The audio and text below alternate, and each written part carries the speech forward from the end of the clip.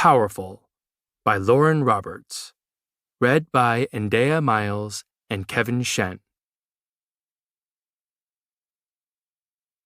Prologue. Adina. 5 years ago. The biggest man I've ever seen is barreling behind me. Then again, it is likely that I'm exaggerating. Mama always did tell me what a curse it is to be blessed with such an overactive imagination. I would hate to proclaim that he's the largest man I've ever seen if he isn't truly worthy of the title. So, I dare a glance over my shoulder, dodging carts and jutting cobblestone beneath the boots swallowing my feet. Mama said I would grow into them. I'm still waiting for that day. No, that is definitely a giant man. The white mask he wears leaves the bottom half of his face exposed, displaying red cheeks and a twisted scowl between each panted breath. A tangled strand of hair whips me in the face when I turn back towards the street sprawled before me. Several curls crawl into my mouth when a rare gust of wind decides to rush down Loot Alley on its way to somewhere far more important. I lift a hand to swipe at the unruly strands, only to be reminded of the very reason I'm running from an Imperial in the first place. Honey oozes between my fingers, dripping lazily from the sticky bun squished in my palm. I might have gotten away with my first attempt at thievery if it weren't for the fact that I tripped into the very stand I tried to steal from. Unfortunately, it only got worse from there. I then profusely apologized for stealing before spinning on my heel and running off. This got the merchant's attention, then the Imperials, and now everyone on the market street is bearing witness to the scene I'm causing. It's not as though the Imperial, or the king he serves, cares about the overcooked dough I sloppily stole. No, it's the example that he is chasing, the spectacle I will become at the bloody post in the center of Loot. Imperials like their whips, and I like my sticky buns. And, for some reason, the starving girl is in the wrong. Men, women, and wandering children jump out of my path, though most look unfazed by the sight of me hurtling past. Looting on Loot is hardly uncommon. Merchants curse as I weave between their carts, though I shout my apologies at anyone who cares to accept them. This may be the most terrifying thing I've ever done. I mean, attempting to sew a pleated skirt was certainly a daunting task. But the threat that pointy needles pose likely pale in comparison to what this Imperial has in store for me. I glance down at the sticky bun that is, in fact, feeling like its name suggests. What has gotten into me? I shout an apology to the woman scurrying out of the way, likely swallowed up by the sound of her cursing my name. Hunger. That's what has gotten into me. But I don't particularly like being cursed at. In fact, if most of the people yelling in my direction actually got to know me, I'm sure I would make a completely respectable impression under different circumstances. Hair flinging over a shoulder, I peek at my giant pursuer. Face still red as ever, he charges persistently. Well, he's definitely not a Flash, that's for certain. When my head swivels back towards the street, it's glinting silver that catches my eye. The girl stands in my path, staring curiously at the scene sprinting towards her. Silver hair spills from her head, pouring down her back. And if I make it out of this unscathed, I'm determined to find a fabric of the same shimmering shade.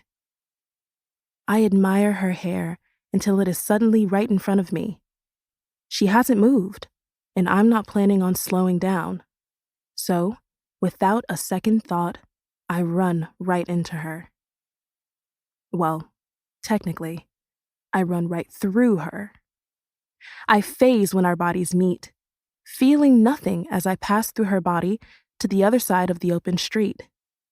And I don't dare look back until I hear a heavy thud hit the cobblestones behind me.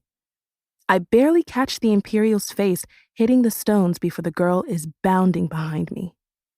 "Don't stop," she shouts, not bothering to fight the smile pulling at her lips.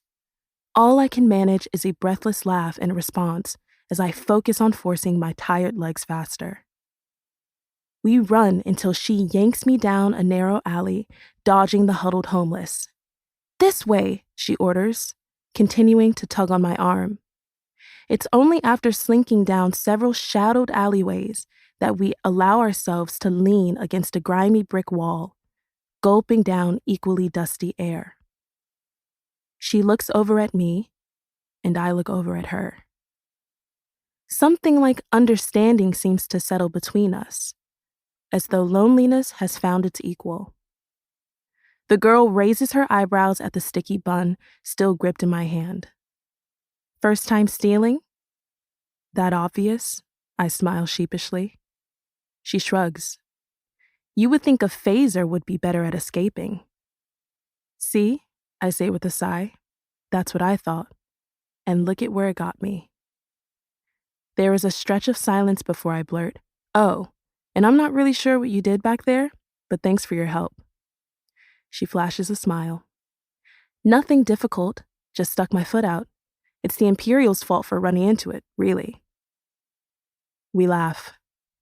It's nice, this brief moment of companionship. The warmth coats my chest when I giggle for the first time in a long while. For the first time since Mama. I raise the sticky bun between us. "Want a split?" She laughs again when I wave the dough beneath her nose. "What, with your sweat all over it?" "Oh, this is nothing," I say, the words muffled by the bite I take. "I've sweat more while trying to stitch up a corset." She looks absolutely distraught at that statement. "Why would you ever need a corset?" "Unfortunately," I sigh wistfully, "I wouldn't, but richer people do." She blinks at me, something brewing behind her blue eyes. "You sell clothes?"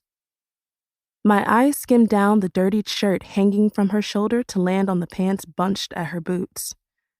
"Yeah, and it looks like you could certainly use some." I run a hand down her sleeve, feeling the coarse fabric rubbing against her skin. "No, this won't do at all." "Stealing food is kind of my priority at the moment," she grumbles. Excitement bubbles up my throat in the form of a hushed shout. "You steal? Like, steal good?" "Steal good?" she echoes skeptically. "Well, whatever I just did was bad." She is quick to nod in agreement. "So, can you do what I did, but, like, good?" "Anything is better than that," she says with an amused smile. "But yes, I steal good." "Perfect," I say cheerily before sticking out the hand currently unoccupied with my stolen goods. "I'm Adina." She takes my hand, seemingly shaking it just to humor me. "I'm Peyton." "Well, Peyton." I rip the sticky bun in half, offering a smush side to her. "I think we could make a great team." She pops a piece of dough into her mouth. "So, you sew and I steal? We share the money and the food?" "Exactly." I hesitate for a moment. "I mean, unless you have somewhere better to go than the slums." "Not anymore," she says a bit too quickly. "So, partners?" "Partners." I smile before looking down the length of her. "And my first order of business is getting you into something far less horrendous." She huffs out a laugh. "Yeah, because that's a priority." I take another bite of sticky bun, humming at the sweet honey melting on my tongue. "And your first order of business," I mumble between bites, "is getting me more of these." Chapter 1. Makoto. Her name is on a list of the dead. I squint into the stinging sunlight, scrutinizing every name inked onto the banner. Hers sits among the 8 others, likely overlooked beneath the princes crowning the top. But despite being on the list, our future enforcer will easily evade the death awaiting the other contestants. Because these trials were made for elites like him, not elites like her. My eyes skim over the list once again, recognizing no other names. I've never been one to keep up with which elites managed to wrangle enough relevance to make it into the trials.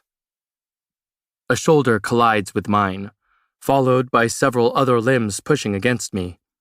Loot is swimming with sticky bodies and echoing shouts of celebration, further adding to the list of reasons why I would rather be anywhere else but the slums of Ilya.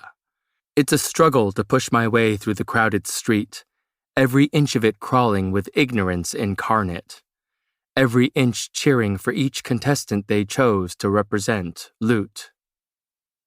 I push through the crowd, ignoring their celebrations. They have done nothing more than send mundanes and defensive elites to their deaths. And she is one of them. But it should be me who dies brutally, dies alone, dies at all. Chants in honor of the 6th ever purging trials ring in my ears, each word a reminder of what I've done. Nothing. I've spent my whole life huddling in her shadow, hiding from life itself. And now she has been chosen simply because she did nothing of the sort. The people knew her, loved the street magic she performed as a veil, and yet they sentence her to death under the guise of honor. She is a defensive. Therefore, she is dead. And I need to find her. My hands are streaked with coal dust, leathers clinging to my sweaty body as though I'm still hammering steel over a scalding fire. I had worked through the night and was continuing still when the commotion managed to drag me from the shop. I should have gone to see her last night, should have been there when she found out. And now I'm shoving through a sea of people, attempting to find her before it's too late. I scan the packed street, catching sight of a coach rumbling towards the end of it. It screeches to a halt, the horses nearly as impatient as the drivers, eager to escape the slums. I sure as hell know how that feels. I'm shoved forward when the congested crowd begins flocking towards the coach, clustering it as though they're offering free rides out of this shithole. Begrudgingly, I allow myself to be swept forward, managing to catch a glimpse of her climbing inside. An Imperial ushers her up the step, and in typical Hera fashion, she shyly thanks him as though he's not escorting her to her doom. Her sleek black hair is the last thing I see before she's swallowed by the 4 walls, sitting in the belly of the coach. The world seems to quiet, slow its spinning with each shaky breath I manage. I didn't get to say goodbye. My thumb finds the scar cutting crookedly through my lips, tracing it like I had the day my life truly became a secret. A familiar numbness begins to bleed over my body, bathing every bit of me in bitterness. I'm about to turn away, unable to watch her be paraded towards her death. That's when a flash of silver catches my eye. I peer over the dozens of heads dotting the street, watch her walk towards the coach with hair that tells me all I need to know. So, this is the famous Silver Savior. Word of her saving Prince Kai managed to reach even my ears, evidence of how significant she's become amongst the slums. Perhaps I'm a skeptic, or simply the only logical person living in the vicinity, but I'm not entirely convinced by her battle with a silencer, a battle that the future enforcer himself couldn't win. And I know exactly what it's like to be in Kai's shoes. I'm watching her climb into the coach when a hopping figure captures my attention.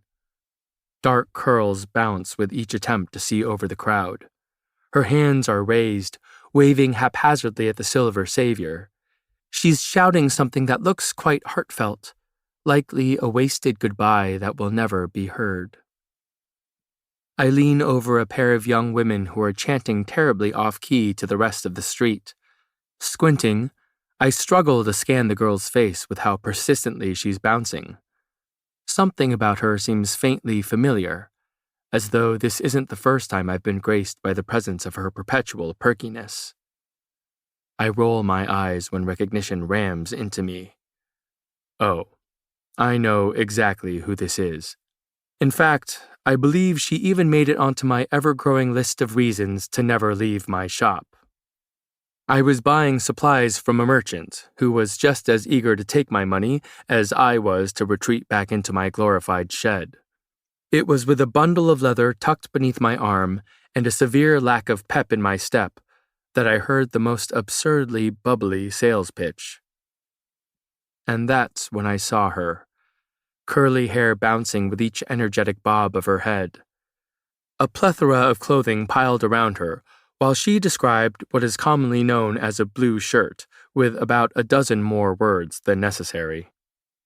I may have said a thing or two, though the details of our conversation were hardly interesting enough for me to waste time recalling now.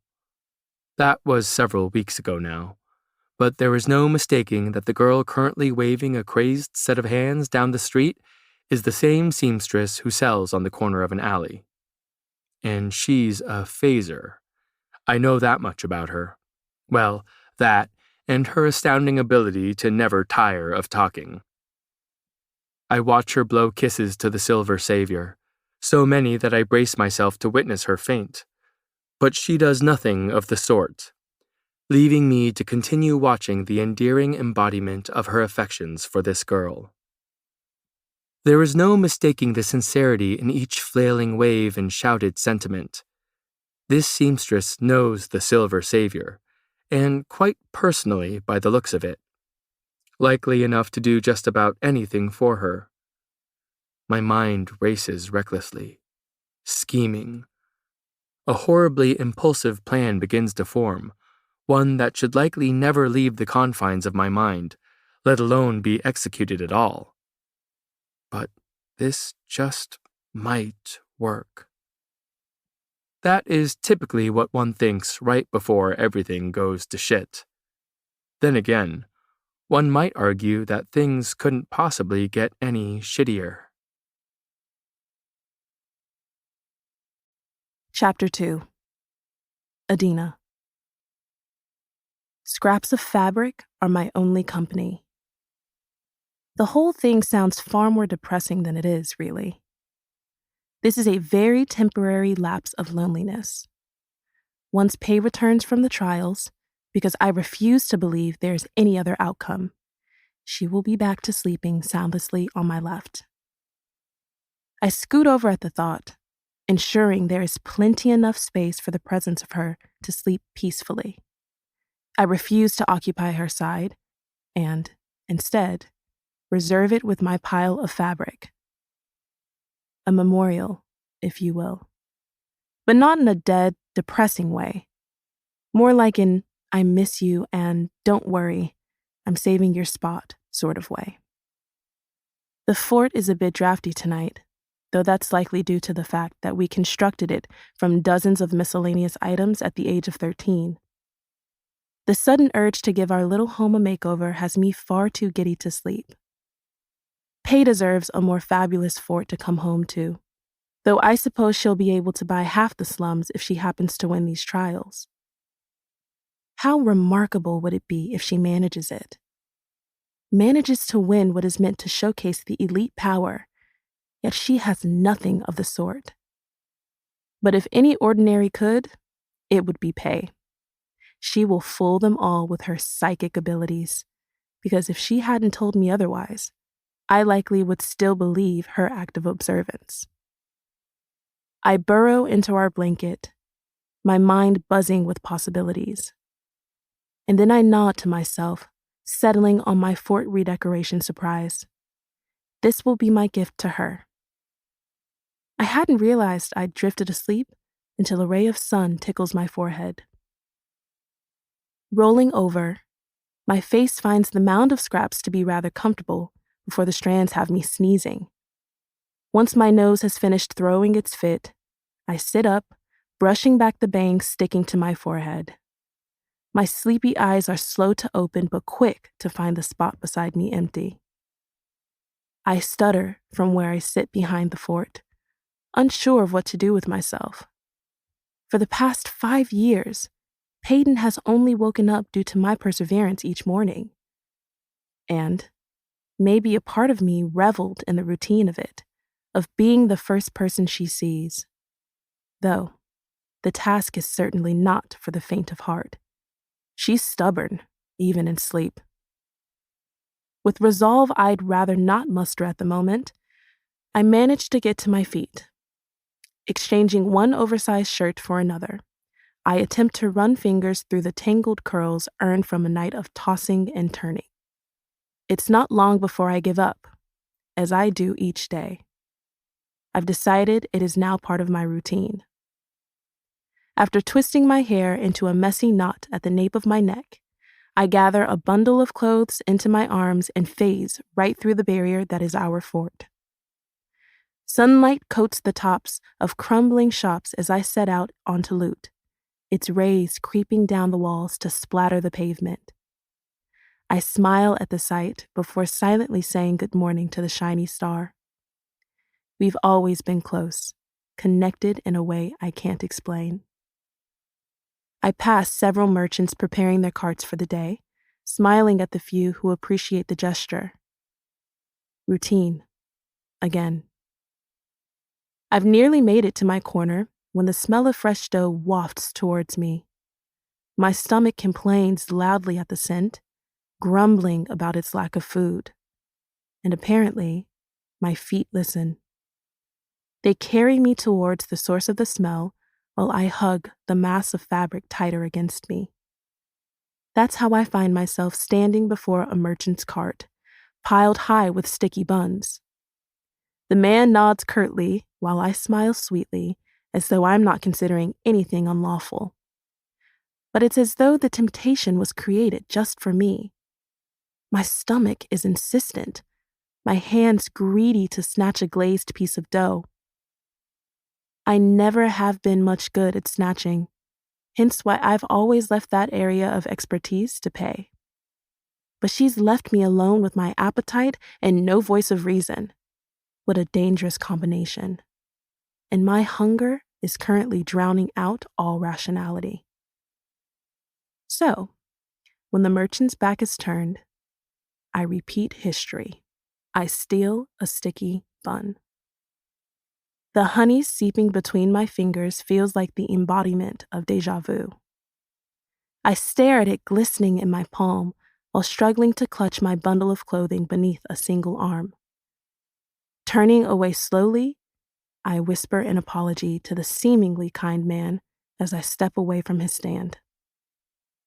That is when the green pleated skirt I spent hours stitching falls from the pile, landing behind me. I spin on my heel, bending to pick it up before the merchant notices and, "Hey, you got money for that, girl?" I stumble into a run. I'm a terrible person who steals and runs from the consequences. Not that Pay is a terrible person. No, I'm just not cut out for this. My conscience can't condone this sort of dreadful deed. "I'm sorry," I shout as I tear off down the street. "I'm sure it's delicious and very much worth the money I don't have." I weave through the growing crowd, feeling the clothes slipping with each bounding step. Blurry faces watch me race by, one of them partially covered with a white mask. Perfect. I've caught the attention of an imperial. Just as I had 5 years ago for the exact same crime. I could laugh at my repeated stupidity. Except, Peyton isn't here to save me this time around, leaving me no other option but to run alone and attempt to escape my crime. The imperial is now in pursuit behind me, shouting orders to stop my sprinting. Forcing myself to ignore his threats, I run by the familiar alley that has our fort tucked inside. It physically pains me to throw my clothes towards the dead end, but I offer them a reassuring, "I'll come back for you." And then I'm squeezing my eyes shut so I don't have to witness the sight of my beloved clothing plummeting towards the dirty cobblestone. Free from the bundle, I race down the street while mentally scolding myself for what I've done. Though, that doesn't stop me from scarfing down several bites of dough as I try to dwindle the amount of incriminating evidence. I turn down several streets, cutting through alleyways while attempting not to choke on my stolen goods. The Imperial is still on my heels when I skid around a corner and large arms wrap round my body, pulling me against a foreign one. My attempt to struggle is futile in comparison to the size of this someone behind me. I'm about to yell for anyone who might care enough to help when a hand suddenly clamps over my mouth, smelling of a sort of soot that stings my nose. I'm being pulled backwards, farther and farther until my captor collides with the wall and phases right through it, forcing me to do the same. I stumble on the other side of the brick, my feet fumbling beneath me. A muscled arm is lifting me off the floor before I can slip and fall face first into it. A large hand still covers my nose and mouth, and I'm desperately trying to free myself so I can spew every word that's being smothered. That's when I sneeze into the palm. Shit! My feet have only just returned to the floor before I'm being shoved away from the source of that deep voice, my nose still burning from the dust covering his hand. I take a deep breath before turning to face him, attempting to collect my thoughts and rein in my emotions. But it seems I do neither of those things, because I spin on my heel at the same moment I harshly whisper, "You're a phaser too?" If I had a single rational thought left, it vanishes when I lay eyes on him. If there is a God, this man is certainly proof that he has his favorites. He's breathtaking in the way I would imagine a stab wound to be. So handsome it's piercing. Like a blade, everything about him is sharp and cold. And suddenly, I have a vague sense of familiarity at the sight of him. Tipping my head up, my eyes find his dark ones before trailing down to the sharp cheekbones beneath them. I follow the curve of his Cupid's bow until my gaze traces the scar slicing through his lips. Everything below his face is hidden beneath thick, partially leathered clothing, though the sheer size of him is obvious. His dark sleeves are sloppily rolled to his elbow, displaying muscled arms streaked in the black dust that made me. "You sneezed in my hand." His arm is stretched out in front of him as he blinks down at his palm in disbelief. Well, my whole body flushes as I struggle to form words. "Your hand made me sneeze." "You don't say?" I hadn't noticed. He says this with a stony sort of sarcasm while running his palm down the side of his pants. I stiffen slightly at his tone. But at the reminder of my poor first impression, I force myself to smile in the hopes he will offer one back too. "So," I say slowly, drawing out the word, "you're a phaser?" With the hand unmarred by my sneeze, he combs long fingers through dark hair. It's parted and shaggy and likely long enough to partially tie back with a strap. But when he brushes the strands out of his face, I catch sight of a silver streak hiding amongst the rugged black waves. My heart stops at the sight, at the reminder of pay. "Was walking through the wall not proof enough of that?" he asks blandly, his eyes finally flicking to mine. I doubt I'll be getting so much as a smile anytime soon. Or a kind word for that matter. But that doesn't mean I can't try to earn one. "Sorry, I've just never met another phaser before." I smile despite the stony expression he wears. I mean, obviously, I knew there were others. I'm not special enough to be the only one, although, see, as incredibly interesting as wherever the hell you were going with that is, we need to get down to business. He pairs a solemn nod with what he likely thinks is a sympathetic look. "So, I'm going to go ahead and let you ask one more question before I dive into everything. I blink at him, temporarily dazed. Excuse me? He raises his eyebrows. Are you sure that's the question you want to ask? What business are you talking about? I sputter. What is going on? All right, that's 2 questions. So, pick which one you like more. We stare at each other. I can only imagine what Peyton might have done at this point, and it most definitely involves a dagger. But I choose a far less violent approach. Maybe I can annoy him out of my life. I take a deep breath before plastering a smile onto my face. Fine, I say sweetly. Could you stick your hand through the wall for me? I've just always wanted to see someone else do it. He lifts a hand to run it down his face. Honestly, I shouldn't even be surprised. I wait until he's walked towards the brick and stuck out a hand. Oh, wait. I giggle innocently while he takes his time turning towards me. Not that wall. No, I wanted you to stick your hand through that one. I point towards the bricks opposite him, earning a sarcastic grin from the nameless man I'm not sure I wish to see again. When he reaches my wall of choice, he turns to raise an eyebrow. Do you have a hand preference? Perhaps the one you sneezed on? No, that would be silly, I laugh lightly. His left hand reaches for the wall. On second thought, you're right one.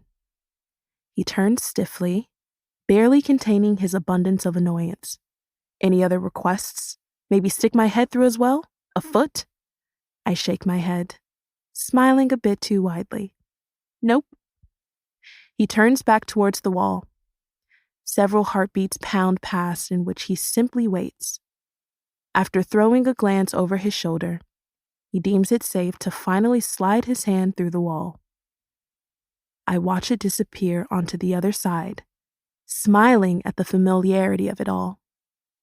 It's oddly comforting, finding someone with the same power running through their veins, no matter how rude they seem to be.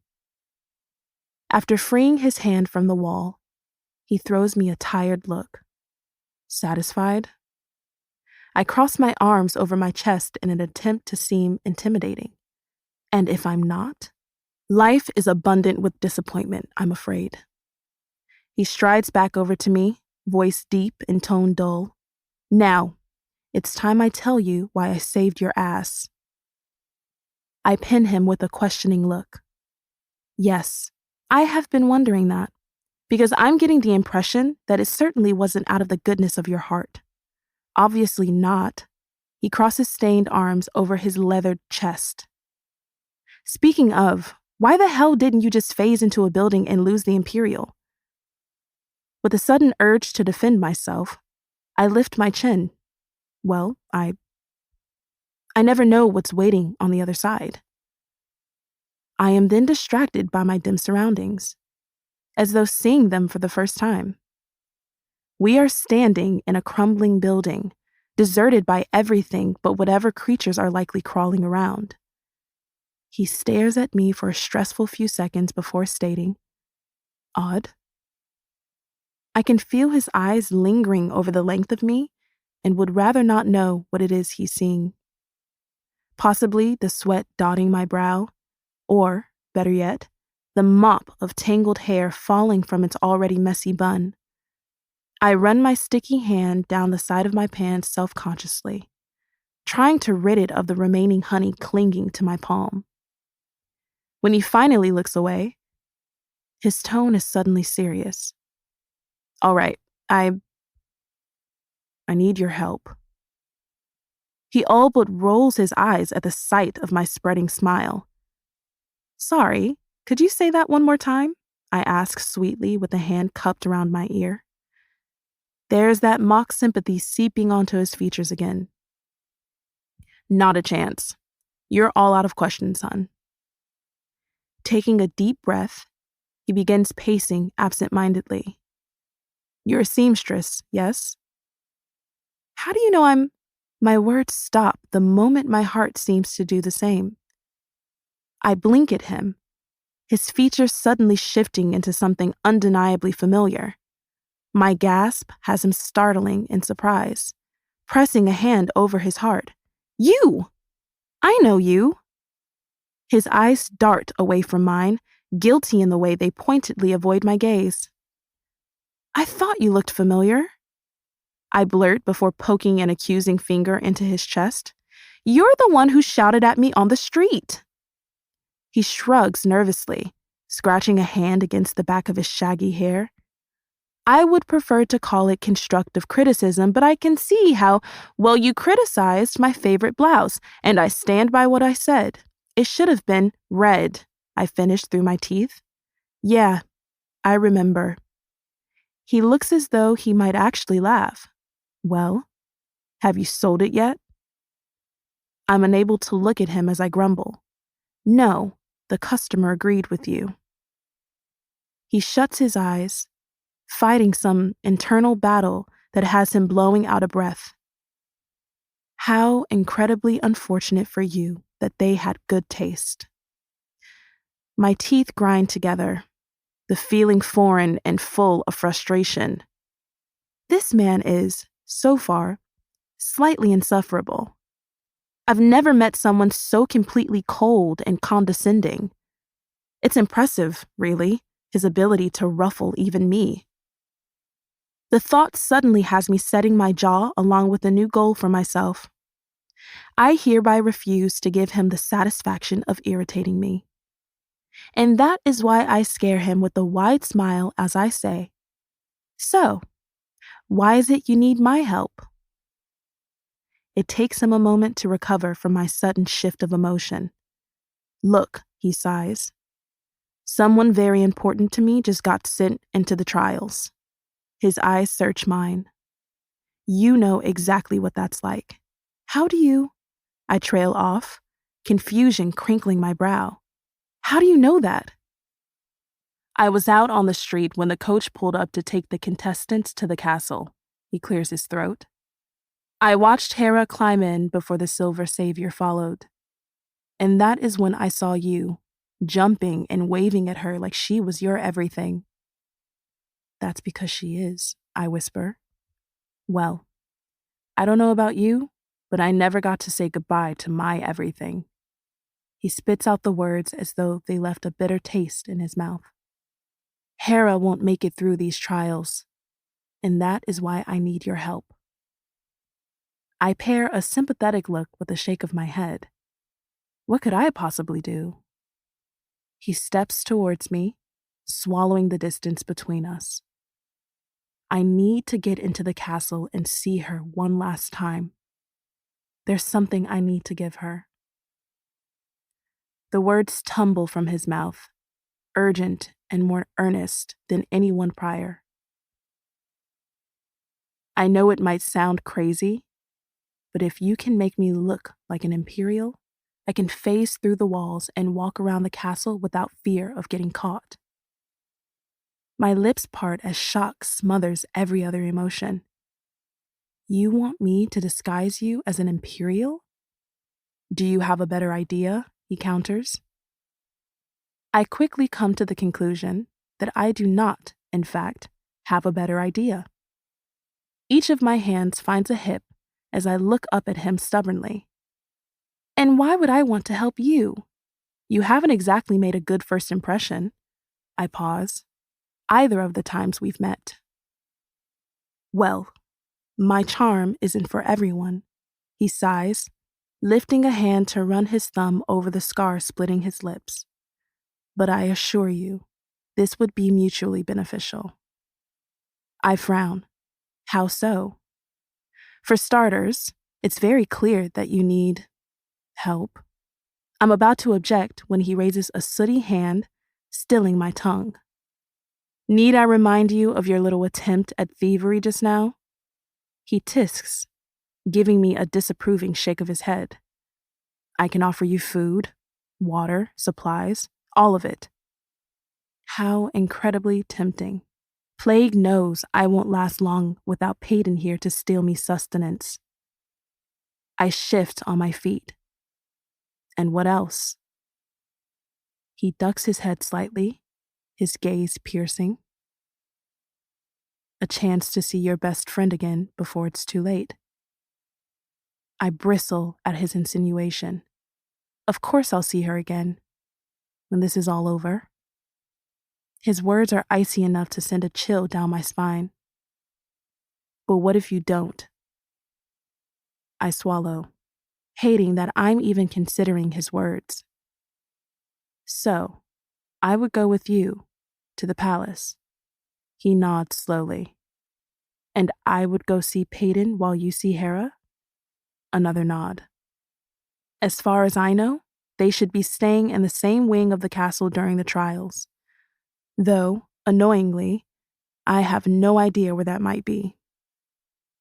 Which is why you want an imperial uniform, so you can walk the halls freely while you search for the wing. I breathe quietly, nodding in understanding. Exactly. He extends a sooty hand, his lips tipping slightly in what might be considered a smile. Do we have a deal? My eyes flick up from his stained palm. You haven't asked me my name. He blows out a breath.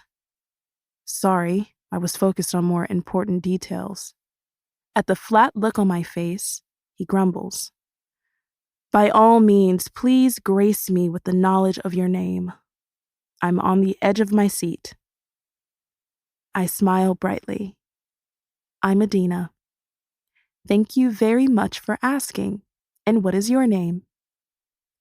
After shooting me a sarcastic smile, he begrudgingly answers, Call me Mac. Well, Mac. I reach out to accept his calloused handshake. You now have yourself a partner. Well, partner, we have to work quickly. There isn't much time before the trials begin. Chapter 3. Makoto. I'm assuming you're hungry, considering that you risked it all for a sticky bun. Her jaw drops into a comical look of shock, eyes anywhere but the busy street before us. Before she can even say anything, I'm wrapping an arm round her shoulders, rolling my eyes, and tugging her out of a rumbling cart's path. Barely seeming to notice the inconvenience, the shocked expression doesn't budge from her face. How did you know I stole... She cuts herself off, looking around nervously as though an Imperial may pounce at the mention of such a heinous crime. It's only when she's deemed it safe that she whispers, How did you know I stole a sticky bun? There's still honey on your hand, I say dully. This has her tucking her arms behind her back, expression sheepish. And after seeing the Imperial chasing you, well, I'm brilliant enough to put two and two together. This all sounds very nonchalant, though the truth is nothing of the sort. I'd actually been watching her all morning and seen her pathetic attempt at theft. But I keep all of this to myself, of course, because I have a plan to carry out. A very stupid and slightly unhinged plan. Brilliant, huh? She asks, with a dubious arch of her eyebrow. Self-proclaimed. She hums. I see. We walk in silence, surrounded only by the commotion of the street. It's a blissful 8 seconds. Do you have a job? I glance sidelong at her cheery expression. Self-employed? This time, she lasts all of 6 seconds before speaking again. Any hobbies? Self-serving. I meet her gaze before more sarcasm can slide off my tongue, paired with the occasional self-loathing. Frustration tugs her lips into a frown, one she quickly smothers with one of her profoundly perky observations. Well, aren't you quite the conversationalist? I glance sidelong at her. Self-taught. The deep breath she takes is audible even over the constant bustle belonging to loot. I almost smile. Because I'm a horrible person who doesn't believe that anyone could possibly be so happy. And maybe she truly is, though it's likely because she hasn't yet gotten to know me. I might just crack her, seeing that I may be her worst nightmare, her opposite. And I'd be doing her a favor, really, widening her range of emotions. Get her to embrace any other feeling besides permanent, unbearable perkiness. Glancing over, I watch as she tilts her head towards the sky, skin glowing in the warm rays stroking her face. The light purple shirt she wears is falling down her arm, revealing a delicate collarbone and dark shoulder. My eyes trail over the black curls bouncing in time to each of her steps. Wind-blown bangs bleed into hazel eyes, bright with a sort of serenity that doesn't belong in the slums. There is not a single cynical thought to deny the fact that she may be the most beautiful woman I've ever had the pleasure of laying eyes on. She's intimidatingly peaceful, a contradiction in itself, and I almost want to despise her for it, because I fear there is a chance that I may begin to enjoy her. So, she draws out the word, giving me enough time to stop staring at her before I'm caught in the act. Where is it you're taking me? Somewhere that will likely have you sneezing all over me. Blandly, I add, so I'll be keeping my distance. She shrugs. So long as you're close enough to keep me company. This, unfortunately, piques my interest. I don't remember that being a part of the deal. She looks at me as though this is common knowledge. That's because it is a part of the deal that is knowing me. Do you come with any other rules I should be made aware of? The expression she wears is the embodiment of a shrug. I don't like carrots, so none of those, please. She taps a thin finger against her lips, as though pondering something of far greater importance than our current topic. Oh, and I get scared very easily when I'm focused on my sewing, so don't sneak up on me or anything. I may poke you with a needle, so consider yourself warned. Noted, I sigh. Any other demands? A mischievous grin pulls at her lips. I expect a sticky bun every day, for my hard work, of course. I run my eyes over the length of her lean frame. Well, that's one way to get some meat on your bones. Turning my attention back towards the crowded street, I'm forced to dodge several carts along with the scrambling children weaving between them, which, in turn, means I'm also guiding an alarmingly oblivious Adina. What are you looking at? My tone is accusing, because it certainly isn't the street in front of you. She smiles slightly at our surroundings. We clearly see the world quite differently. See the world however you'd like, but at least watch your step while you do it. I pause long enough to take in my own words. Then I'm glancing over at her with a surprised quirk of my brow. That was good advice. You should write that down. She laughs, though I'm certain it is at my expense. Nevertheless, I still get to enjoy the sound of it washing over me. Yes, very wise. I nod in the direction of a merchant and his cart of colorful fabric. How much do you need for the uniform? Couple of yards? I'm heading for the display of dizzying colors when a hand clamps round my bicep. What do you think you're doing? She blurts, exasperated. I need to get your measurements before any fabric can be bought. You can't be serious, I say dryly. Why don't we get some now and then? We are doing this my way, Mac. Her sudden sternness is almost startling. Or not at all. I raise a palm in mock surrender. Fine. I'm shocked you could stop smiling long enough to tell me off. She smiles at that, further proving my point. After several more steps down the street, I nod towards the alley on our right. This way. She follows me closely, like a too short shadow attached to my heels. I lead her down the alley, stalling outside one of the many shop doors surrounded by crumbling brick. After fishing a key from a pocket decorating my leathers, so begins the routine of forcing the toothed iron into the lock. It's only after me ramming my shoulder against the wood that the door swings open on squealing, rusty hinges. I brace an arm against it, gesturing for her to step inside. After she's offered me a quick smile, I watch her take in the entirety of my life with a single sweep of her eyes. She paces around what can generously be described as a glorified shed. It's odd watching someone take in the mess that is me. She runs her fingers along the various tools and metal carelessly cast about the room. A thin layer of coal dust coats anything in the vicinity of the massive fireplace, staining half the room in grime. My whole life takes place in this small amount of space. On one half of it all, I make a living as a blacksmith. But a messy bed lies on the other side, accompanied by several mismatching cabinets filled with whatever clothing and food I happen to have. She seems to shy away from that intimate part of the room, though I watch her gaze linger on the crumpled covers of my bed. Her eyes stray back to the assortment of weapons lining the walls, before poking at the large anvil beside the fireplace. "You're a blacksmith."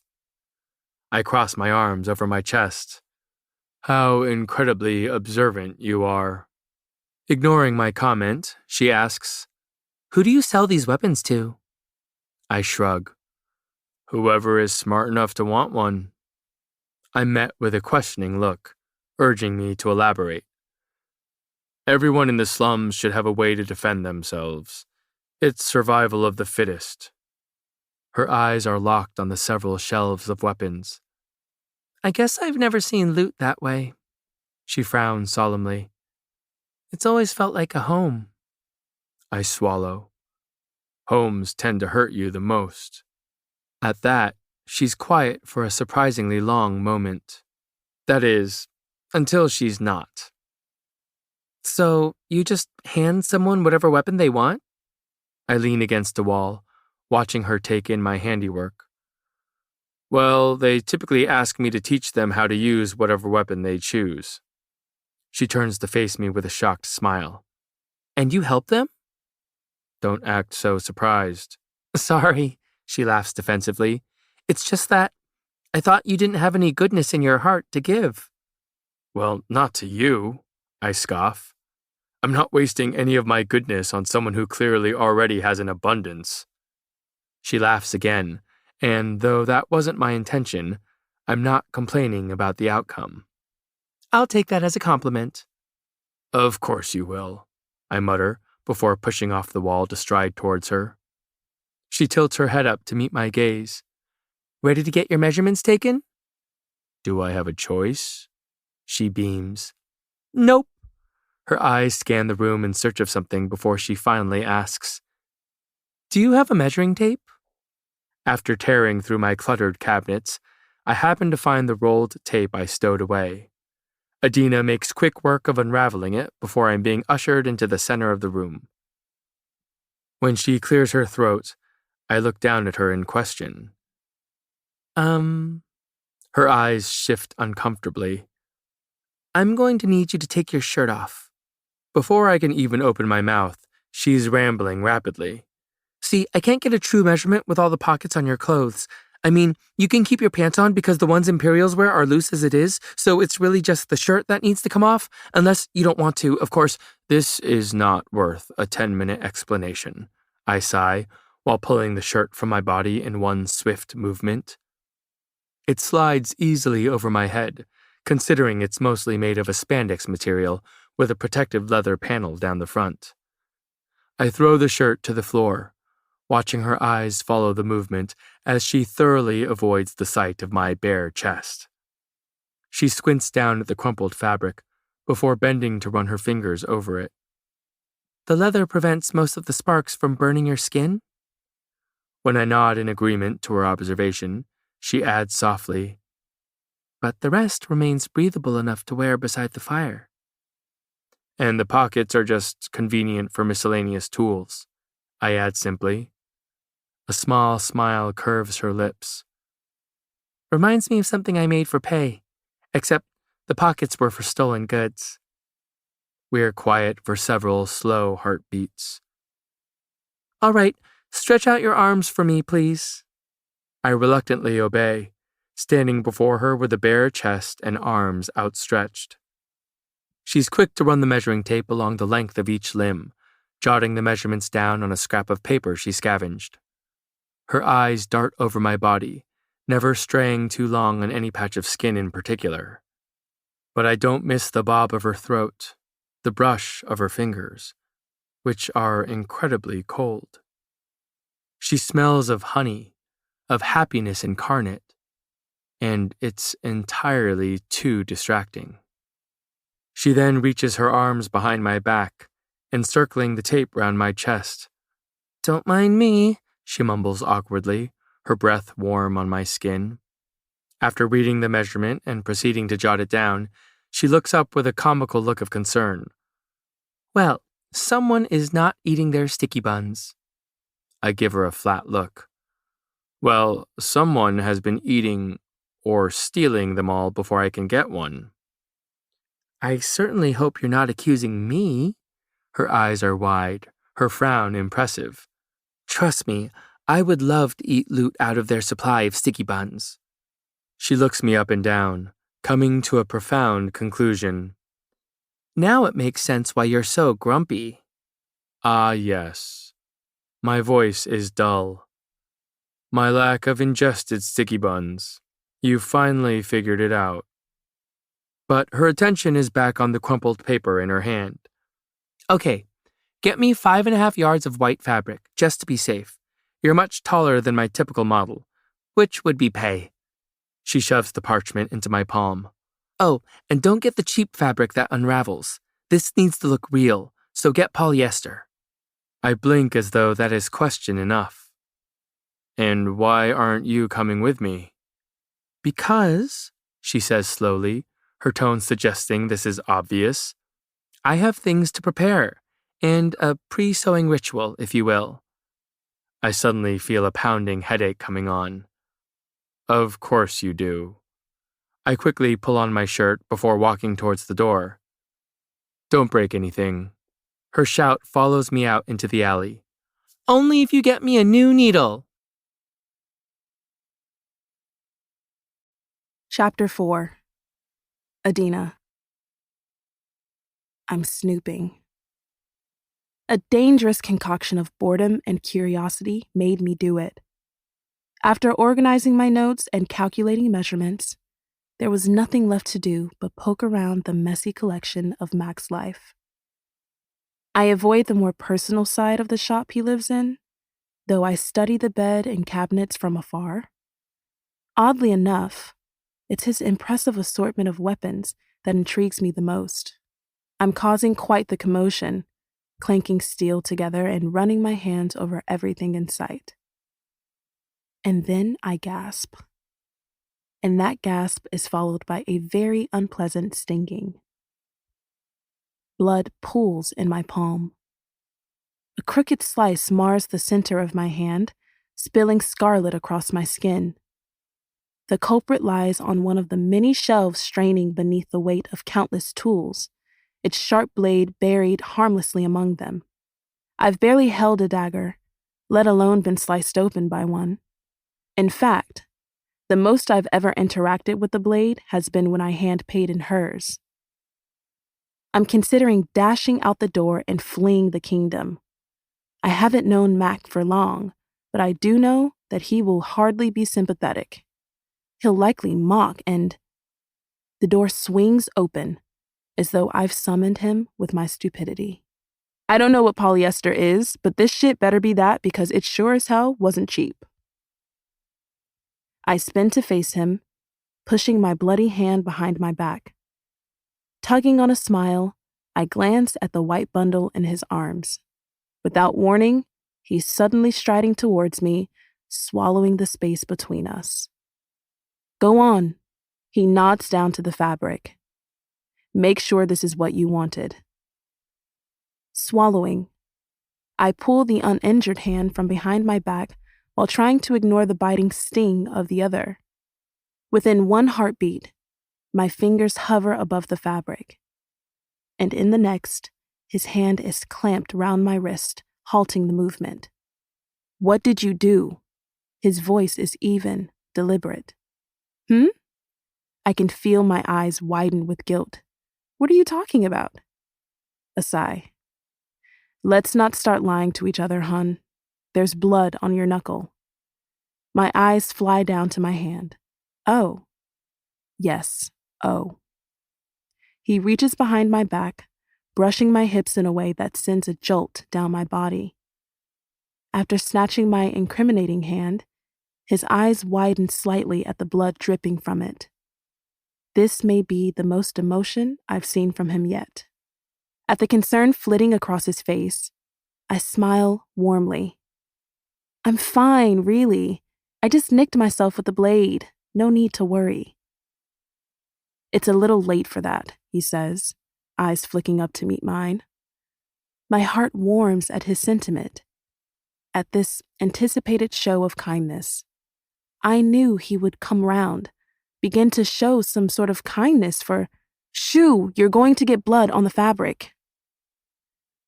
My soft expression flattens into familiar dislike. And here I was, thinking you were worried about me. He strides over to his crumpled bed, where he dumps the bundle of fabric, deeming it a safe distance from me and my staining hands. Well, maybe if I had to pay 3 silvers for you too, I'd be a little more worried. Plagues. I've never paid that much for fabric. Then again, I rarely pay for fabric, considering that Pei has her own methods of acquiring it for me. He's suddenly towering over me once again, eyeing my bloody hand while I try my best not to wince in pain. An accusatory look lifts his eyebrows. Snooping? Maybe a little, I admit with a grumble. He lifts my hand, his hold shockingly gentle as he examines it. How the hell did you manage to do this? It's a gift, really, I sigh. The only sharp object I trust myself with is a needle, and even that can be dangerous. All right. The hand he places on my back is light, feeling like the phantom of a touch, as though I'm simply imagining it. Let's get you cleaned up, out of the goodness of my heart, I might add. I glance over my shoulder at him. I thought you weren't giving any of that to me. You forced my hand. He guides me towards the intimate half of the room I haven't dared venture into, the half that feels too personal for my prodding. His disheveled bed looms closer with each step, along with a string of makeshift cabinets lining the opposite wall. I stop before I collide with the counter, turning to give him a questioning look. That's when my feet leave the ground. I gasp, possibly squeal, when he lifts me onto the surface with ease. The gawk I give him is met with a dry look. I'd rather you not bloody my counter while trying to get up here. His hands are still firm on my hips while my breath is still lodged in my throat. I attempt to blink the bewildered look from my face. Right, yeah, of course. He manages to pull most of his hair into a strap, though several pieces fall around his face, some slipping down his neck. My face flushes at the sight, as though seeing his bare chest earlier was less of a distraction than the sight of his messy hair. Grabbing my injured hand in one of his own, he uses the other to lift a canteen of water off the counter beside me. After unscrewing the cap with his teeth, he tips the liquid out onto my palm. Cool water meets my bloody gash, stinging as it seeps into the slice, now drowning in crimson swirls. I bite my lip in an attempt to ward off the tears welling in my eyes. I've never been much good with pain. Never needed to be. But I refuse to be ashamed of my softness. Gentleness is the strength that fragility lacks. I'm sorry, he starts quietly, that something of mine has already wounded you. I shrug slightly, and I'm sorry about your knife. His eyes flick up to mine. And why is that? Because I got it all bloody. I happen to look up in time, witnessing the beautiful accident that has happened. I've made him smile. At first, it looks as though he's trying to fight it, like a habit that has been long broken. And then it's all white teeth and crinkled eyes, smile lines and deep chuckles. It transforms his face, painting his features in warmth. His icy expression melts, revealing soft accents and a stunning smile. The thin scar gracing his lips stretches into something much softer, something far less intimidating. This is the face of a boy who hasn't yet been hardened by life itself. So he does smile, I say, wearing one of my own. And then I immediately regret opening my mouth. It's as though the words have smothered the spark that lit up his face. The stony expression suddenly seeps back in. Don't go getting used to it. Yes, plagues forbid anyone thought you were actually happy once in a while. I mumble teasingly before suddenly deciding on something. I'm determined to make you smile again. I watched him dab lightly at the wound, staining the towel he uses with each swipe. My knee bobs anxiously atop the counter, awaiting his response while rattling the now empty canteen beside me. He glances down at the commotion I'm causing, then back at his hand still tending to my own. With every other limb occupied, he simply leans towards me, pressing his body against my bouncing appendage.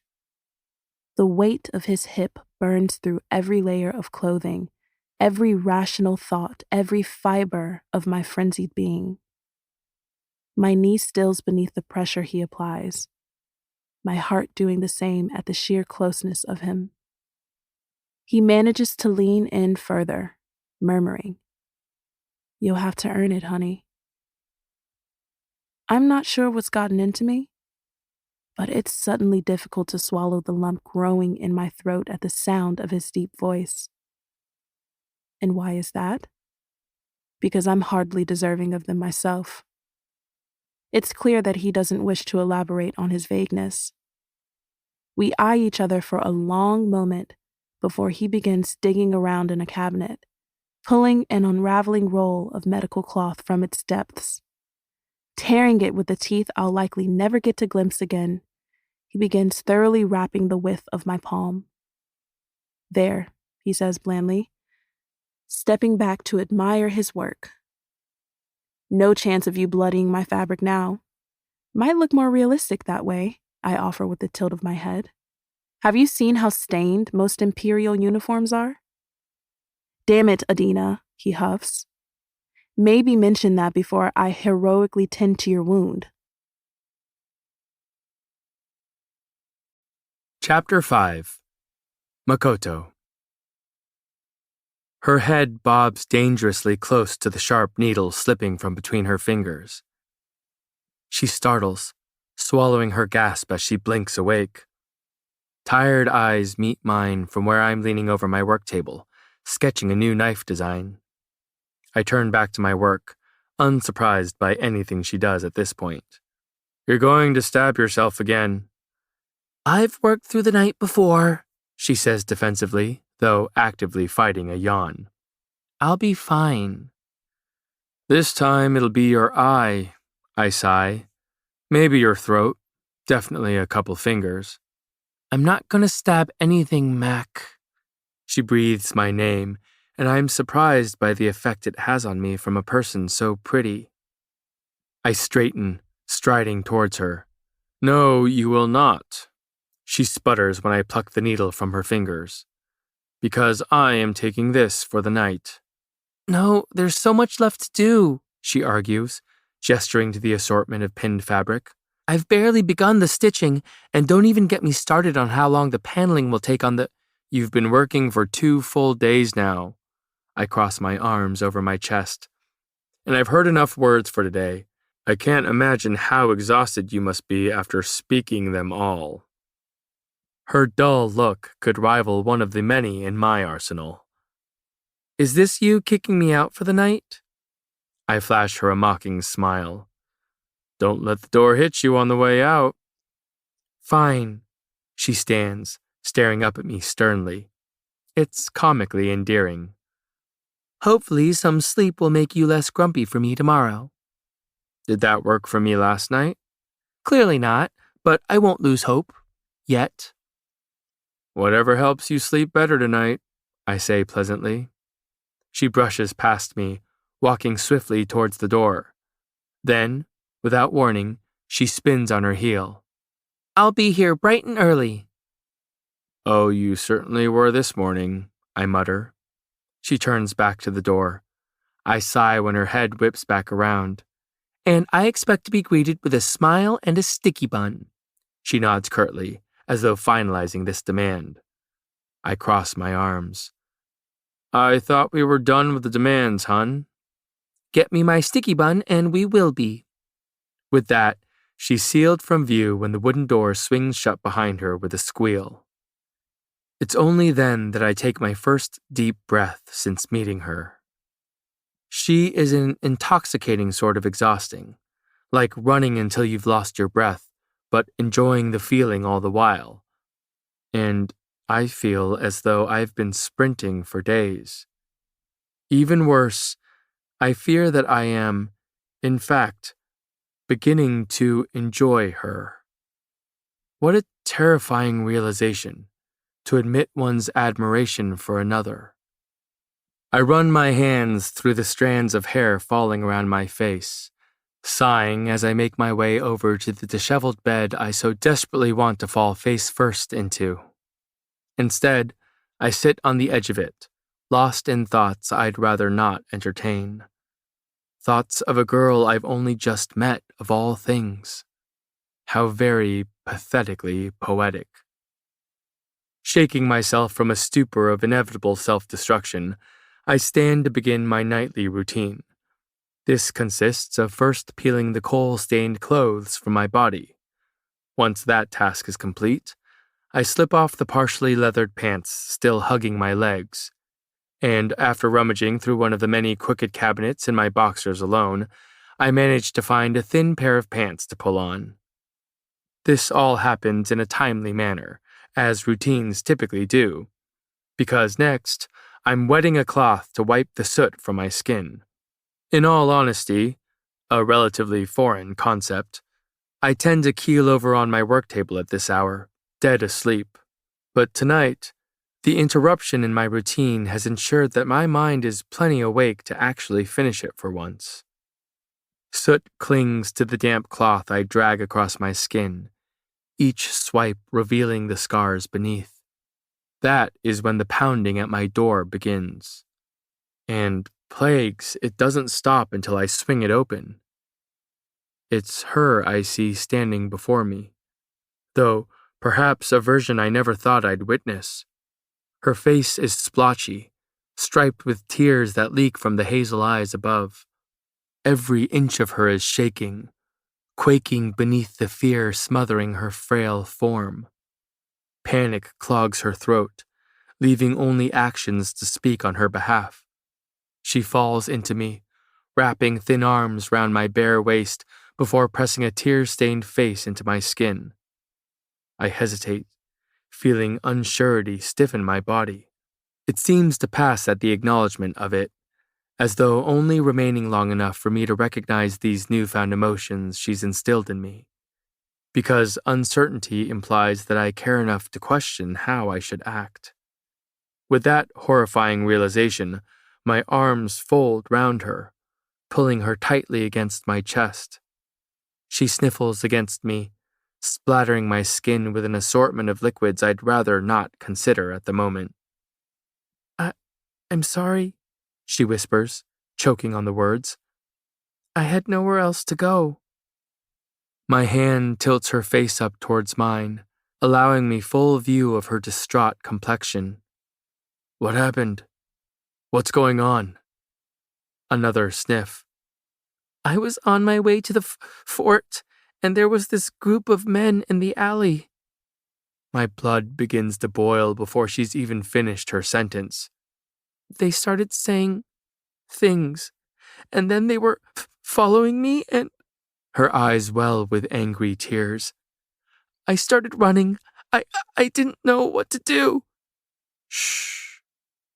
I run a hand down the length of her curls, feeling a hiccup jostle her body. You did the right thing.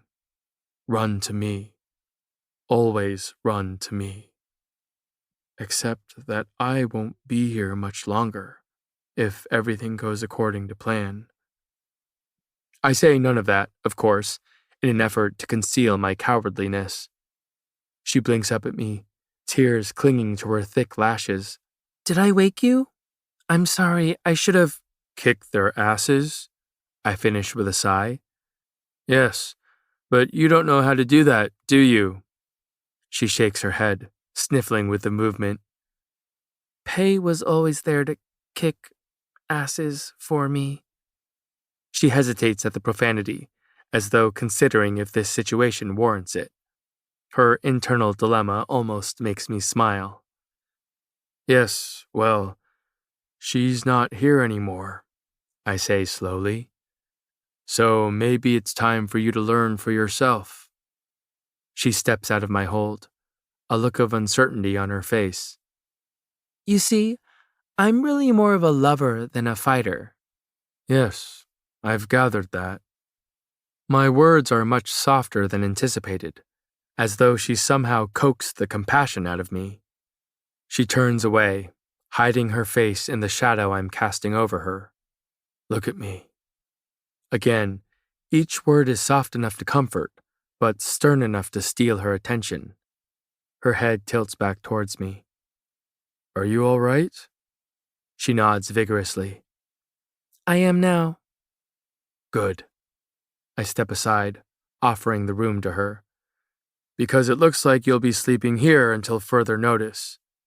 Oh, no, I couldn't. You can, and you will. No, really, it's extremely generous, I'm aware. I finish for her. Wiping a stray tear from her cheek, she straightens with determination. Fine. Only if you promise to spend a night in the fort. I nod curtly. Sure. Shake on it, she insists, shoving her uninjured hand at me. You really think that is what will make me keep my promise? She wiggles her fingers despite my words, and I shake her soft hand, if only so we can move on from this conversation. Okay, it's settled then.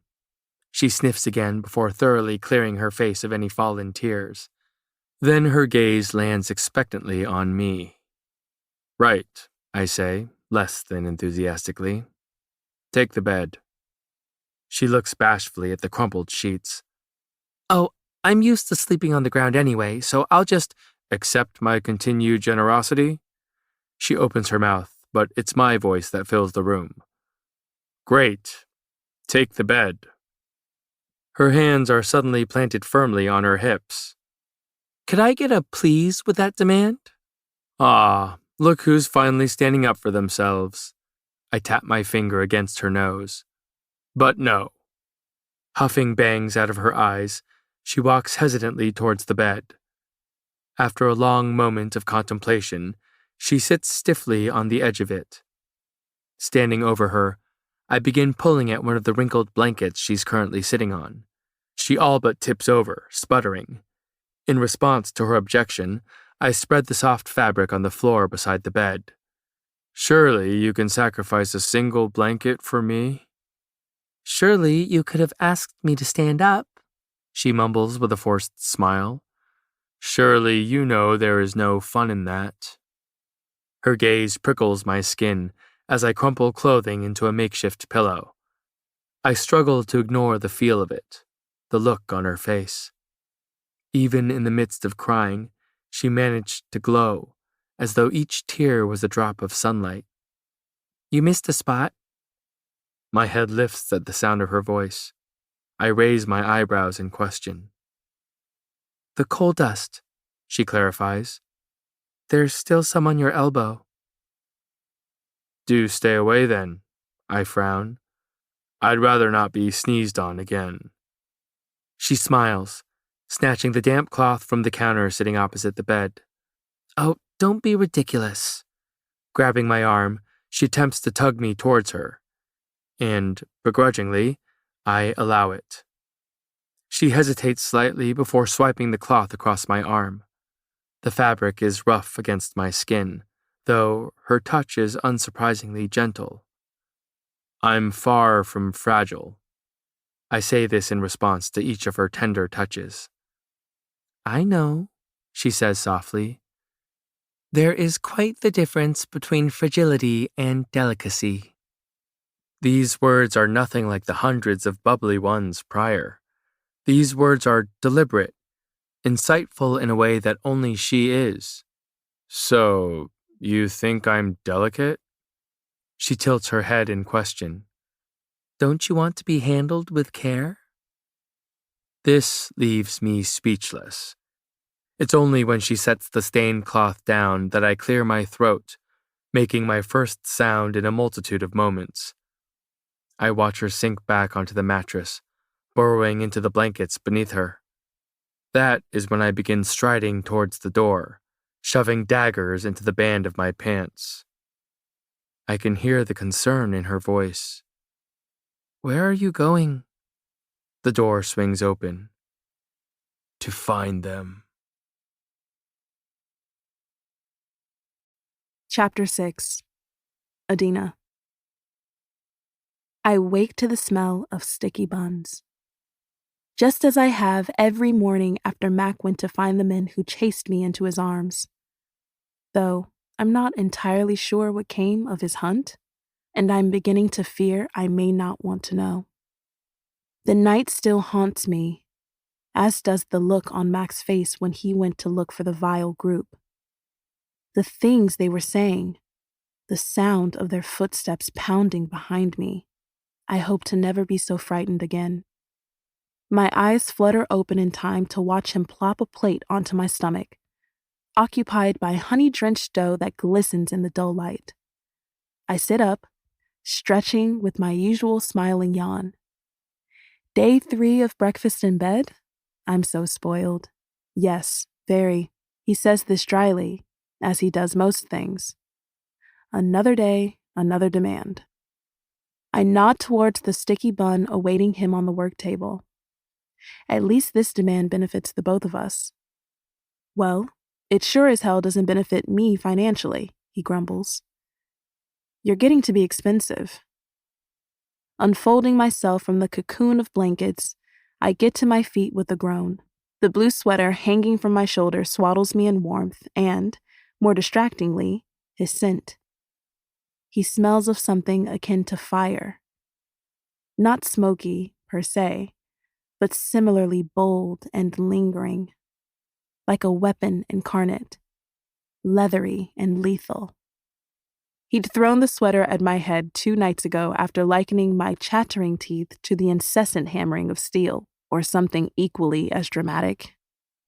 Nevertheless, I burrow my chin into the worn threads, finding comfort in the fraying collar. Or perhaps it's something far more symbolic that soothes me. Perhaps it's him. How odd, considering that he may be the least soothing person I've ever encountered. But these past few days have felt particularly peaceful with him by my side. I talk. He listens. He has somehow managed to keep my worries about pay at bay. Well, I can never be entirely sure if he's listening or not. A common misconception about me is that it's always easy to talk.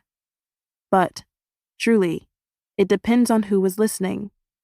And though I can never be sure that he's doing just that, I still find it incredibly easy to spew my thoughts to him. What are you working on? I peek over his shoulder, peering down at the scraps of metal littering the table. He throws me one of those glances, the type that encompasses every dry emotion in his being. Nothing that concerns what you are supposed to be working on. Oh, come on. I take another bite of sticky bun before circling him. Your uniform is coming along just fine. He opens his mouth, stretching the scar gracing his lips. I hurry to add, and it will be done in time for us to pay our visit to the castle. He pushes a hand through his hair, revealing that streak of silver and reminding me once again of Pei's absence. So, it will be done in 3 days then. Yes, yes, I assure enthusiastically. You have such little faith in me, Mac.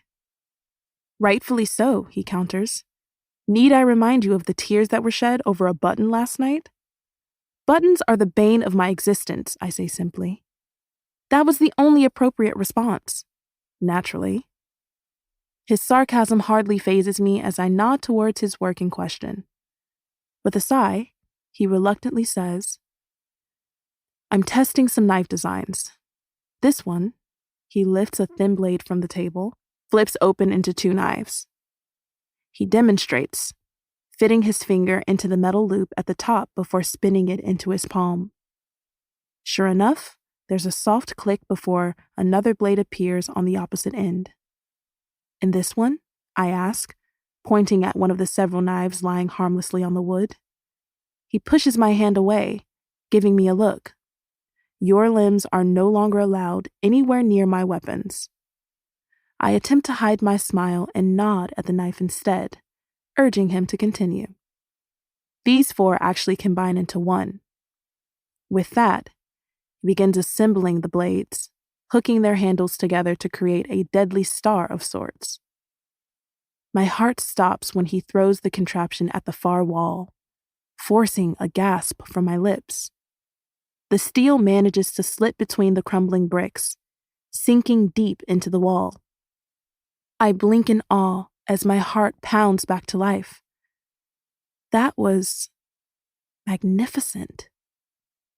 He allows himself a dry chuckle. I didn't think you'd enjoy these sorts of things.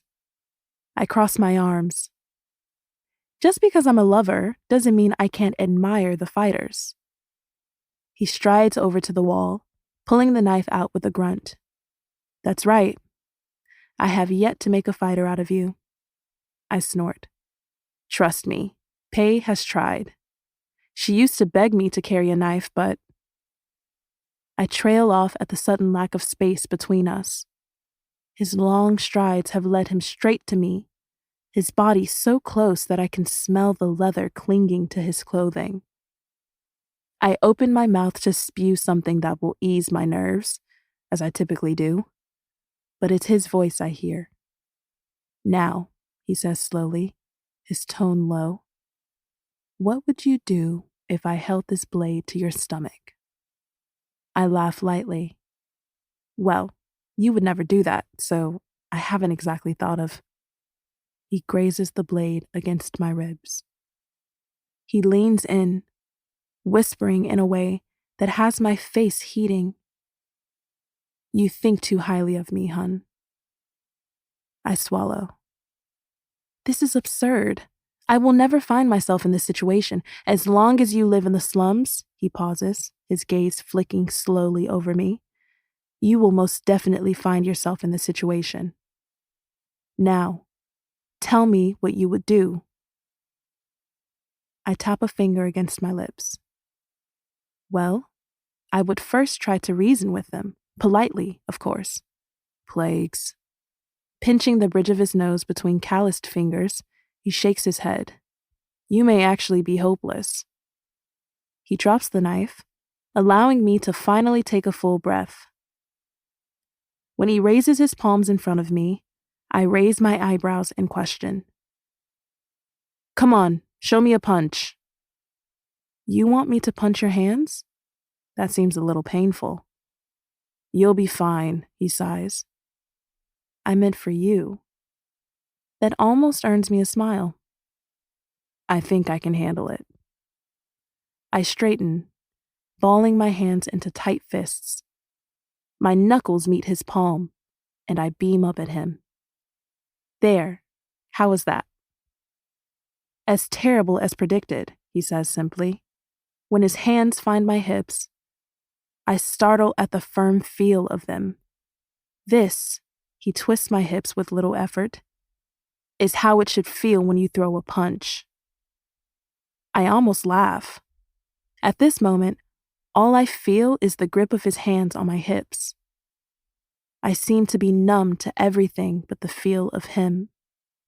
I hadn't realized he was speaking until one of his palms slips into the small of my back.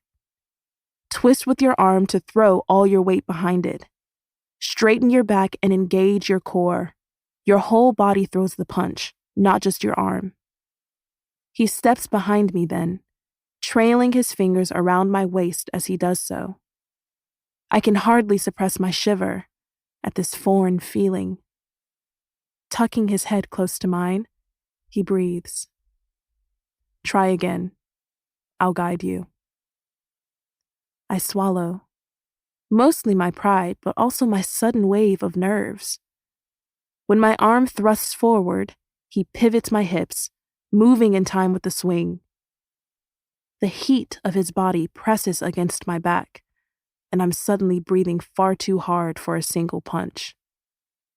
How'd that feel? He murmurs. I vaguely wonder if he can detect my heart pounding through the back he's pressed against. I'm not used to being touched. Not like this, at least.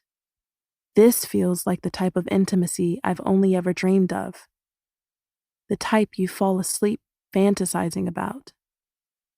But here he is, breath on my neck and calloused hands cupping my hips.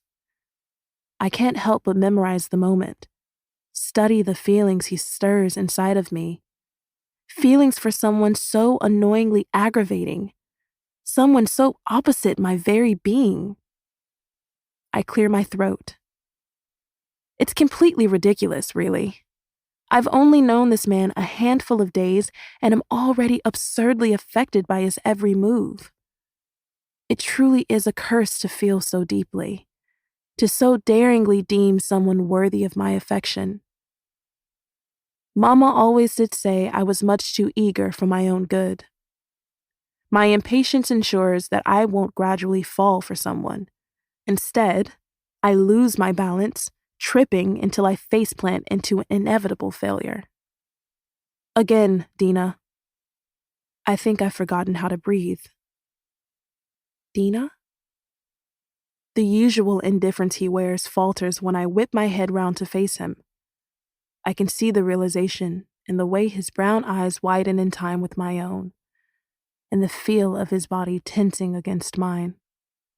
No one but Pei has ever cared enough to call me by anything but my given name.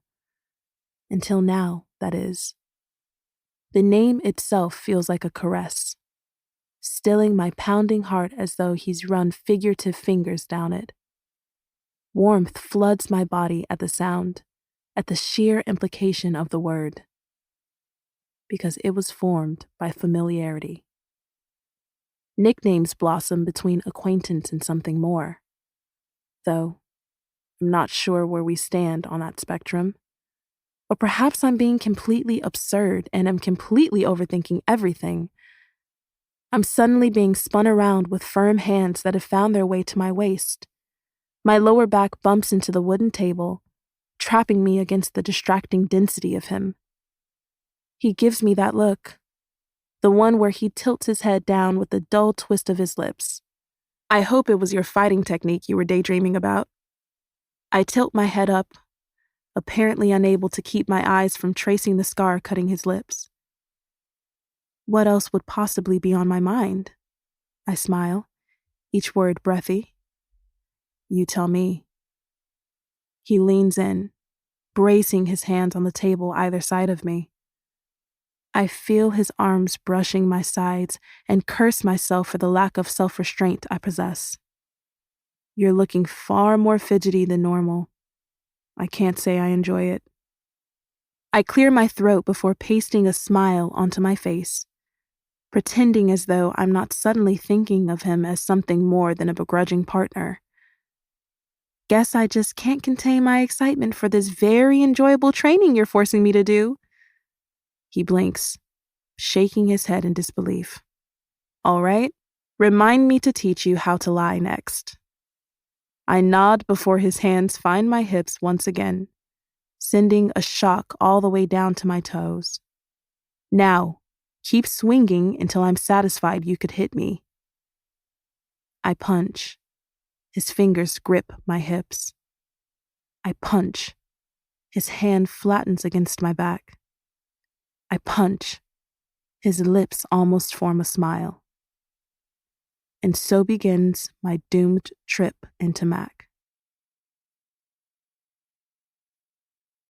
Chapter 7. Makoto. Stop laughing. This isn't funny. She giggles again in a way that makes it hard to stay angry, even for me.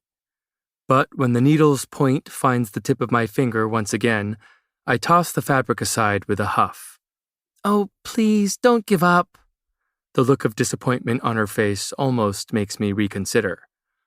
Look at how far you've come. What, you mean the 12 crooked stitches? I lift the scrap of fabric for proof. Yeah, I'm clearly a prodigy. She presses her lips together, fighting an aggravating smile. It's become increasingly less so over the past couple of days, but I'd rather not think on that at the moment. Look, it's only fair that you try my thing after putting me through yours yesterday, she states, while stitching a pant seam with ease. For hours. Don't be dramatic, I sigh. Besides, at least my thing will help you defend yourself. Adina points her needle at me.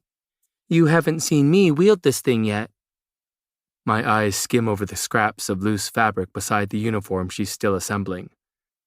Is that not what you're doing now? She ponders this for a moment. I suppose it is. I'll be truly impressed when you have me looking like an Imperial in 2 days. I know, she huffs. Only 2 more days until our fun little mission to the castle. I shake my head. Don't call it that.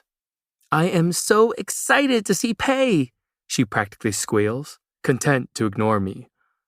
All that's left to do is line the suit to mimic the padding that the Imperials have. Oh, and cut the leather for your mask. Great. I take a deep breath, relieved. And you remember the plan, correct? Despite her incessant nodding, I figure it's best to remind her. We'll leave early in the evening, giving us over an hour to make it to the arena. There, we will sneak up the path to the east wing of the castle before phasing through the walls and past the guards. She smiles smugly. See, I told you I remembered. Incredibly impressive, I counter dryly. Now, we will stick together and phase into rooms when necessary. Wait, what am I wearing on our little mission? I pinch the bridge of my nose, feeling a headache beginning to pound. Please, don't call it I could dress up like a maid. She taps a finger against her lips in thought. Though I'm not entirely sure what it is they wear. Just tie an apron round your waist, I say dismissively. It will be dark anyway. It's unlikely anyone will see you. Perfect.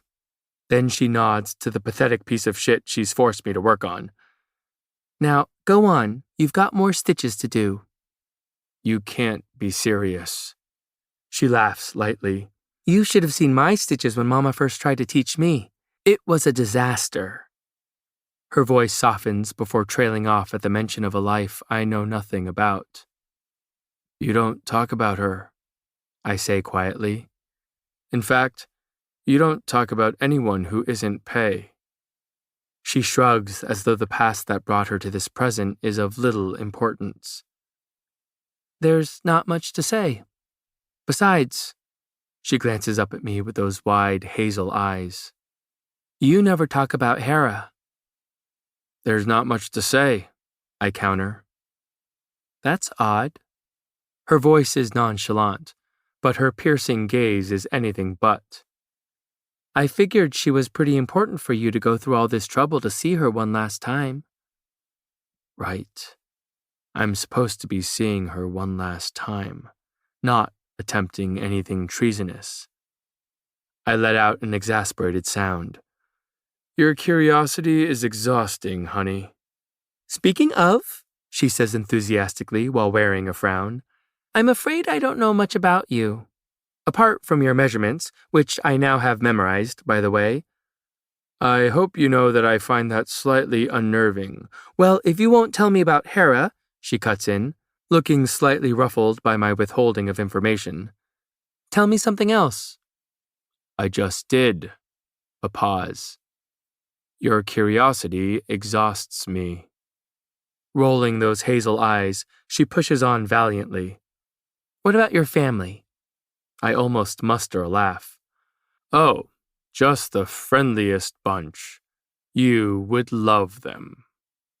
Apparently, she doesn't sense the added sarcasm I've slipped into the syllables of each word. Oh, how wonderful! I would love to meet them one day. Her face flushes suddenly before she's adding, I mean, if we still see each other after all of this. And there it is, that pang of guilt. Guilt at the thought of leaving her, of giving her hope of something that will inevitably fail. But I feel it nonetheless, the denial of my slow demise into Adina. Because caring for Hera was the only weakness I allowed, and this girl is dangerously even more so. Tragedy follows me everywhere I go, and I'm not worthy of becoming her demise. Adina deserves a fairy tale fate, a life worthy of her light. And that means I should stay as far away from it as possible. I should. I don't think we should see each other after all this. Her eyes fly up from the path of stitches she's laying along the pant leg. Why? I shrug with a nonchalance I'm pretending to portray.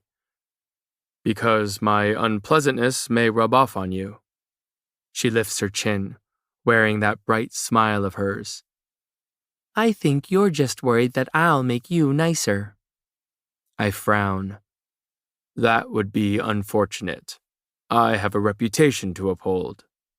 Her eyes are back on the uniform draped in her lap. How did you learn to fight? My throat tightens, forcing me to swallow before saying, self-taught? Persistence has her pressing for elaboration. Why?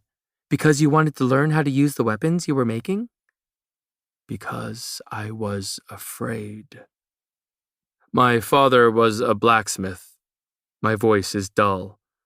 I learned everything I know from watching him, most of the fighting, too. Before she can interrogate me further, I order, All right, show me that you remember all of my hard work yesterday. Your hard work? She stands with a groan. I'm the one who punched the air a couple dozen times. Yes, and it caused me a great amount of pain to watch. I place a hand on her back, feeling the sway of her hips with each step. Attempting to ignore that distraction, I guide her towards a padded wall, once concealed by a cluttered shelf of weapons. I gesture towards the dusty mat I rigged up years ago. No more punching air. Oh, perfect, she says less than enthusiastically. Now I get to punch something that will actually hurt. I've punched this many a time, hun. It won't hit back, I assure you. I take my usual position behind her, and she swings at the pad far softer than I've taught her. Come on, Dina. You won't hurt it. And there I go again, claiming her. The name slips past my lips for the second time, and, once again, I'm regretting it. Regretting the familiarity forming between us. After clearing her throat, she attempts another jab. I twist her hip in time with the movement, feeling my palm fit around her frame. Curly hair continually whips me in the face, smelling of its usual honey. But I don't dare complain at her closeness, for fear of her shying away. I wonder what Pei will be wearing to the ball, Adina sighs, slowing her punches. They better put her in something that won't wash her out with that silver hair of hers. And she absolutely refuses to wear anything frilly or focus, Adina. It was an effort to ensure it wasn't my nickname for her that escaped my lips. I mean, it's hard enough to get her into anything that isn't that vest I made her, she continues, as though I hadn't even opened my mouth. I sigh, desperate for a change of subject. Is Pei your only family or simply your only topic of conversation? She throws a look over her shoulder, subtle annoyance sketched into her features. It was just my mama and me before she died. My hand tightens slightly on her hip before she takes another swing, this one much stronger than before. Sentiments have never come easy to me. I'm sorry. I didn't know. She shrugs, and my hand glides towards the movement.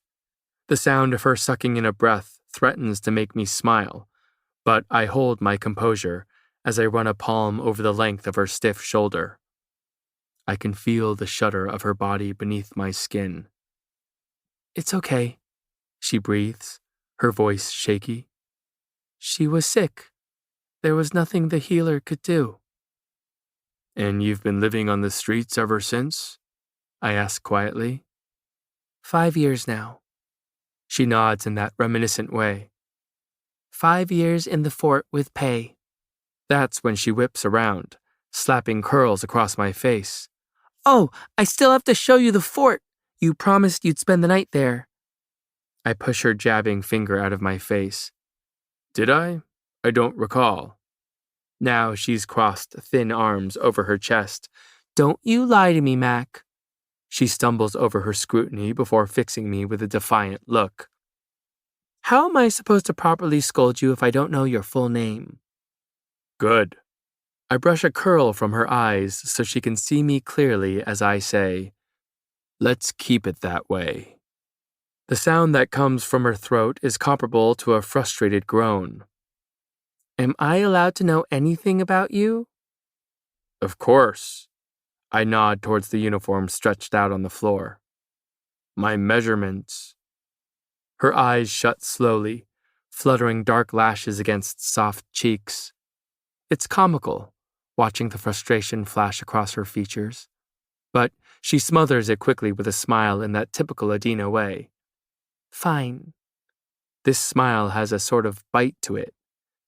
Then you don't get to know anything about me either.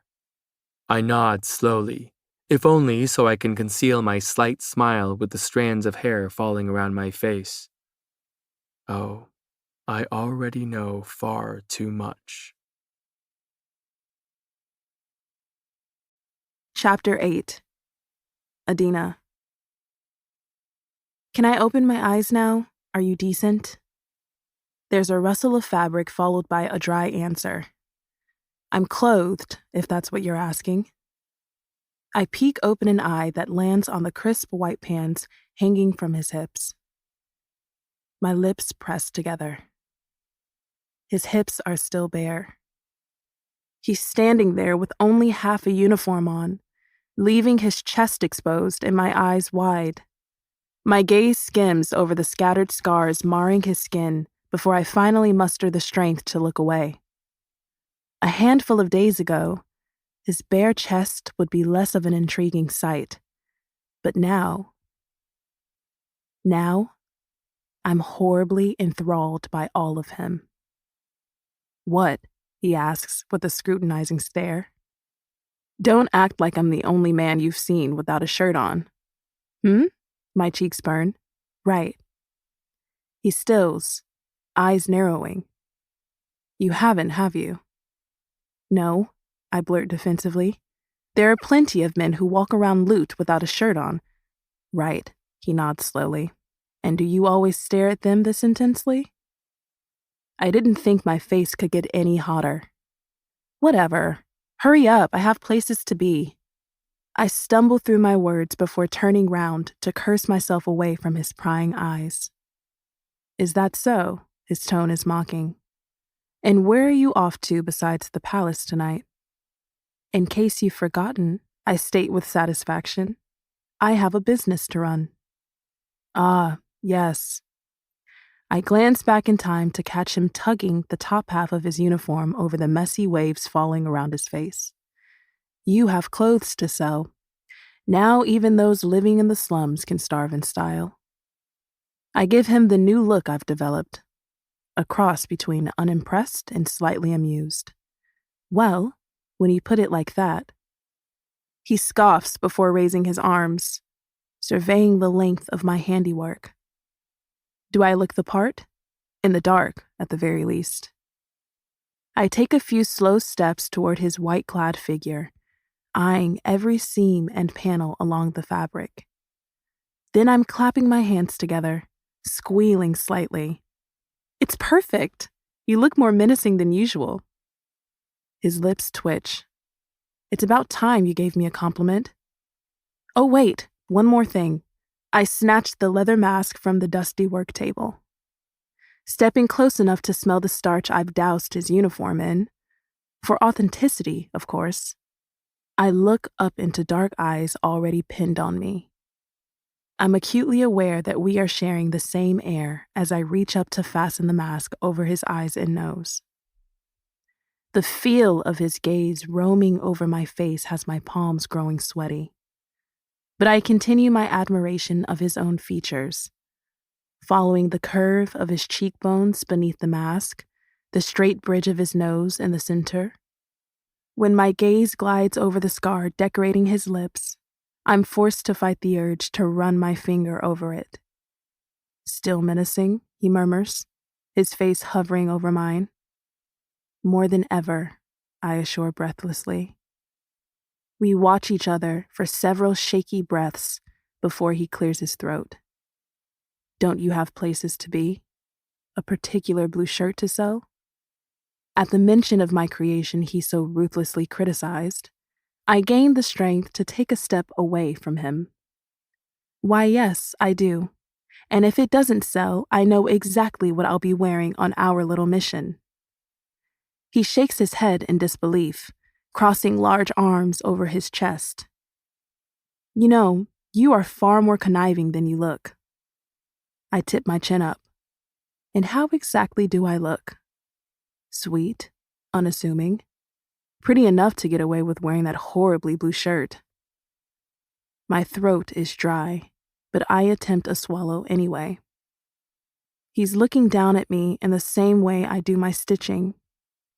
Admiration lights his eyes even while he searches for any sort of fault to focus on, as though he aches for a reason to rip at the seams of what it is that has slowly tethered us together. Then wear it I shall, I reassure him. After fumbling for the door, an action typically associated with when his eyes linger over me, I hurry out onto the alleyway. Sun dapples my face, freckling my nose with warmth as I hurry down Lute. I find the fort thankfully untouched, seeing that to the untrained eye it is, in fact, a pile of garbage.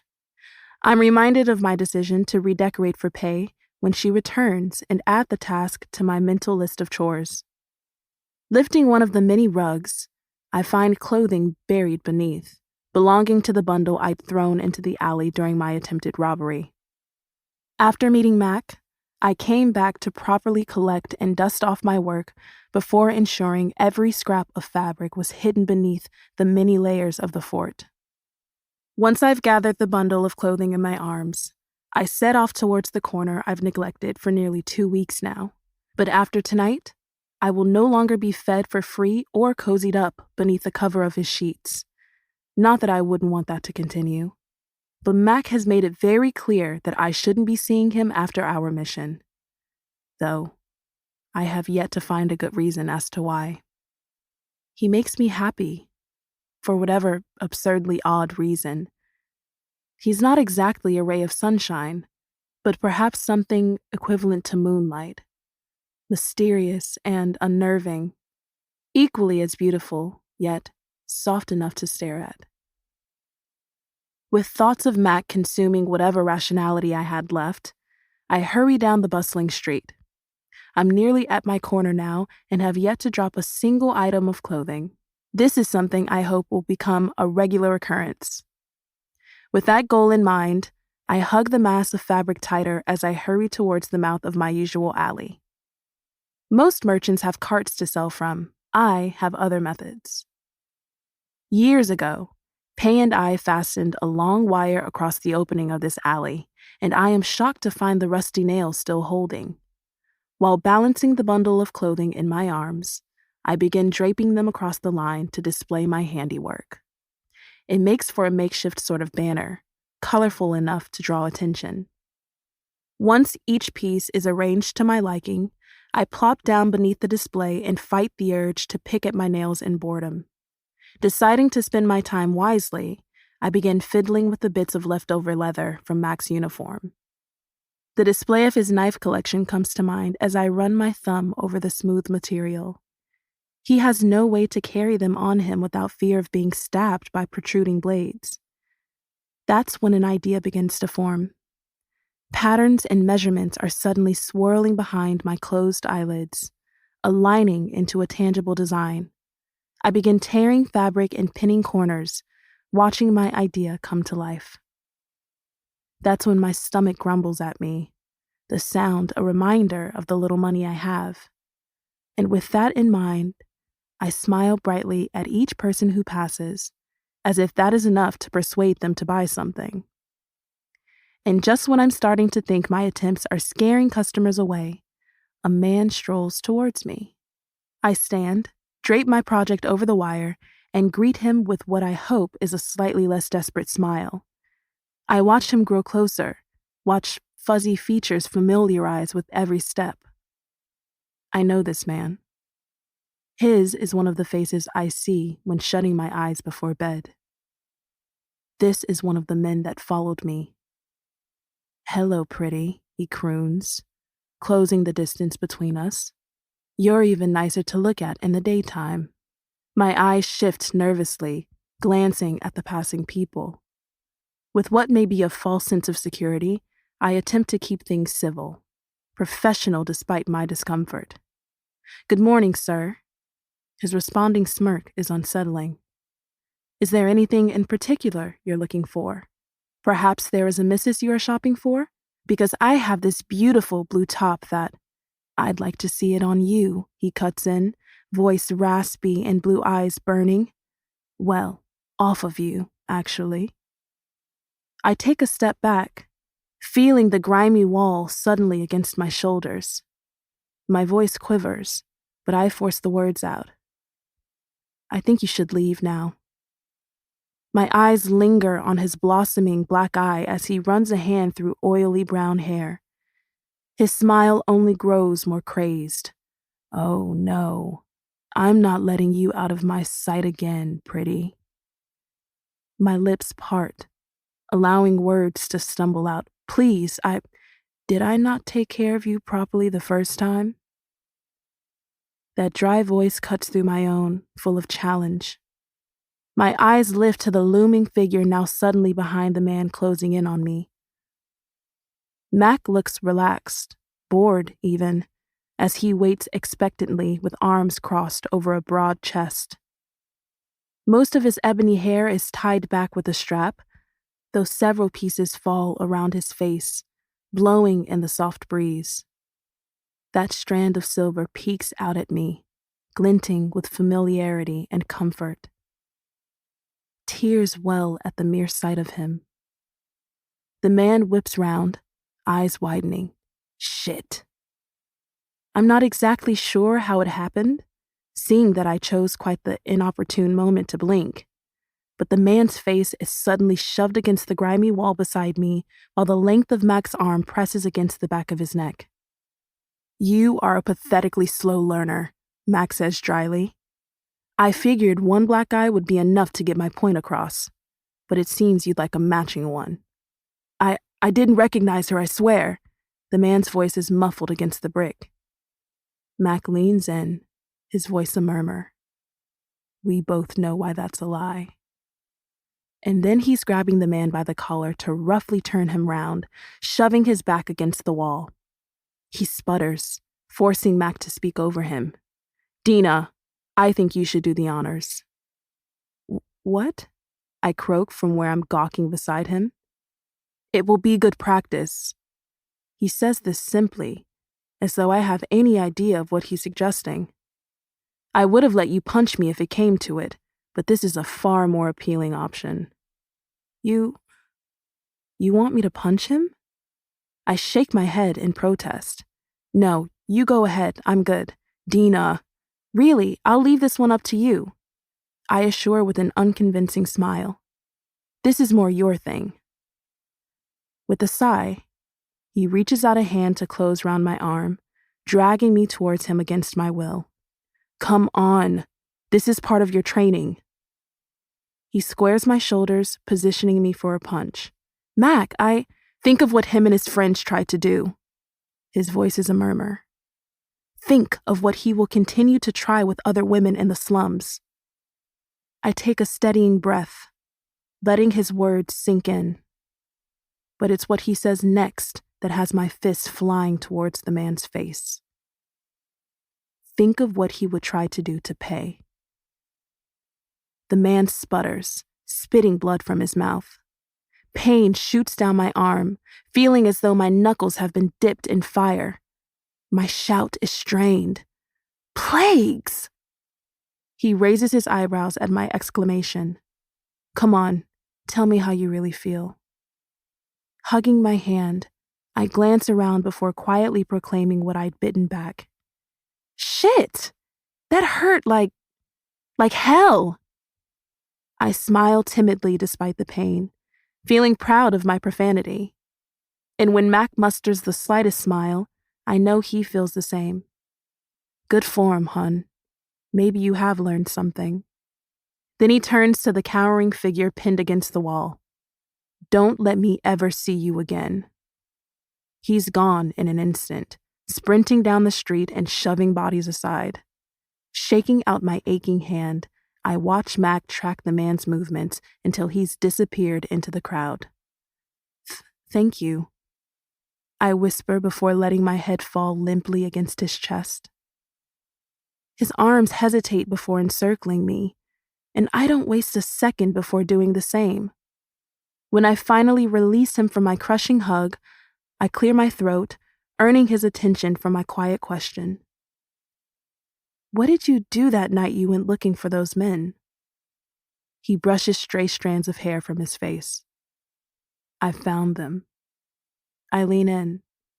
And after that? He looks at me blankly. I thought I ensured that they would never come within your vicinity again. Clearly, I failed. I blink about a dozen times before finally finding my voice. Why did you think he was lying about not recognizing me? I mean, it was dark that one night, and he was lying, Adina. His voice cuts through my own. Just believe that. I open my mouth to spew several more questions when he suddenly steps away. How about a sticky bun to celebrate your first assault? I smack his arm lightly. And I don't plan on ever doing it again. My hand hurts, and I kind of need that to sew. After a quick moment of contemplation, I add, but I will never turn down a sticky bun. His lips twitch. Oh, I know. I watch him vanish onto the street before allowing myself to slump against the wall. My heart still pounds against my chest, and I squeeze my eyes shut as if that will slow it. A firm tap on my shoulder interrupts my deep breathing. It's an imperial my eyes open to, smelling of starch and frowning with indifference. I startle at the sight and stagger backwards into the wall. The man looks unfazed by this, only opening his mouth to recite the words he's been given. I am here to escort you to the castle. The stolen sticky bun flashes before my eyes, and right when I'm sure that I'll be imprisoned for my crime, he says, You have been summoned as a seamstress on behalf of a purging trials contestant. Pay, I whisper before he pushes on despite the drop of my jaw. Yes, for paid in gray. He looks very displeased that this is how he is spending his morning. She is waiting for you in the coach. Chapter 9. Adina. He looks to be guarding the sticky bun with his life. I weave between bodies, forcing my way towards him. He's wrapped his arms around my treat, protecting the precious cargo from several flying elbows. Mac! My shout is swallowed up in the commotion, but I force my voice louder. Mac! When his head whips in my direction, I wave my hands in the air, jumping high enough to catch his attention. At the sight of me, I swear he smiles. He jerks his head towards a nearby alley. A silent order to follow. I stumble behind him, pushing through the crowd until I'm able to suck in the open air of the alleyway. What's going on? He examines me closely.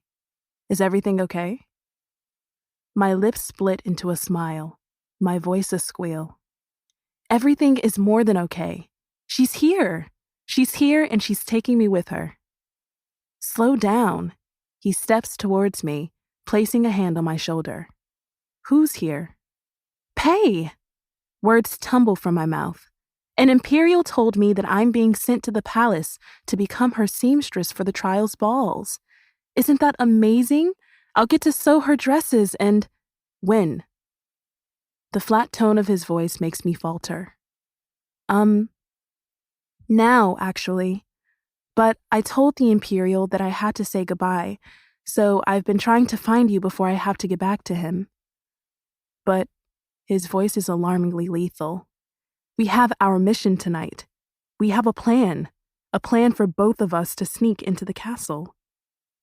I shake my head, hoping a smile will lighten the mood. Mac, your uniform is done. You are free to go to the castle whenever you... No, it will be much riskier without you. I need your power there with me, he mumbles, more to himself. I shift on my feet. Look, I can see why you would be nervous to go alone. Why don't you just write Hera a note and I can make sure it gets to... You don't understand, he shouts, shoving a hand through his disheveled hair. I need to be there. We were meant to go together so I could ensure you'd be in my range, but now I'll have no idea where you are. He trails off, murmuring more things I don't understand. Mac. He shakes his head at the mention of his name. I don't understand. What are you talking about? I reach out a hand, hoping to run it comfortingly down his arm, but he steps back, shoving space between us. I need to get her out of there, out of this kingdom, and if you're too deep within the castle, I won't be able to wield your power, he rambles. Or worse, I'll run into the prince who will sense exactly what I am. Wield my power? I echo quietly.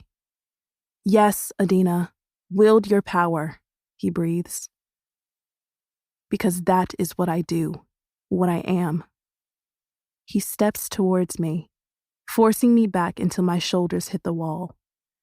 And now it will be even harder to save her. My mind reels, running over every bit of information given to us about the elites. It's public knowledge that Kaiazer is the only recorded wielder in all of Ilia.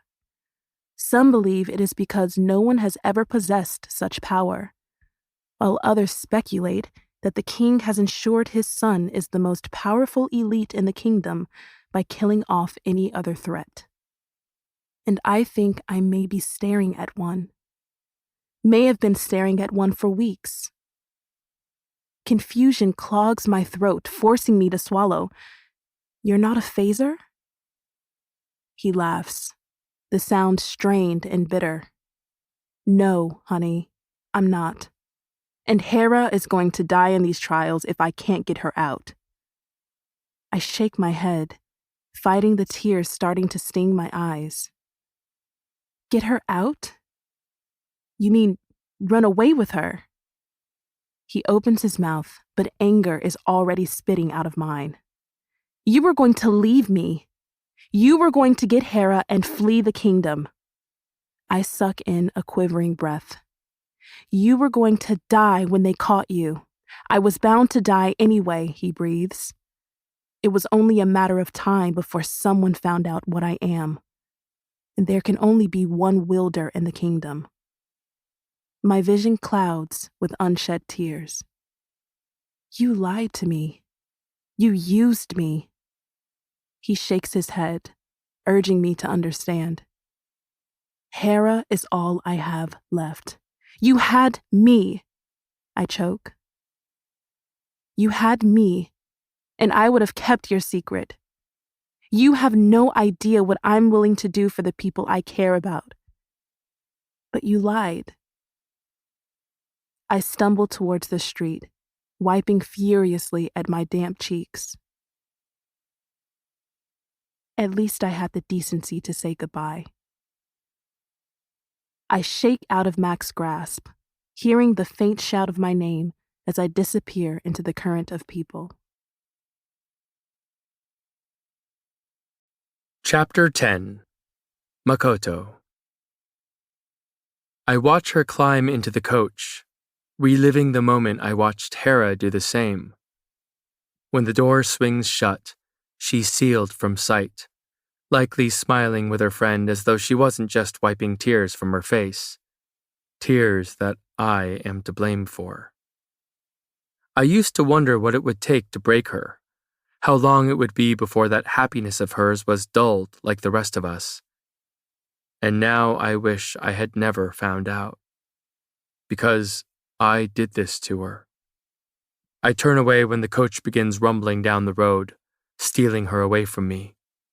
Lute is overflowing with gawking bystanders, all smiles and waves for their contestant who stopped by for a visit. Pushing carelessly through the crowd, I feel the weight of every surrounding ability, each of them threatening to smother me. It's the first time in days that I've allowed myself to acknowledge the burden of it all, the sheer suffocation of power. If only she knew what I would give to be like her, be what I lied about.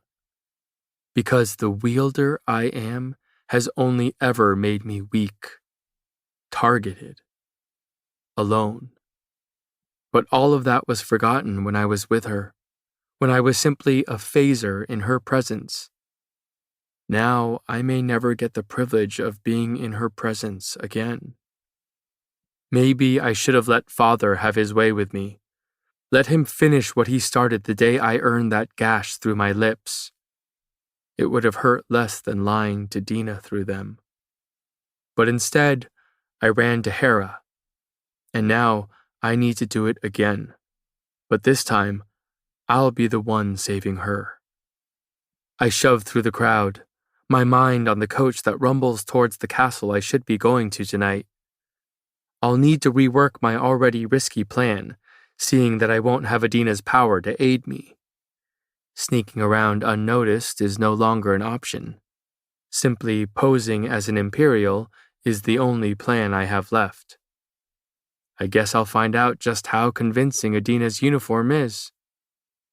I'm suddenly standing before the door of my shop, shouldering it open with the familiar sound of screeching hinges.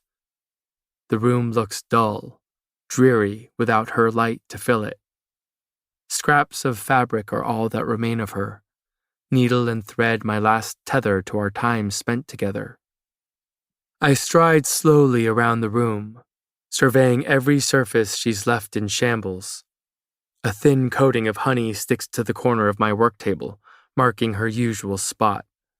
The padded wall for her practice punches still wears the indents of her knuckles. My eyes snag on the crumbled sheets that once draped over her figure, still smelling of her skin. I shake my head, astounded by my absurdity. This was never meant to get so out of hand. These feelings were equally unwanted and unpredictable. She was intended to be a means to an end, the first step towards a new life far away from Ilya and the threats lurking within it. I was content to use her if it meant I could smuggle Hera out of these trials. It was the hope I held on to, because that was all I had left. You had me. Her pained voice echoes in my skull, forcing me to relive the bitter words. But that doesn't make it true, because I'll never be able to have her, never be able to bottle her brightness, stow away her smiles. I don't deserve her, and I've known that since the day I saw her with that god-awful blue shirt. I slump onto the edge of my bed, eyes landing on a piece of fabric littering the floor. Bending to pick it up, my thumb brushes over the jumble of loose stitches. It's the scrap she forced me to practice on. but it's what she's elegantly stitched up at the top that has a smile tugging at my scar. Keep practicing. I trace the letters over and over, reminding myself of the mission at hand. The one where I save Hera from these trials and myself from this kingdom. I never imagined it would be this difficult to leave. Because now there is her and every moment after. I had never known happiness before her, and if there is to be an after in which she doesn't exist, I know I never will again. Dropping the fabric, I run cool fingers over my flushed face. I should have listened to him. Should have turned myself in like father so desperately wanted. Because I now hold Hera's life in my hands after so many years of her doing the same for me. I know what I have to do. But nimble fingers and soft skin are suddenly tugging my heart in the opposite direction. Chapter 11. Adina. Blood meets my tongue, leaving a particularly unpleasant tang behind. I suck on my finger, attempting to seize the steady stream of scarlet welling on my skin. Typically, my thumb takes the most abuse from the tip of my needle, but it seems my index finger is equally in danger this evening. I examine the mutilated skin, cursing myself for my clumsiness.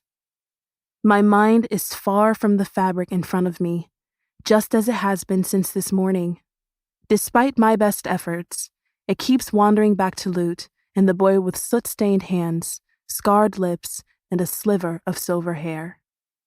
I huff, filling the empty room with my aggravation after several hours of silence. Pale moonlight streams through the dusty windows that line the walls, casting a warm glow on the colorful fabric pouring from the shelves and draping over tables. I've spent most of my days huddled up in the sewing room, along with most of my nights, though I've spent as much time with Pei as her busy schedule will allow. While she trains and rests, I try my best not to bleed on the dress I'm scrambling to finish in time. Silver, silky fabric drapes over my leg, coating me in what looks to be melted coins. Once I've ensured that nothing is leaking from my several stab wounds, I run my fingers over the material for the dozenth time. I've never felt fabric like this, let alone afforded to use it. The entirety of this vast room is stocked full of whatever supplies I could possibly dream up. Rolls of fabric litter the shelved walls, while dozens of tables sit atop soft carpet, all for the seamstress's convenience. I think I may have died and awoken in my own personalized heaven. The light at my table hums with power, a fascination in itself. I'm not used to so much electricity, running water, soft mattresses. I could get accustomed to living in a castle. I could get used to truly living. Taking a deep breath, I force my focus back onto the thin, draped sleeve I'm currently stitching to the gown's body. With the ball tomorrow evening, I've resigned myself to the fact that I'll be spending much of my night alone in this sewing room. Not that I'm complaining. With Pei fast asleep, there is not much else I'd rather be doing. Besides, I need something to take my mind off him. It wasn't hard to smile and laugh with Pei after I climbed into that coach. No, it was after that was difficult. It was when she set off for dinner with the other contestants, leaving me in a sewing room of strangers, that I was finally forced to think of him. Of the betrayal that hit me like a physical blow, forcing tears to well in my eyes. He lied to me about his power, his plan, his everything. And here I was, thinking he cared for me, thinking that what I felt for him just might have been reciprocated. But it's Hera he wants more than me. Hera he's willing to risk everything for. I shake my head at the fabric I'm furiously stitching. It's treasonous to escape the trials. How could he go through with this plan if he knows the death that awaits them when they are caught? I was bound to die anyway. His reasoning is as tragic as it is terribly true. I don't want to think about what would happen if he was discovered to be a wielder. In short, the king would ensure that was no longer the case. The thought has tears prickling my eyes, blurring the fabric in my lap to nothing but a silver blob. Sniffling, I pull my hair into a messy knot, blinking away the emotion. I'm angry at him. He used me, lied to me. Every thought vanishes when the wall ripples beside me. No, someone ripples beside me. I jump to my feet, clutching the needle between my fingers as if it will do anything to protect me. My eyes widen when an Imperial steps through the wall.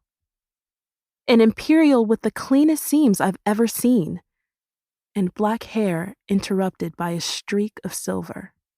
His dark eyes flick over me behind the leather mask, landing on what I've pointed at his chest. So, this is what you meant by wielding your needle. That dull voice cuts through me, shocking enough to make me momentarily lose mine. What?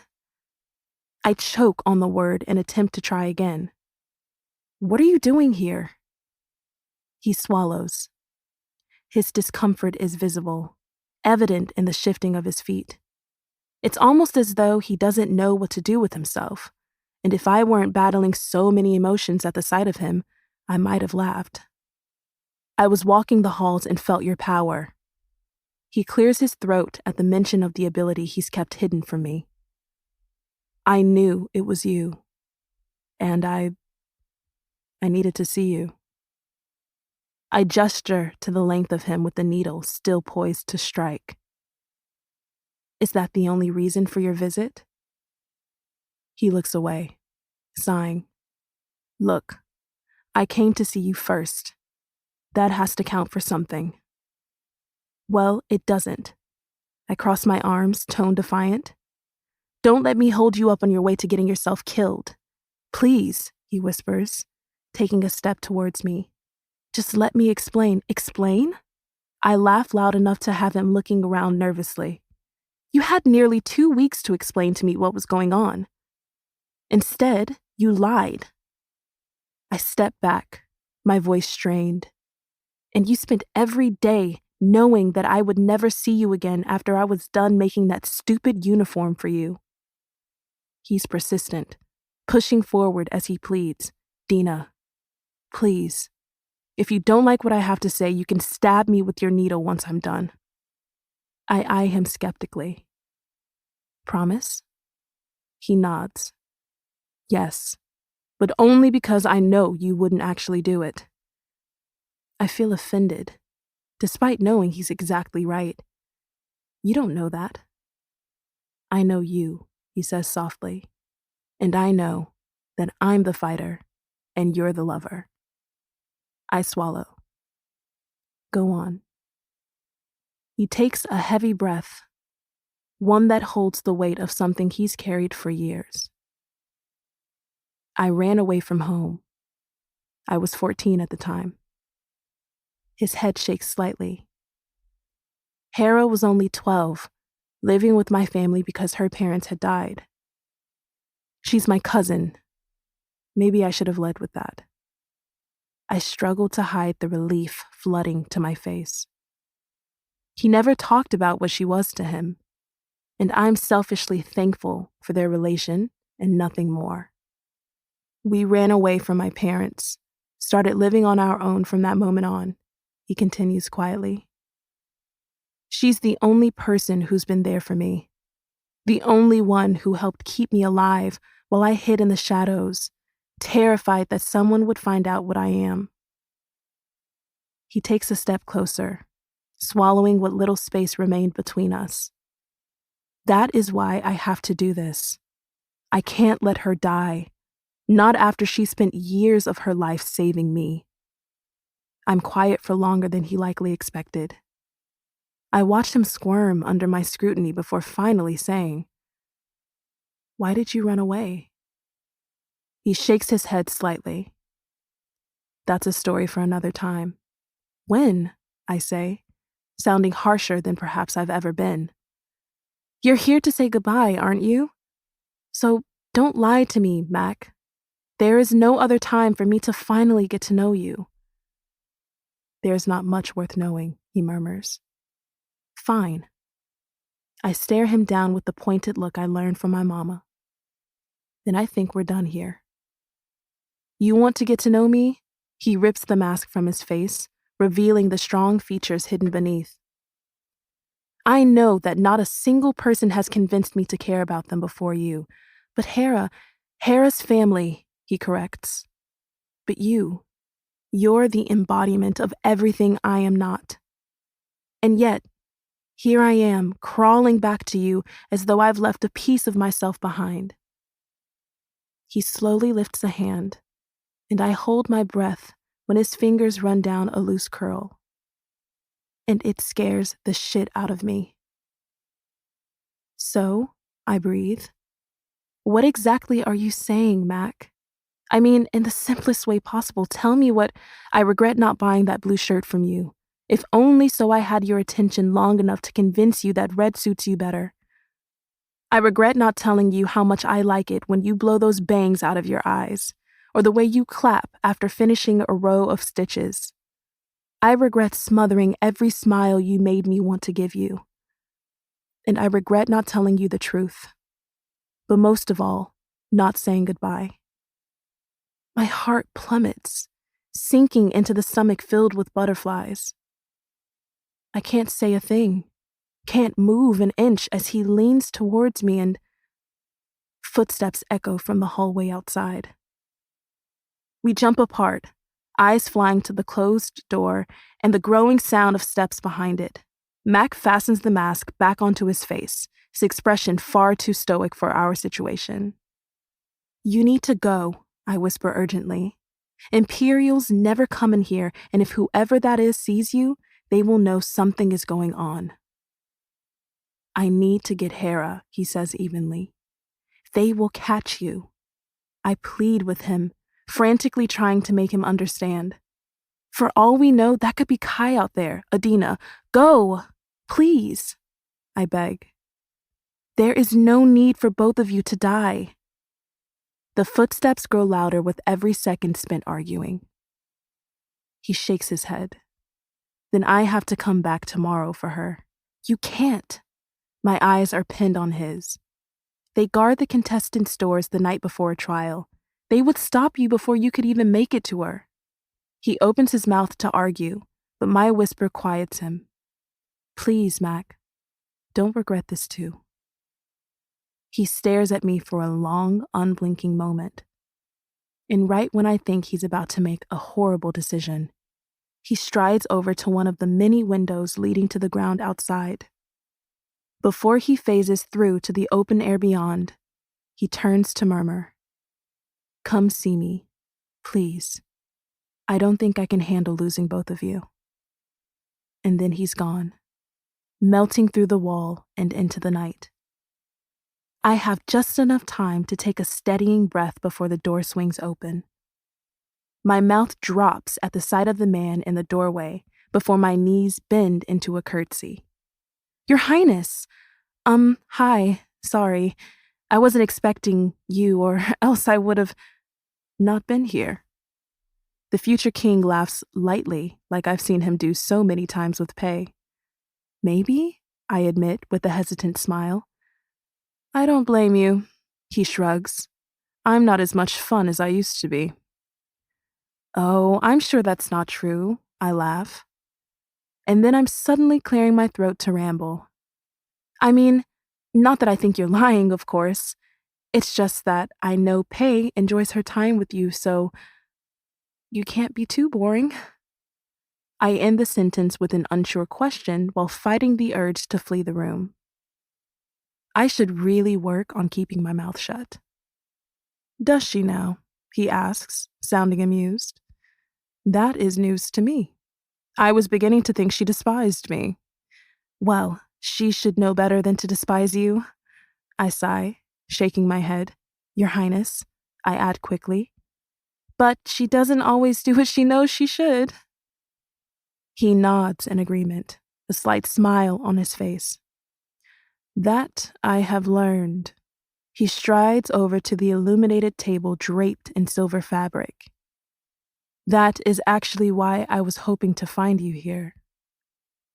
Really? I stutter, my smile widening. What could you possibly need from me?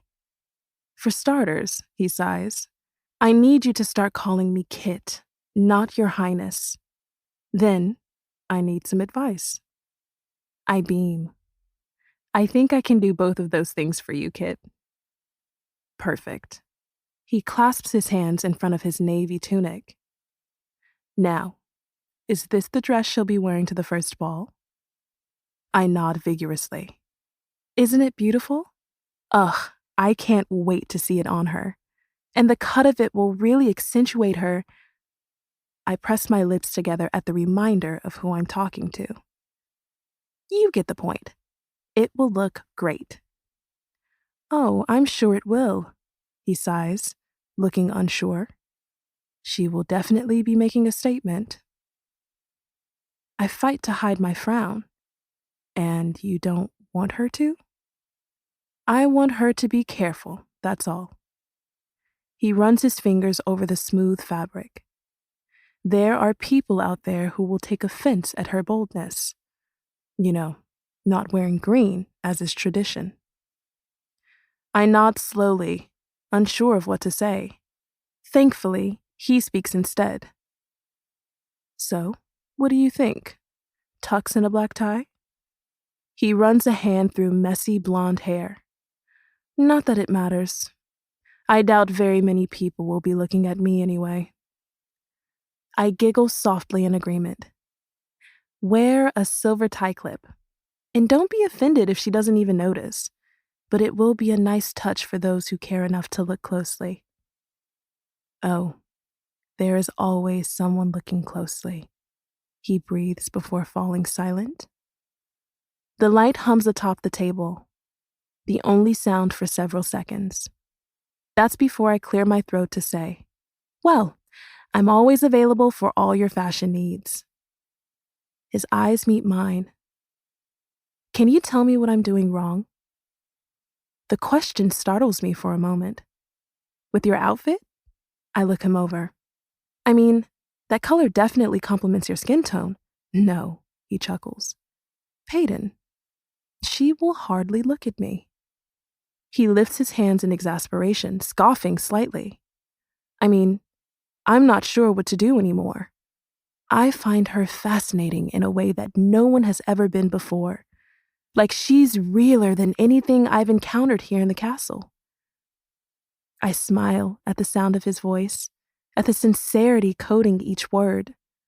I can sense a smittenness I doubt he's even acknowledged yet. And part of me hopes to see my best friend beside him with a genuine smile on her face.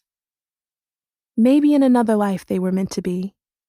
A life where he wasn't the heir to an elite throne, and Pei wasn't punished for being an ordinary. Pei is a difficult creature. I place a hand on my hip. Trust me, I know this firsthand. But she's consistent with what she wants the most from others. I shrug. Honesty. Someone she can talk to. And for you especially, an open mind to what she has to say. He nods absent-mindedly. An open mind, huh? I nod. You're the future king. I can imagine she has a lot of suggestions for you. He chuckles. I'm sure she does. Then he's turning towards the door. Thank you, Adina. But you may not be rid of me yet. I'll likely need more advice in the future. My grin is wide, and I'll be here for as long as you'll allow. He returns my smile. Once I'm king, I may just need to make you an advisor of mine. Chapter 12. Makoto. I've been hammering steel since I saw her. I don't think I've stopped for longer than it took to choke down some food. Channeling every emotion into a physical blow is the only thing keeping me sane these past 24 hours. Because I failed Hera, damned her to death, and the guilt of that is threatening to swallow me whole. I should have gone to her first, should never have been so distracted by Adina. But the pull of her power was so familiar, so comforting, that I couldn't help but follow the feel of it. The presence of her is hypnotizing. So much so that I missed my chance to save Hera.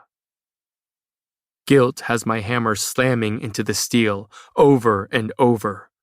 The rhythmic sound lulls me into a state of detachment, numbing any notion of feeling. The metal glows red. I couldn't save her. My hammer hits hard. She will die in these trials. A wave of heat hits my face. I failed. Hair stands on the back of my neck at the familiar feel of her.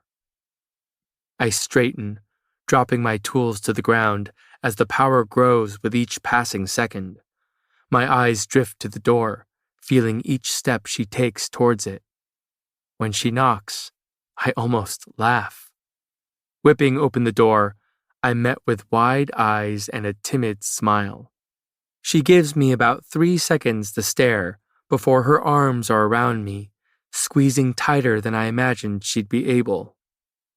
After a moment, my hands find her back, holding her tightly against my chest. "You're here." Her voice is muffled. "Only because you are." I smile at her words. "You know you can just walk through the door, right?" "I didn't want to scare you." "I can sense you, hon." I breathe in the sweet scent of her hair. "I always know when you're near." "Right." I feel her shrug. "I'm still getting used to that." "And I'm still getting used to you knowing that." She pulls away, looking up at me with those big eyes. "But there is still a lot more I need to know." "Oh, is that right?" "It is." She grins mischievously. "And you still owe me a night in the fort, remember?" I don't recall ever having an urge to do that. She huffs, fitting her hand into mine before dragging me out of the door. "We had a deal, Mac." "A deal implies that this is mutually beneficial." "Oh, you're so dramatic," she teases unsympathetically. We weave down the dark streets, hand in hand. She's nestled close to my side, seemingly blissfully unaware of her surroundings when she's in my presence. I guide us through the shadows, allowing her the luxury of looking anywhere but in front of her. After I've steered her by the shoulders for the second time, she looks up suddenly to say, "Thank you for leaving last night." I nod slightly at the reminder of what I didn't do. Noticing this, she adds, "Are you all right?" I consider this for a long moment. "I never really was." "I'm sorry you couldn't save her," she whispers, "but you did everything you could." "Not everything." She frowns up at me. "The ball is happening as we speak, and after that, Hera will be guarded until the trial. Getting caught wasn't going to help anyone." I shrug. "It would certainly speed up the inevitable." "You won't get caught," she huffs. "There are very few people who know what you are, and, lucky for you, I'm fabulous at keeping secrets." Tapping a finger against her full lips, she adds, "And what makes you so sure Hera can't survive these trials? She's a Veil, after all." Adina offers me a sympathetic smile. "She might not need to be saved." I nod numbly, remembering all the years Hera has survived in the slums. Maybe I have underestimated her, And maybe that is exactly what she will tell me on the other side of these trials. I hope you're right, I manage gruffly. Silence stretches between us until she can no longer handle the absence of conversation. This is probably not the time to ask. Actually, it definitely isn't. But how did the Imperial uniform do? Any suspicion from the other guards? I shake my head. They barely even glanced at me. After walking for nearly an hour and a half to get to the castle, I continued right through the entrance closest to the bowl, as if I had just come in from a rotation. I can see the smile she's attempting to hide. Well, I'm glad my work was convincing. Yeah, it was perfect, I sigh. And all for nothing. I'm sorry I wasted your time. I was with you, she smiles softly. How could that have been a waste of time? I don't have a chance to answer before she pulls me round a corner, leading us towards a dead end. Here we are, she exclaims far too enthusiastically at the sight of a dark alley. Home sweet home. Stepping closer, I catch sight of a miscellaneous mound of items, all piled together to create a barrier against the wall. It's nearly 3 feet tall and sitting atop several rugs and ragged blankets. This, I say slowly, is where you sleep? Yep, this is Pay's side. She gestures to the left side of a worn rug, which obviously makes this half my side. After phasing through the barrier of trash, she then plops down onto her designated area of the rug. This spot is reserved for Pay, but I'll make an exception tonight. Oh, lucky me, I mutter, slowly beginning to muster the strength to sit down on the filthy rug. Plagues, this place is a shithole. Hey! The back of her hand meets my stomach. It's home. Well, your home is a shithole. She gives me a pointed look. You don't have to be rude. Have you met me? I ask this very genuinely. I have, and I think you're kinder than you let on. If her answer wasn't equally as genuine, I might have laughed. And what makes you think that? She looks suddenly timid, slightly unsure. You're the only one who wanted to buy my blue shirt. My confession comes racing back to me, as though it was much longer than a handful of hours ago that I spewed it. I had been so focused on Hera's fate that the hushed spilling of my heart has yet to cross my mind. But now that it has, I'm flustered at the sight of her, at the reminder of every word I uttered. Do you still want to? She asks quietly. I nod slowly, my eyes never leaving hers. Only if you will let me tell you something in exchange for my business. Deal, she breathes, fighting a smile. Reaching into my pocket, I pull out a single shilling to offer her. She stares at it. I was selling it for 3. Yeah. I draw out the word. And how was that working out for you? She crosses her arms. 3. I didn't realize you were in any position to negotiate. 2, she amends, and a smile. I visibly weigh the offer, tilting my head back and forth.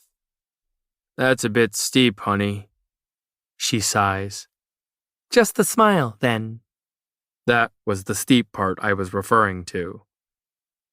Her words are gentle, as though she's speaking to a spooked animal, and, in a way, that's a fair comparison. Will you tell me? About you? About why you won't smile for me? It's not personal, Dina. I shift to lean against the wall, draping my arms over bent knees.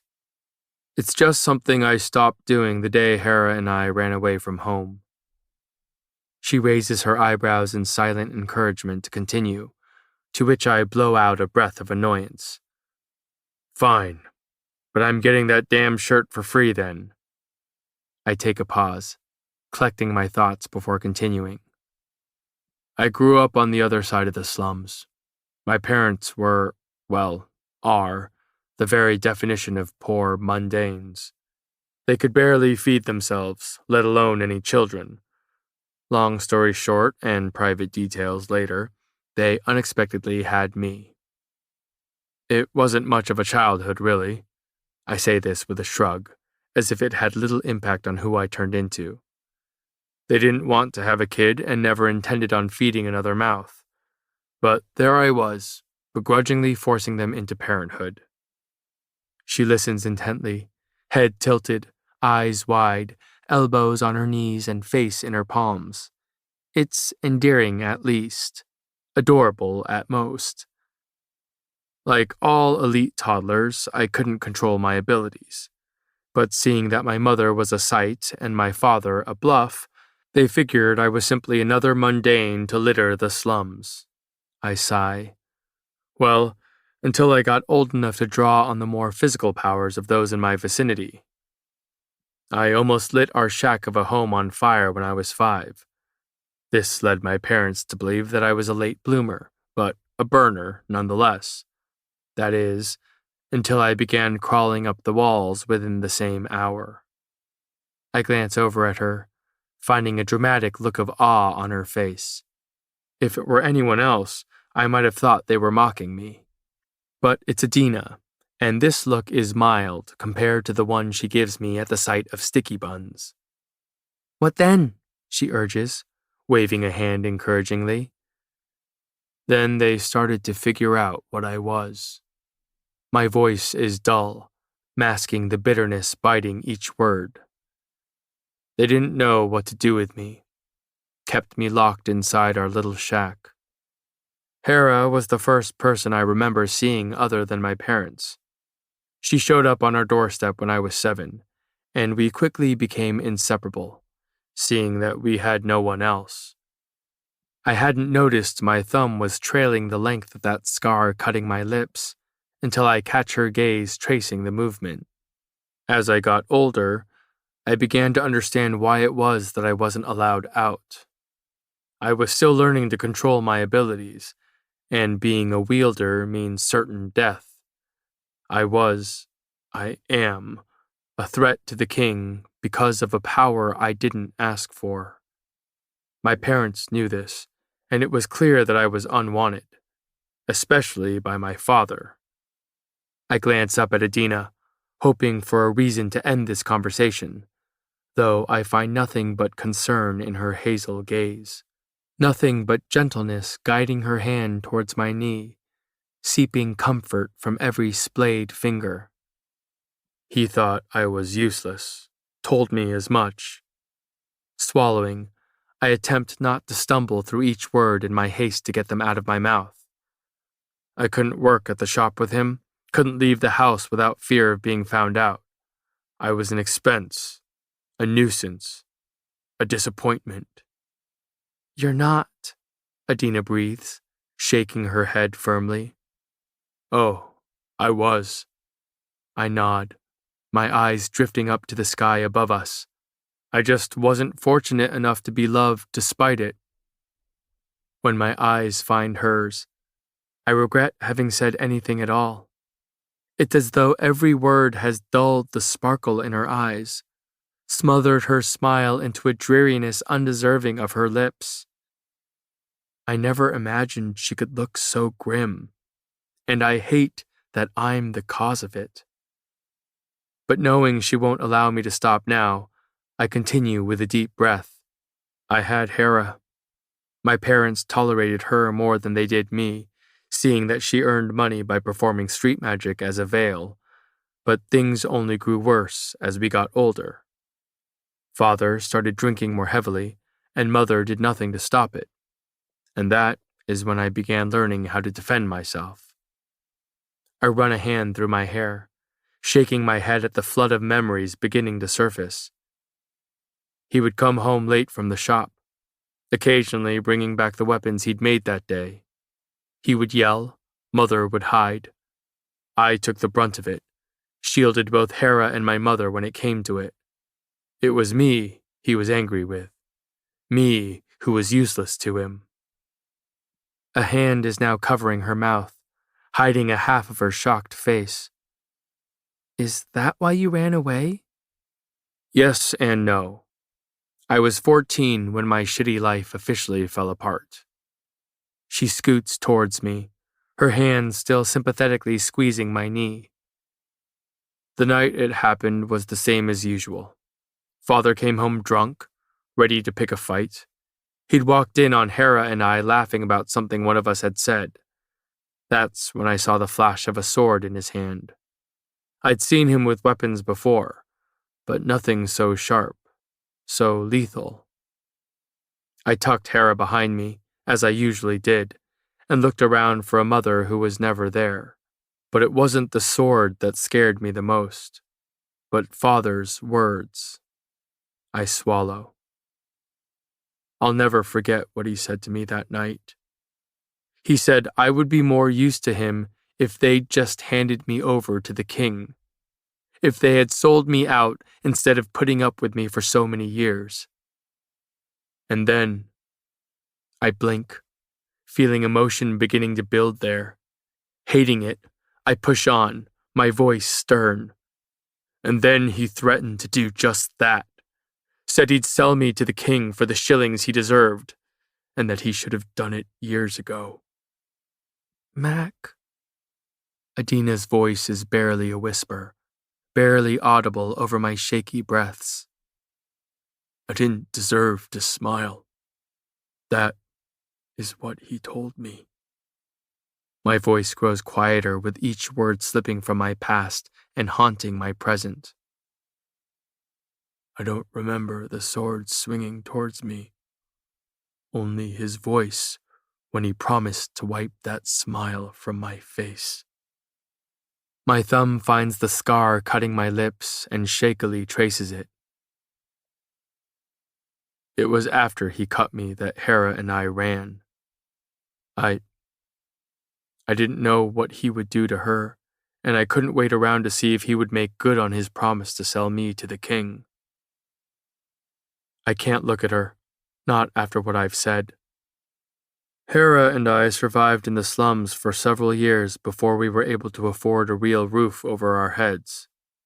Still avoiding her sorrowful stare, I add, I forced myself to control the overwhelming power, learn to hide in plain sight, and then I become a blacksmith, just to spite my father. So, something good came out of it. My eyes squeeze shut when her fingers graze my chin. She turns my face towards her despite my resistance. Her palm is soft against my cheek, foreign in its comfort. But when her thumb brushes my scar, I finally meet her gaze. He stole your smile, she whispers, tears clinging to dark lashes. No wonder you didn't have one to give me. Regret rams into me once again, her words a reminder of every missed opportunity to make her smile with one of my own. I'll find one, I murmur. Steal it back if I must. For you. Her lips lift, eyes shining with tears. And I'll cherish it. Her thumb is warm against my skin as it continues to trace the scar, creating new memories to associate with it. After a long stretch of silence, she allows herself a quiet question. Where are they now? Your parents? I shrug slightly, as though I don't think of it daily. I'm not sure. Probably in that same house on the opposite side of the slums. But I've hidden from them for years, masking myself in the masses. And I'm not dead yet, so I figured Father never made it to the king. I scoff. They must be satisfied enough with my absence. She nods slowly, taking in my words before making a proclamation of her own. You are far from useless.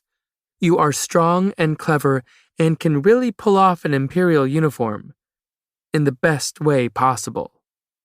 Her eyes are full of fire, even with her thumb still pressed against my lips. And no one can take away your smile. It's yours to give, Mac.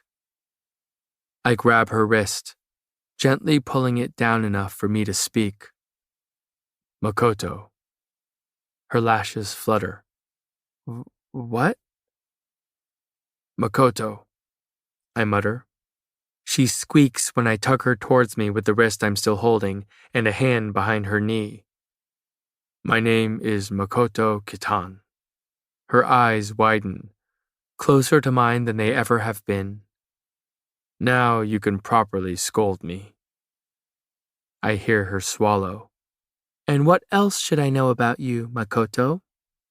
Tilting my head in a sort of shrug, I say, this may come as a shock to you, but I can be a bit blunt at times. She smiles encouragingly. Self-awareness is the first step to change. Oh, I'm not planning on changing.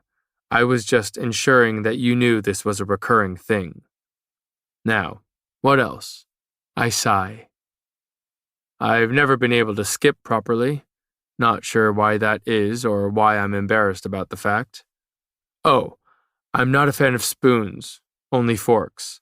I enjoy radishes more than the average person, and I've never been much good with a bow. I watch her reactions to my words, how they start in her eyes before spreading to the rest of her face. Go on. I know there's more. Sorry, hun. Your turn. My eyes flick between hers. I'm going to need some details in return. She smiles, effortlessly dazzling. Oh, well, that might take a while. You really think I was going to get any sleep down here? I raise my eyebrows. No, I have every intention of talking about you till morning. And then I take a slow breath, allowing myself something that I haven't had any desire to do before meeting her. And, terrifyingly, it comes easily. I smile. Chapter 13. Adina. Pei is not going to be happy about you scrubbing the tub. I sing-song my warning, smiling at her crouched form as I say it. With brown hair tied up in a knot, Ellie whips her head towards me, sending wispy strands blowing into her eyes.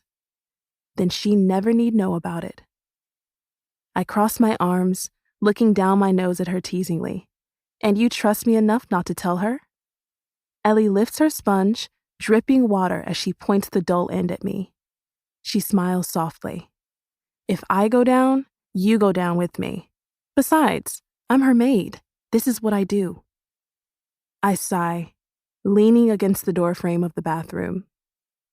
The entirety of Peyton's room is spotless, seeing that she's been gone for nearly a full week now in the first trial. All of it is very unnerving, and I don't like the idea of Pei being in these special trials. It's hard enough to survive as it is. At that gloomy thought, I turn my attention back to Ellie, now loudly scrubbing the bottom of the tub. Any ideas for her next gown? The second ball is already in a week. Not really. She's forced to raise her voice over the water that is now running. Who knows what color she will be wanting next? Well, I'll just have to wait for her to tell me then. I say this confidently, as though I know for a fact that she will be coming back alive today. Because the silver dress will be difficult to top. Ugh, she looked so stunning with the drooping sleeves and slitted skirt, and you didn't even get to see her turning heads at the ball. Ellie peeks up at me, pressing her lips together in a knowing smile. Well, I say, flustered. I was there to help her get ready and wish her luck, of course. Right. Ellie's smile is far too mischievous for her sweet features. Because you were busy seeing your boy. He's not my boy, Ellie. I scold, despite the smile beginning to form on my lips. And I don't regret sneaking out one bit. I took him to the fort, and we talked for hours about every little detail. I can feel my cheeks heating at the thought. He told me that he had a dog growing up. Well, it was a stray that would come and visit him, but isn't that adorable? I learned all about his favorite things and how he prefers green apples to red. Oh, and he said my hair is, and I quote, very bouncy. I beam, forcing myself to take a breath. Anyways, I've seen him almost every day since. Sometimes we meet halfway, or I leave early in the evening so I get to the slums before dark. No one seems to care where I go, so long as I'm back in time to make Paige dress. Ellie lets me finish my squeal before saying, "Wow, you really are falling for him." I still my dancing feet at her words. Falling is not what I do. No, I trip into love, unable to slow down long enough to question these feelings or the person I've dumped them on. But I've liked boys in the past, and nothing compares to how easily I'm tripping into this one. Have you told Peyton? I blink out of my daze. Ellie narrows her eyes slightly. You haven't told her, have you? I huff, plopping down on the spotless floor beside her, one I'm suspecting she scrubbed before I arrived.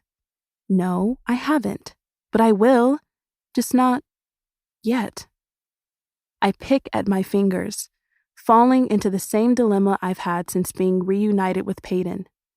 She has so much on her plate at the moment, and she needs to keep her focus on the trials. I don't want my love life to be a distraction for her, because, trust me, Pay would not stop until she met Mac and approved. I shake my head, making up my mind. No, I can't have her losing her focus or worrying about anything to do with me when her own life is at stake. Ellie's silent for a long moment before nodding slowly. She won't be happy about being left in the dark. I smile, small and teasing as I nod towards the bathtub. Same goes for your cleaning, my dear Ellie. Before she can splash me with water, I hurry from the room, shouting, I'll be back. I'm off to meet my boy. It's an effort not to skip down the hallway in excitement. I can hardly contain my anticipation to... I nearly run into a large figure rounding the corner. In the midst of my sputtered apology, my eyes trail up to the green ones boring down at me. I blink, horrified by what I've just done, and sweep into a curtsy. Your Majesty, I squeak. I am so very sorry. I really must get better at watching where I'm going, especially in such a crowded castle where a large, raised hand has the remaining words dying in my throat. My eyes flick from the palm hovering before my face to the man standing behind it. Everything about the king is large and looming. He stands well over a foot above me, and his piercing gaze feels as though it might cleave me in half. Swallowing, I stand before him as his scrutiny sweeps over me, lingering on my messy hair and crumpled clothing. When his silencing hand finally falls, I feel oddly stripped bare before him. And who might you be? His voice is deep in a way that is far from comforting. I shift on my feet, attempting to sound at ease as I say, I'm Adina, Your Majesty. What a pleasure it is to meet you. The smile he gives me is menacing at best. Let's not lie to your king, Adina. I'm likely the last person you wish to see, seeing that you're in such a hurry to find someone else. My mouth opens and closes several times before words begin to fall out. Oh, well, I just have a lot of work to do before the next ball and was hoping to get a head start on things. You know, picking fabric and calculating measurements. His hand lifts once again. I haven't seen you before, he says evenly. Why are you here? Oh, I'm Peyton's seamstress. I say this as cheerily as I can muster. She sent for me since I've gotten quite good at making clothes for her over the years. He contemplates this with narrowed eyes. You are close with Peyton, I take it? Yes, very. I smile, relieved to be talking about something so comforting. We've lived in the slums together for years, so it's no shock that we are the best of friends. I see, he hums. She must be very happy to have you with her. I nod. Oh, yes, we both are. Well, you will be happy to know that she survived this first trial. His tone is dull, as if he'd been hoping for a very different outcome. I suppress my relieved sigh. Of course she did. I'd expect nothing less from Pei. Pei, he repeats softly, lifting the edge of his mouth in that unnerving way. How sweet. I do my best to keep the smile on my face, even as I'm shifting uncomfortably on my feet. I'm about to attempt a quick curtsy and swift escape when he sighs. Yes, how fortunate that Pei was not one of the casualties this trial. I blink. If you don't mind me asking, Your Majesty, who were the casualties? He shrugs slightly, as though these deaths mean little to him. Sadie, a shame. I'm close with her father. Oh, and the Veil girl from the slums, though that was unsurprising. His voice fades, muffling as my ears begin to ring. My eyes fix on the wall behind him, glazing over as the gravity of his words weigh down on me. Hera is dead. All I can think of is Mac, of the guilt on his face when he finds out, the agony in his voice following every word after. How terrible, I say shakily. I'm so sorry to hear that. His voice is eerily cheery. Such is the trials. When he says nothing else, I sink into a wobbly curtsy. It was an honor meeting you, Your Majesty. I move to scurry past him and startle when his booming voice follows me down the hall. Oh, I'm sure we will be meeting again, Adina. Late afternoon light paints Lute in a warm glow by the time I step onto the busy street. I would have run the whole way here if it weren't for my lack of endurance proving that to be difficult. But I followed the path down by the bowl arena with much more haste than usual. The street is packed with shouting customers and squealing children. I push my way through as politely as possible, eyes trained on the crumbling building that houses his shop and home. I'm not sure how I made it to his looming door, but I'm suddenly standing before it. I raise a hand to knock and the door swings open. I still at the sight of him. He's standing there, eyes glossy and brimming with a guilt that tells me he already knows why I'm here. I felt you coming, he whispers, voice weak. My eyes drift to the crumpled paper clutched in his hand, catching the familiar lettering scrawled across it. A flyer for the trials. What a horrible way to find out. Tears well in my eyes as I take a step towards him. Oh, Mac. His composure crumples before his body suddenly crashes into mine. He slumps against me, shoulders shaking as I wrap my arms tightly around him. The flyer showcasing Hera's death flutters to the ground, forgotten in the wave of emotions threatening to drown him. His body shudders against mine, limbs limply draped round me. She's gone, he chokes out. She's gone, and it's all my fault. Sniffling, I whisper, No, it's not. Don't you go thinking this is your fault. Sobs rack his body, shaking the two of us where we stand in the doorway. It should have been me. His arms clutch my waist, holding onto me for support. It should have been me. Shh. I run a hand down the back of his hair, feeling hot tears slip from my eyes. It's gonna be okay. Dina.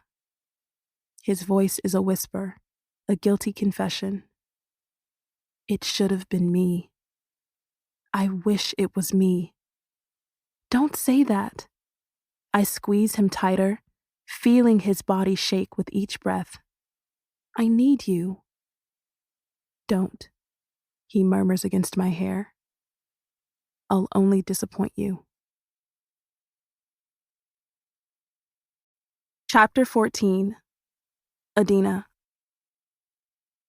Over the next several days, it is a personal goal of mine to see Max smile. This task is most definitely not for the faint of heart, but it's rewarding in a way that keeps me searching for any sign of even the slightest smile. And that is what has led us to tonight's activity. This is bullshit. And someone is not very enthusiastic about it. Wow, you are not kidding. I smother my laugh with a hand before forcing enough composure to continue. You really can't skip. I'm done, he huffs, heading for his door to abandon the alley we are practicing in. I've lived this long without being able to do it. Come on. I chase after him, grabbing an arm to slow him. Just a little more practice and you'll have it. This will take your mind off things. He spins, his face accusing. Did you need to practice? Well, no, but see, you're a natural at this happy girly shit. He shakes his head. I, as shocking as it may seem, am not. Right.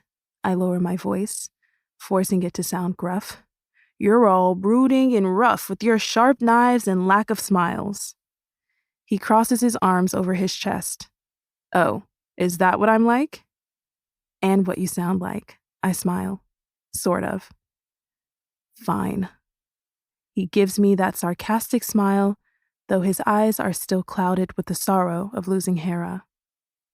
Well, you are all giggles and perpetual happiness with your bows and other frilly things. I nod slowly, stepping towards him. And do you like that about me? He doesn't need a moment to ponder, among several other things. Good, I say simply, placing a hand on my hip. Because I'm not changing. I like my frilly girly things. Oh, I know. See, I'm a lover, not a fighter, he finishes for me. I beam. Exactly. Which is why punching that guy in the face a while ago was the absolute last thing I wished to be doing. Max shrugs. He deserved it, and you needed the practice. That moment comes rushing back to me after being buried by the shock of everything that came after. The man's black eye and visible fear at the sight of Mac. The pain shooting down my arm when my fist connected with his face. A feeling I never wish to experience again.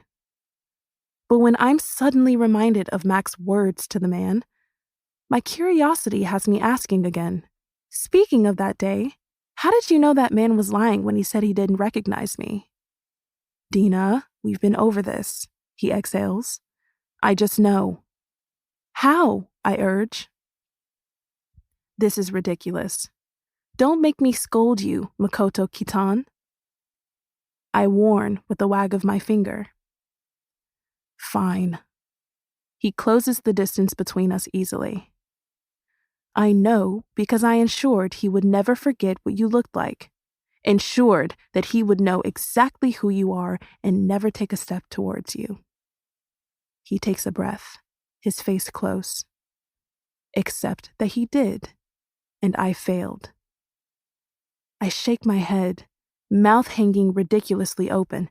What? What do you mean you ensured he would never forget what I looked like? He's silent for a long moment before murmuring a string of words that have me further gawking. I made him and every other man I found memorize every one of your features. I described the color of your eyes and the length of the lashes lining them, the warmth of your skin and the specific curl of your hair, your nose, your lips, your smile. down to the very scar on your palm from one of my daggers. I made them memorize you. So, yes, he knew exactly who you were and still decided to ignore my threats. Silence stretches between us as I stare up at him. His expression warms at the sight of mine, though I don't miss the sadness behind his gaze. Even in the midst of mourning, he manages to muster the beginning of a smile. I didn't know it was possible to render you speechless.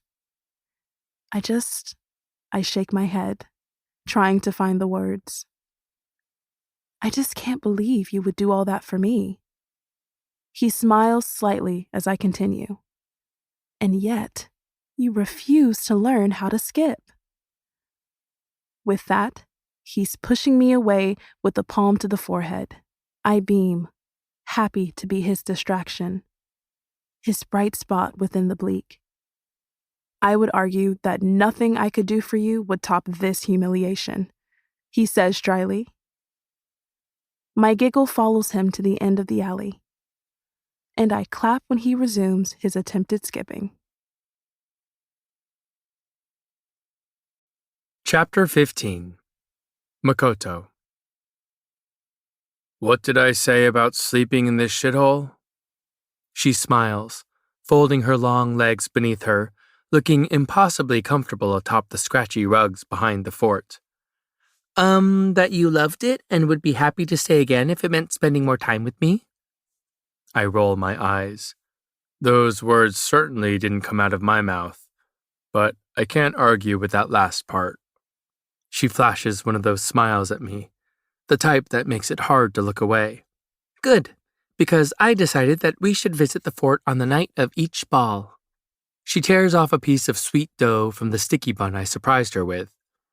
Call it superstition, but we were here the night of the first ball, and Peyton is still alive and well, so I plan on continuing our tradition. Hera isn't. Ignoring that thought, just as I have been every day, I say slowly, Well, a visit implies that I won't have to sleep here, so... Oh, yes, you will, she huffs. It wasn't that bad last time. My back is still sore. It's been a week. I falter at the realization. It's been a week. A week since I tore that flyer from a crumbling wall, skimming it over to find that Hera was stabbed to death in the first trial.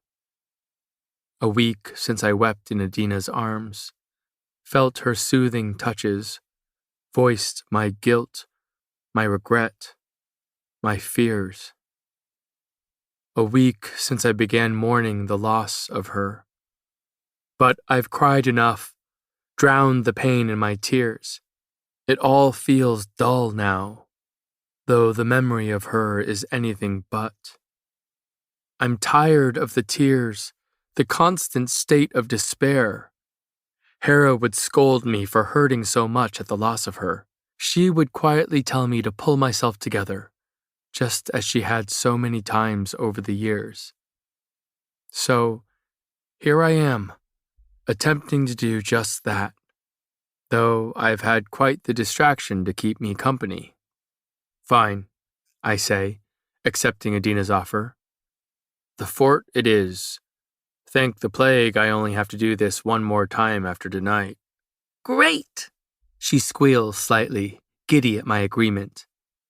And before I know it, Pei will be back to keep me company. Before I can offer my sarcasm, she's speaking again. Oh, that reminds me. We need to redecorate before she gets home. She frowns at the blank look on my face. I gesture around us. Sure. Knock yourself out, honey.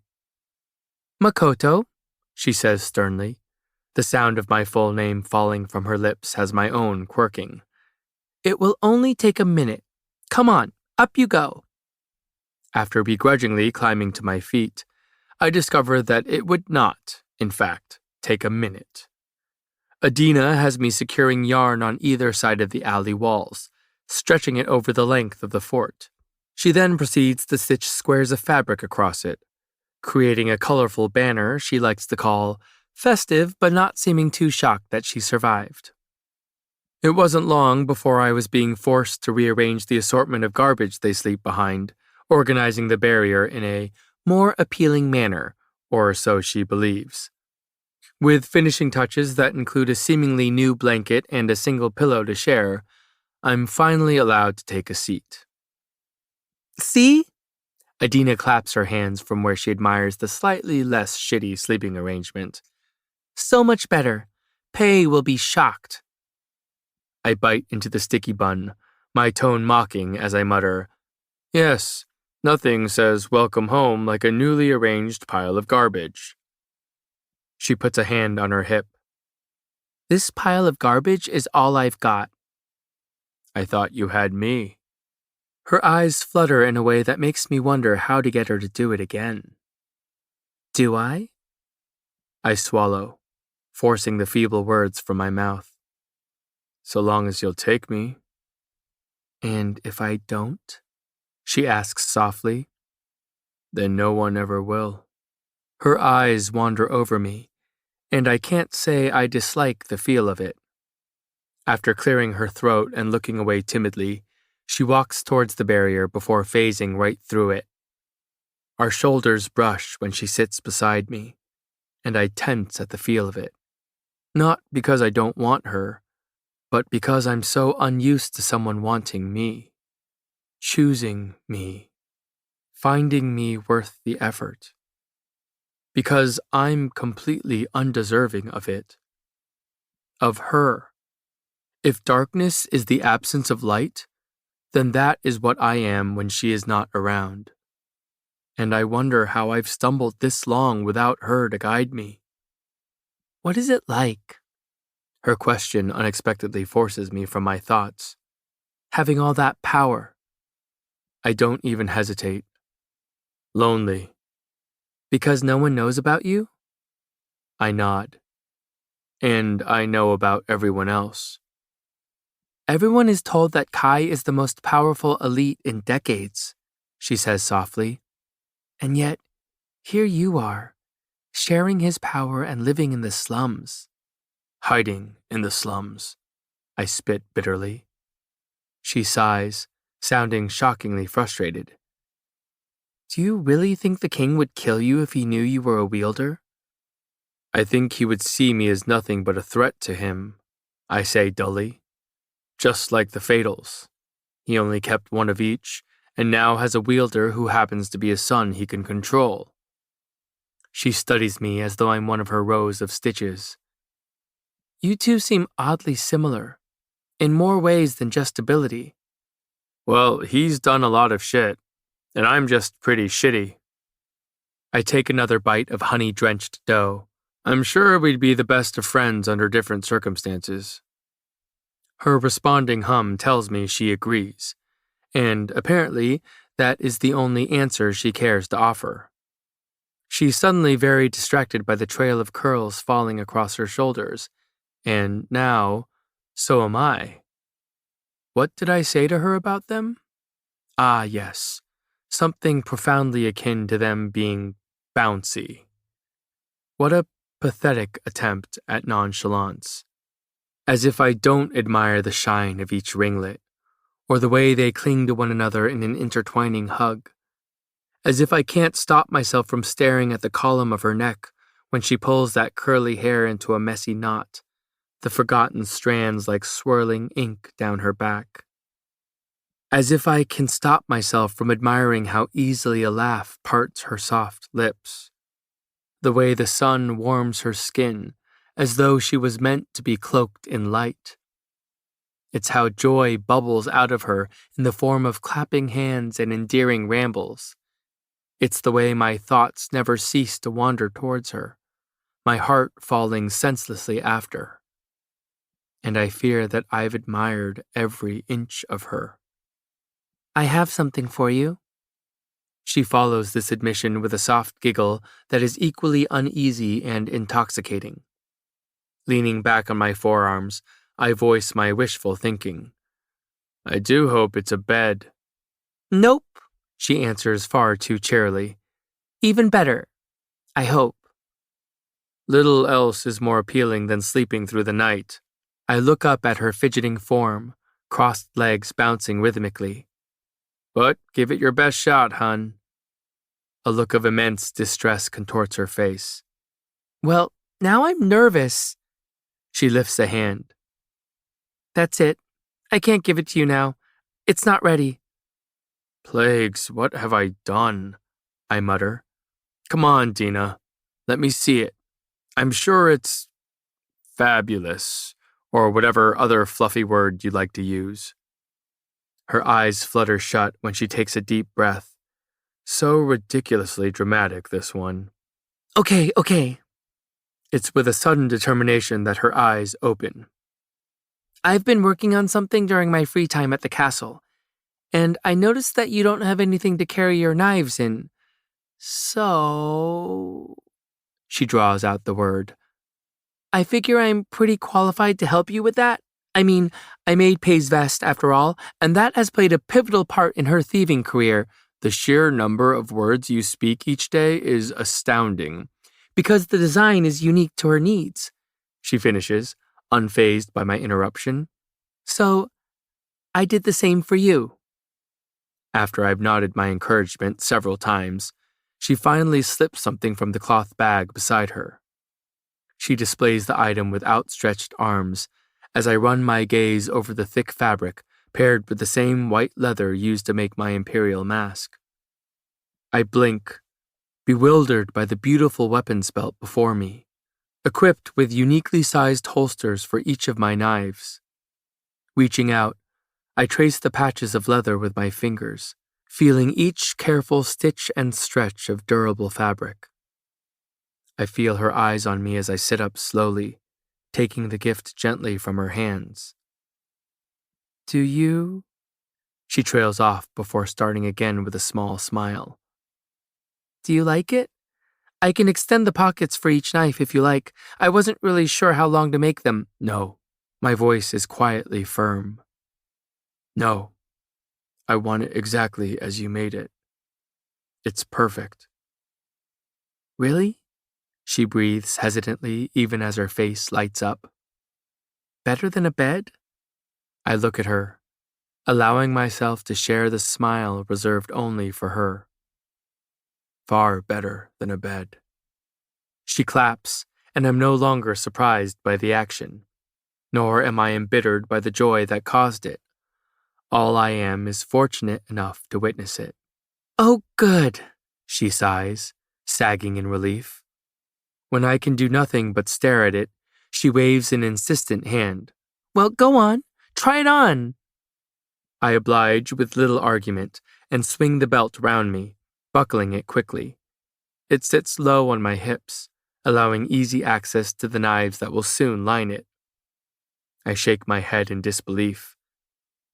This may be the only thing anyone has ever gotten me, but I'm quite certain nothing could be better. That sounds like a challenge, she remarks with a typical smile. The next gift will have to be even more spectacular. With a blank look, I state my rebuttal. Oh, there will be no more gifts. Making her frown like this would upset me if it weren't for such a ridiculous reason. And why not? I lean in, watching her eyes widen at my sudden closeness. Because I know how distraught you will be when nothing can compare to this. She twists a loose curl around her finger, an absent-minded action I catch her doing often. We will see about that. Dina, I say softly, though it causes her head to whip up violently. Thank you. Her smile is sad. I'm sorry that I'm the first to give you a gift. I'm not. The words fall quickly from my lips. I would have waited another 19 years if it meant you were the first good memory I was gifted. Hazel eyes wander up to mine. But you deserve more than one good memory. Then it's a good thing I'm planning on keeping you around. She smiles at me, seeming to brighten the darkening alley around us. I would like that very much, Mac. The words have barely left her lips before a yawn smothers them. I quirk an eyebrow. Tired? Exhausted, she says amidst another yawn. It is quite the workout walking down here from the castle. I scoff. Yeah, remind me to add endurance training to our fighting sessions. She groans, giving me a pleading look. And what will that be? I shrug before leaning back on my hands. I don't know. Make you run down the street a few times? Maybe dodge a couple of children? A smile teases the corner of my mouth. That'll wear you out enough to lessen your word count in the evening. She crosses her arms defensively, her tone even more so. Well, maybe my word count and I should go elsewhere if we're unappreciated. Oh, honey, it's more than appreciated. I dare say it's even admired. She swallows, looking sheepish. And that's why you barely look at me when I'm talking? I shake my head, thoroughly exasperated. Dina, if I looked at you while you were talking, I can't guarantee that I'd be paying attention to what you're saying. Oh. There's a long pause as she mulls this over. I see. Even in the spreading shadows, I can make out her flustered features. She clears her throat a few too many times before slowly lowering her back onto the rough rug beneath us. After piling every blanket and scrap of fabric on top of her, she burrows beneath the cocoon of cloth. A hand shoots out from beneath the mound, patting the space beside her. Lay down, she insists. Here, I'll even share my blankets. I stiffen. I think something just moved beneath the rug. Oh, it is so toasty under here, Adina croons over my concern.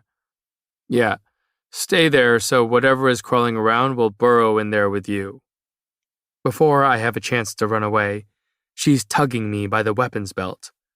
I'm lying beside her in a heartbeat, unsure of how I found myself in this very unpleasant position. See, it's not so bad. I can hear the smile in her voice and do not bother to return it. Sure, if you enjoy restless sleep. Her body wiggles closer to mine, pressing a bare shoulder against my thinly clothed one. The heat of her thoroughly warms me, even managing to spread up to my cheeks. She feels suddenly delicate beside me, and the urge to wrap a protective arm round her is difficult to shake. I count the stars, she says softly, to help me sleep. I roll my head towards her, watching her silhouette stare up into the sky. Awe laces each word from her soft lips. I always wondered how something could shine so bright, even while being swallowed in darkness. My eyes run over the shadowed outline of her face. I've been trying to figure that out myself. I hope they know how admired they are up there, she murmurs. I mean, I count them before bed every night. I shake my head at the sight of her admiring something far duller than she. I'm quite sure that even the stars are envious of you. Her head turns towards me, pulling her eyes from the sky and pinning them on me. What? You make even the stars envious, I repeat softly, leaning towards her. Because one day, far from now, you will be up there beside them, outshining every single one.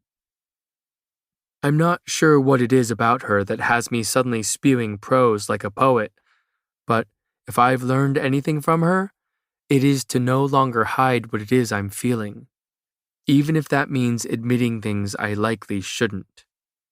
I can feel her quick breaths, practically hear her racing thoughts. Every inch of her is tense against me, and when my knuckles brush hers, air catches in her throat. After several shaky breaths, she whispers, And will you be beside me up there? If I should be so lucky. Promise me, she murmurs sternly. I don't want to be alone. I nod against her hair. I promise, Dina. Chapter 16. Adina. I have my next gift for you. Plopping down on his bed, I clutch the surprise behind my back and watch him stride towards me. Ash clings to his hand and bleeds up his arms. My eyes run over the strands of black hair falling in his face above the shirt that clings tightly to his body. I swallow at the sight of him, but force my flustering to a minimum. His long legs reach me in a matter of moments. I thought we decided on no more gifts. For your own sanity. You decided that, I shrug. I decided to try to top the last one. You should know that I'm justifiably frightened. It's nothing bad, I swear. I gestured to the empty mattress beside me. All right, take a seat. The bed groans as he slowly sinks into it. Now, I insist slowly, close your eyes. He sighs before obeying. Yes, very frightened. Ignoring him, I lift the gift between us, displaying it over my outstretched arms. Okay, open. He peeks at me through his lashes, ensuring it's safe before opening them fully. But once he has, his jaw follows, gaping slightly in awe. It's different to the vest I made pay, I say hurriedly. For starters, it's black instead of green. I figured that was more your color. Draping the vest carefully in his arms, I point to the pockets lining it. And yours is lined with more of that leftover leather, so you can stick some knives in there and without worrying about being stabbed. He shakes his head, running ash-stained fingers over each seam. How are you so good? Well, Mama ensured I could stitch a straight line with my eyes closed, and pockets took some practice, but no, he cuts in softly, his laugh equally so. You. How can one person be so good? The corner of my mouth tugs into a timid smile. It's not very hard when you've been practicing your whole life. He's looking at me in that way he often does, as though he's laying eyes on me for the first time, discovering something entirely foreign to gaze at. It's this look that makes me feel as though I'm the only thing that has ever captured his attention. Too soon, his gaze falls. His fingers dance over the fabric, faltering beneath one of the pockets. What's this? I smile sheepishly. Oh, I left you a message. His eyes flick to mine before skimming over the embroidered purple thread. I've never been much good with my lettering, but the cursive is clean enough to read, at the very least. See you in the sky, he murmurs, running his finger over the sentence and the accompanying stars I stitched beside it. His smile grows as he says, Seems a little ominous, don't you think? Not if you think of it fondly, I say simply. You are quite the oddity, Dina. My smile is achingly large. Why, thank you. No, he's suddenly stoic. Thank you, honey. I'll wear it fondly. Our eyes lock for several slow seconds before I finally let the question slip out. Why do you call me that? At his raised brow, I elaborate with a hurried, Honey? I thought it was obvious. He shrugs, seemingly indifferent. You are what you eat. I'm rendered speechless by this, and he takes the opportunity to continue, but only after he's inched closer, filling me with warmth at the mere press of his body. I think I stop breathing when his hand lifts, slowly making its way towards my face. I watch his throat bob as he brushes the bangs from my eyes, tickling my skin with a whisper of fingers. His breath stirs my hair, awakening the butterflies in my stomach, slicking the palms in my lap. Knuckles brush down the length of my cheek, and I'm too enthralled to wonder whether he's left a trail of ash across my skin. When he speaks, I swear it's to my very soul. You are the sweetest thing I have never tasted. Another brush of his knuckles, and I doubt I've craved anything more. Holy shit. I'm not one for profanity, but my current situation seems to warrant it. I want to scream it, duck beneath his arm, and run until I hit the scorches. But I'm rooted to the spot, knee-deep in feelings I wasn't sure were reciprocated until this very moment. And it terrifies me. I've never been someone's, and I have no idea how to be. I'm so scared of doing it wrong that I'm considering not doing it at all. His feelings for me were reserved for daydreaming and delusional thinking. We were a fantasy I constructed in my head, wondering for weeks if it would ever become reality. And now that it has, plagues, these bangs! I jump away from his tempting touch, laughing nervously. They are just always in my eyes, drives me crazy. He blinks at me, trying to interpret my sudden outburst. Fanning my hot face with a hand, I ramble on. Pei usually cuts my bangs for me, which is why they are so crooked. Well, she likes to think it's because I move around while she's cutting, but I beg to differ. And she's been so busy lately, so now they are long enough to continually stab me in the eyes.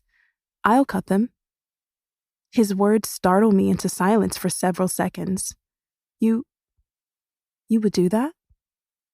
He scoffs in the sweetest way possible. I practiced my skipping for you. This is nothing. Before I can stammer a response, he stands to dig around in a nearby cabinet. He's then striding back to me, dusty scissors in hand. Sinking into the mattress beside me, he lifts the blades towards my face. I lean away, laughing anxiously. Okay, have you ever done this before? Cut hair? No. His voice is flat. But I have plenty of experience in cutting things. Great. I squirm when the scissors grow closer. All right, if you keep that up, I'll stab you in the eye. The look of horror on my face must urge him to say, no, not on purpose. Okay. I take a deep breath. I am calm and definitely not scared right now. That is convincing enough for me, he says, sarcastically cheery. The first snip of hair has me biting my tongue. By the third, I'm giggling. He sighs. What now? Nothing, I snort. Just tickles. Peyton was right. These crooked bangs are all you're doing. I cross my arms, attempting to sit still. Maybe I like my bangs a little crooked. Adds character.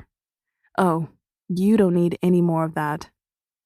He makes the final cut, letting the hair fall into my lap alongside the rest. I collect the ends of my curls into a palm, silently mourning their loss as though they felt each cut of the blade. When I look back up at him, he slowly raises a hand towards me, giving me enough time to duck away. But instead, I still, allowing him to run his fingers through the freshly cut bangs. Still crooked? I ask quietly.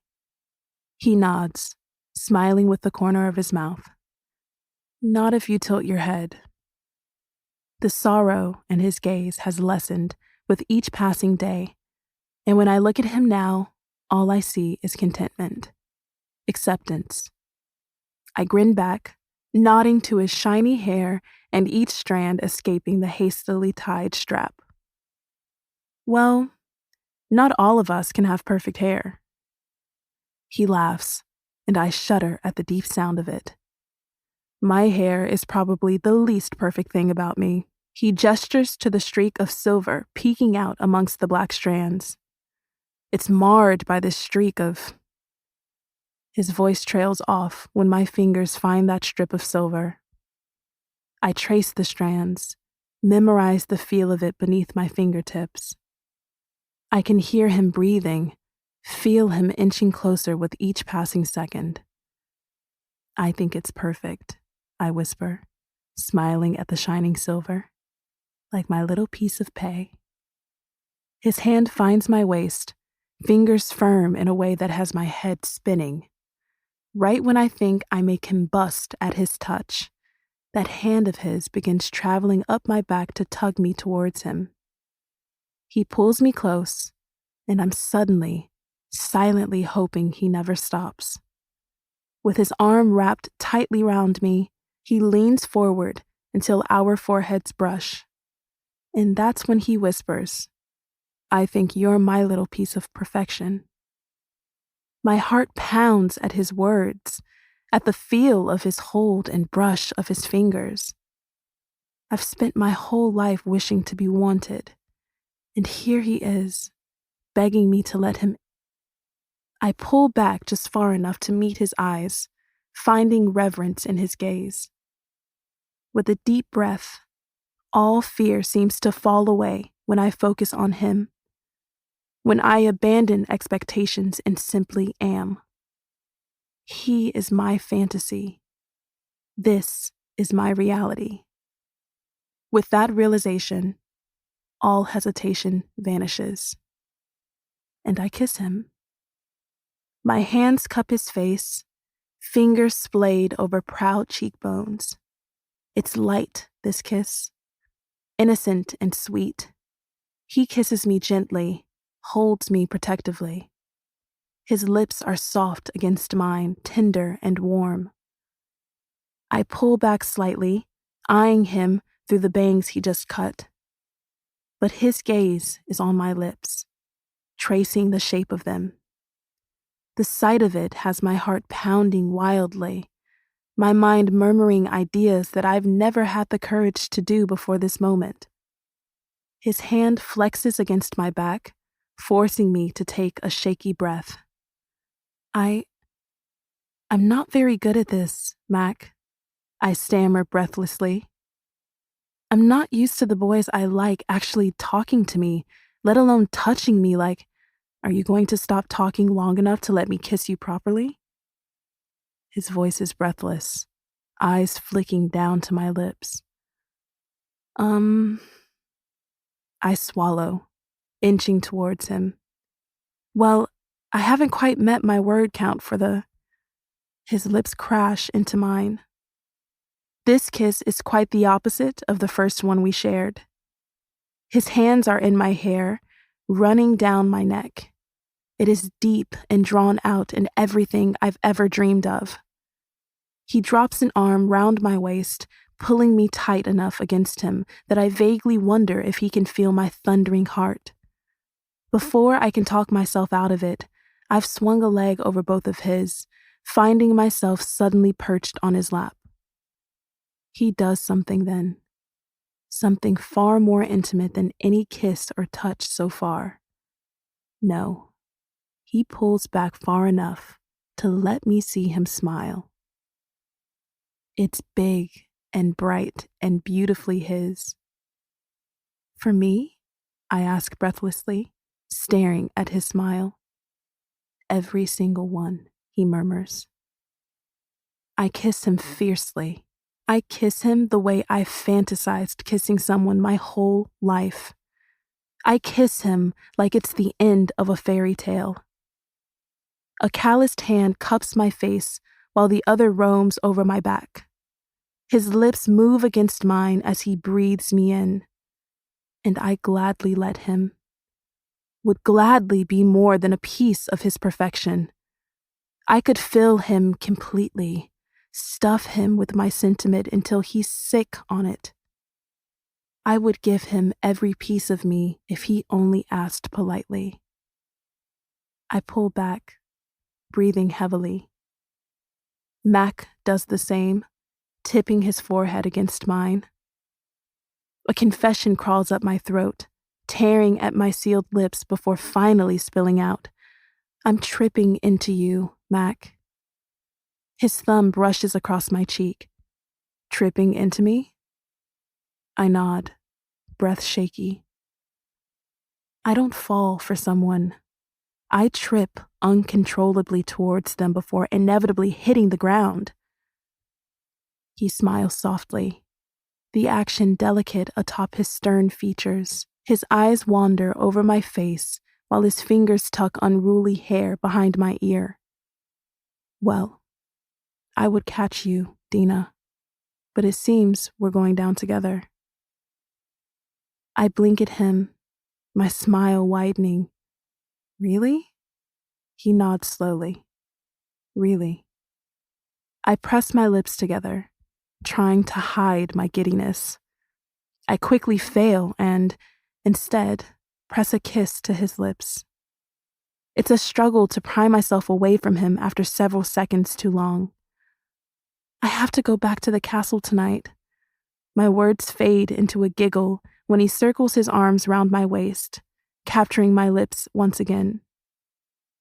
I laugh against his mouth, barely able to get my next sentence out. "I still have to finish up." Another kiss cuts me off. "Paige dressed for..." I initiate this kiss. "The ball tomorrow." I finish with a dizzying smile. I manage to climb from his lap before he can stop me. With my cloth bag quickly slung over my shoulder, I head for the door. Mac is on my heels, closing his arms around me from behind. Giggling, I place my arms atop the ones he's wrapped round my waist. "I was right," I say cheerily. "You're not half as grumpy as you seem." I feel him straighten behind me. "Yeah, shit. What did you do to me?" I laugh, turning to face him. "I'll see you tomorrow evening."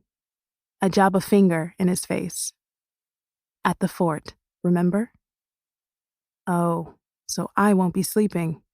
He smiles sarcastically. "Can't wait." I roll my eyes before teetering up on my toes to peck him on the cheek. He smiles sweetly, his cold exterior melting within a matter of moments. When he suddenly lifts the hem of his shirt towards my face, I open my mouth to spew a question he's already answering. "There's ash on your face, hun. That might be my fault."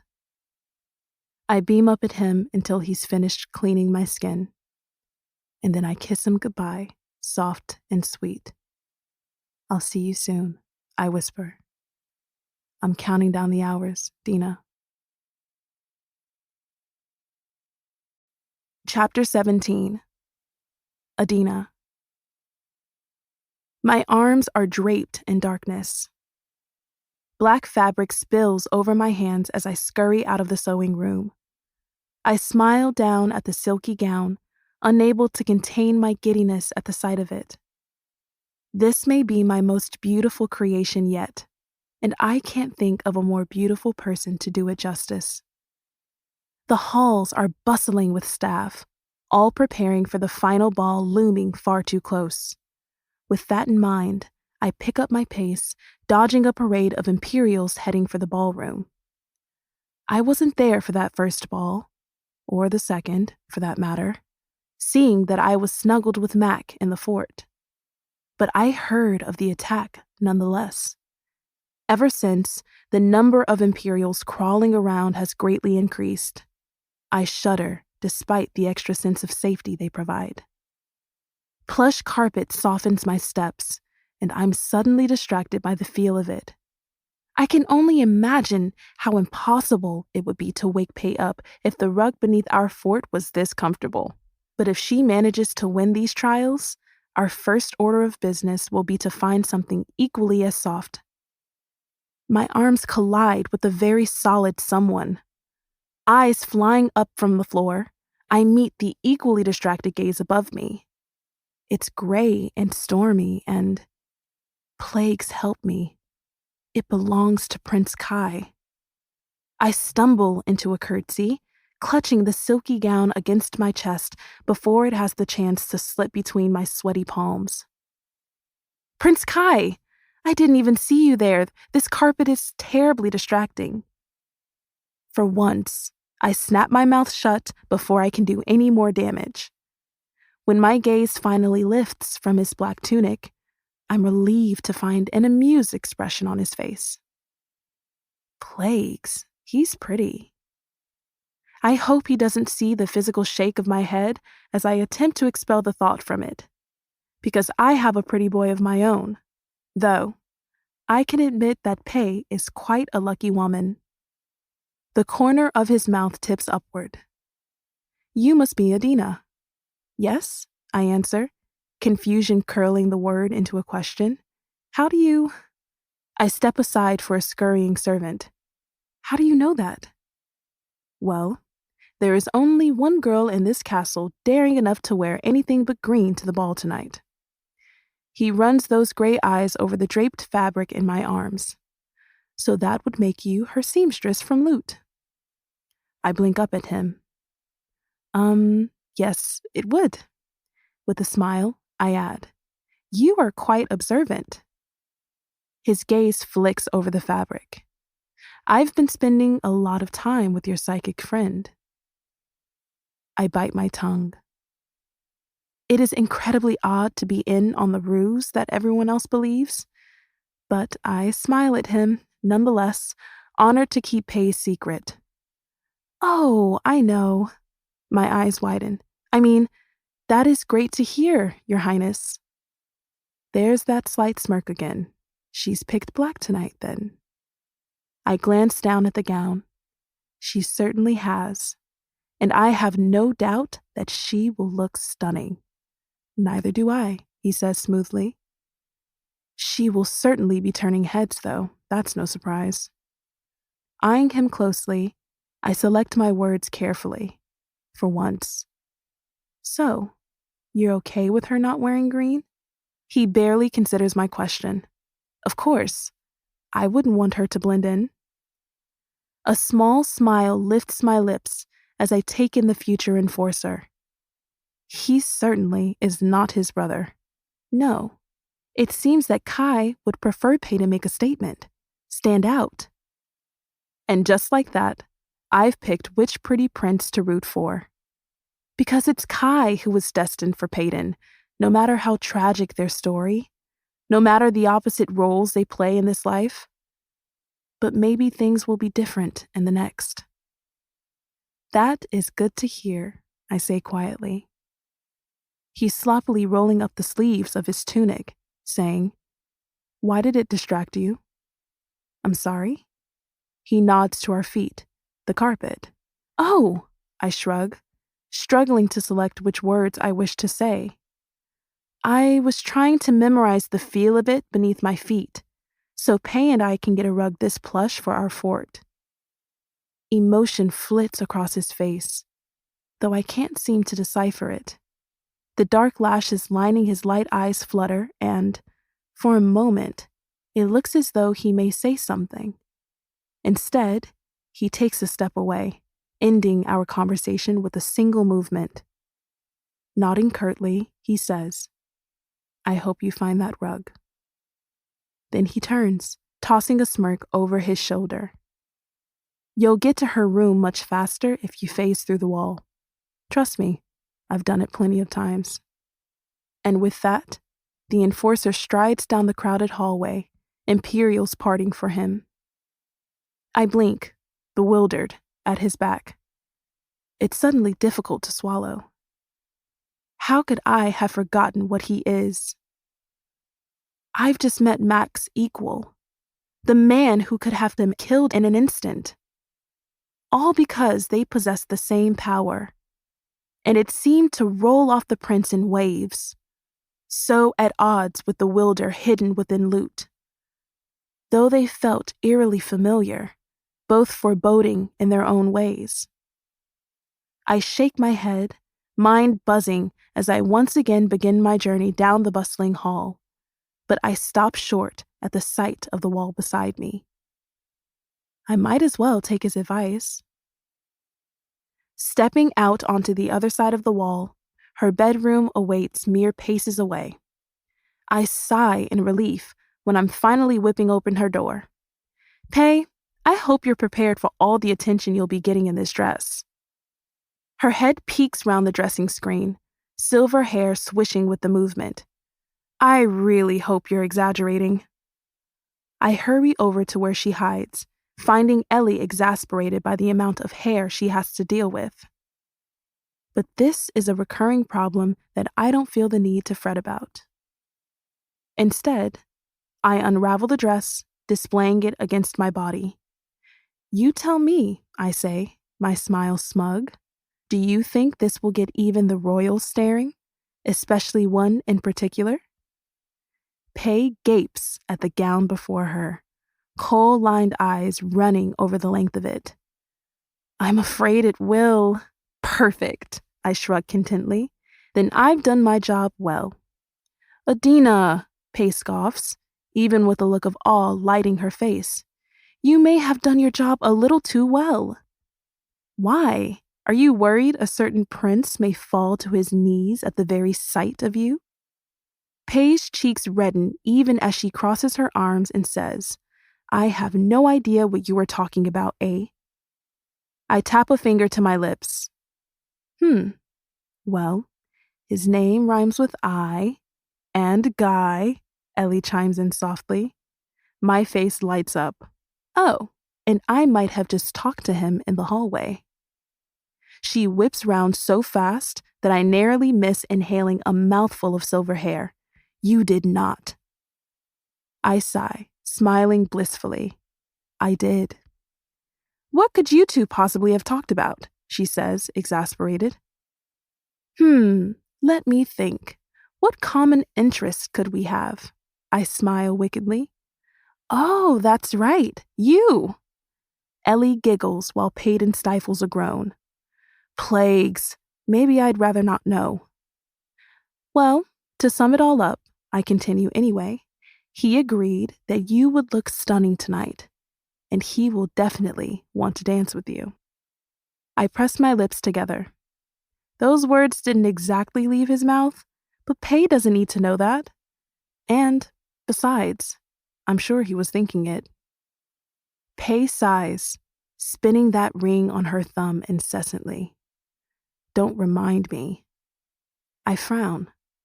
Did something happen? She laughs humorlessly. Too much happened. I help peel off her remaining clothing before she steps into the dress. Oh, do tell, I say, greedy for every detail. She slips her arms through the dainty sleeves that lay limply around her arm.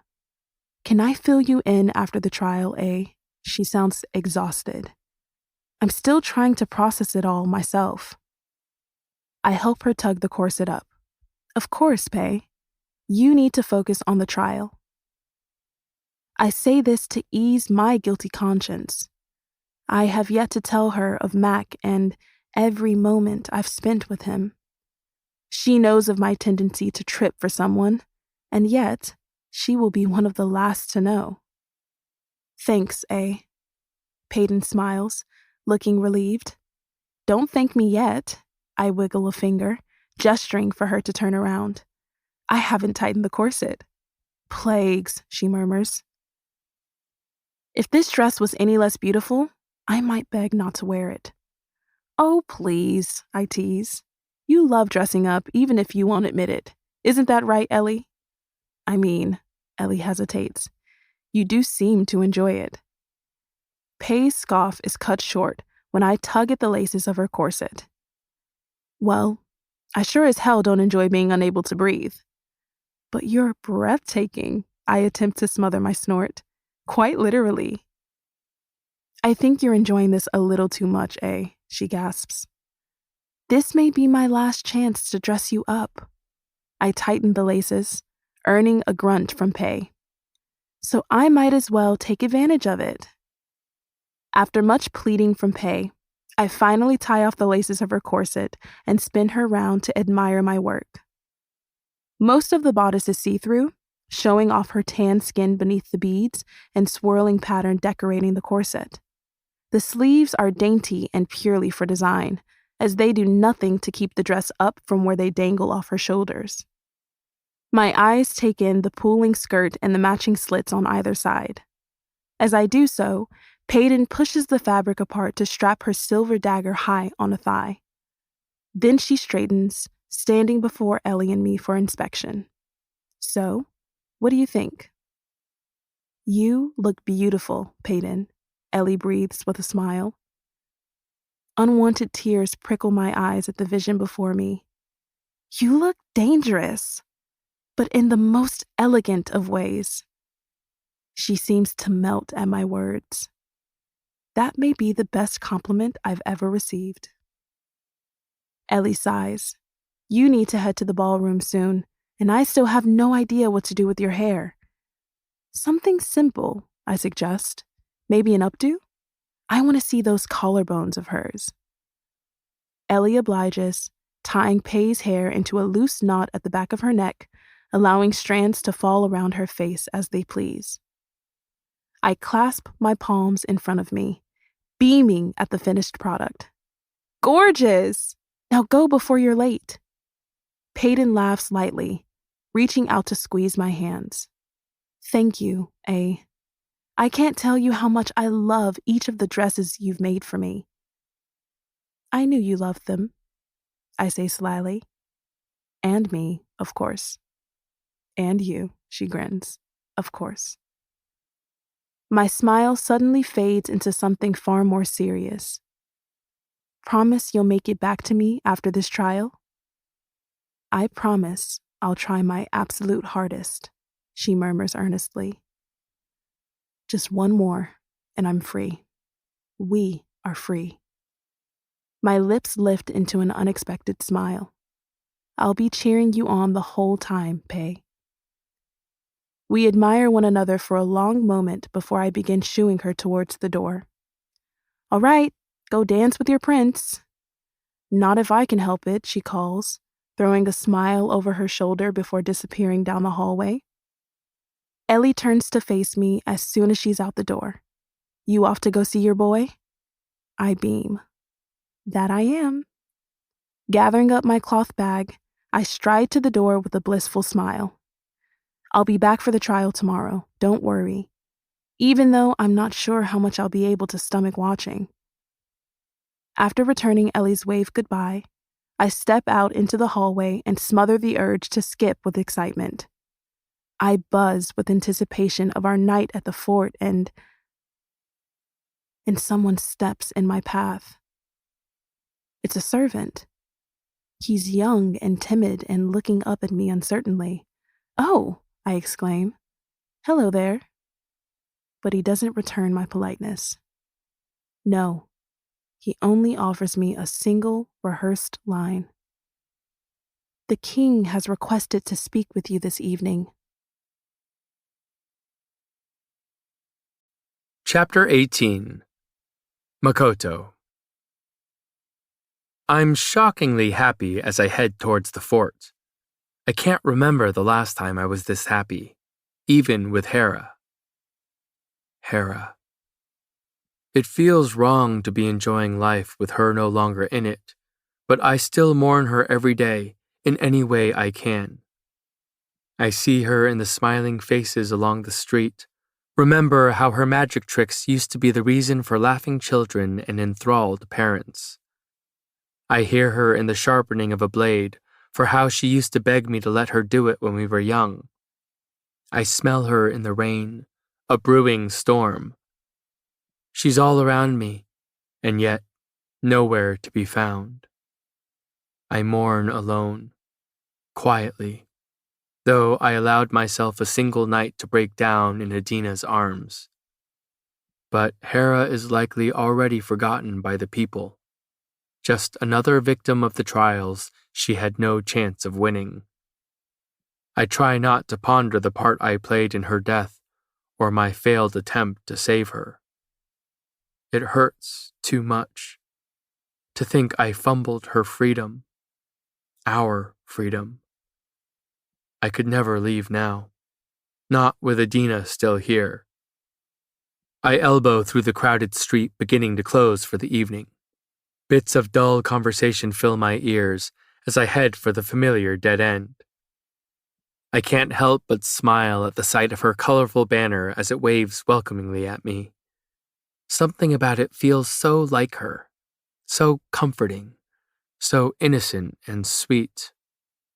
Though she certainly didn't kiss me that way. Well, at first, maybe, but then she quickly met my demand. The way her mouth moved against mine was hypnotic, and if she had asked anything of me in that moment, I fear I would have had no choice but to do it. Stepping over the barrier, I take a seat on my borrowed side of the rug. I feel dirtier by the second. Peyton need not worry about me permanently stealing her spot. The thought flows into another, and I'm suddenly wondering if Adina has even told her best friend about me. But that thought quickly escalates to the more troubling one, being that Adina has truly told her best friend about me. About my power.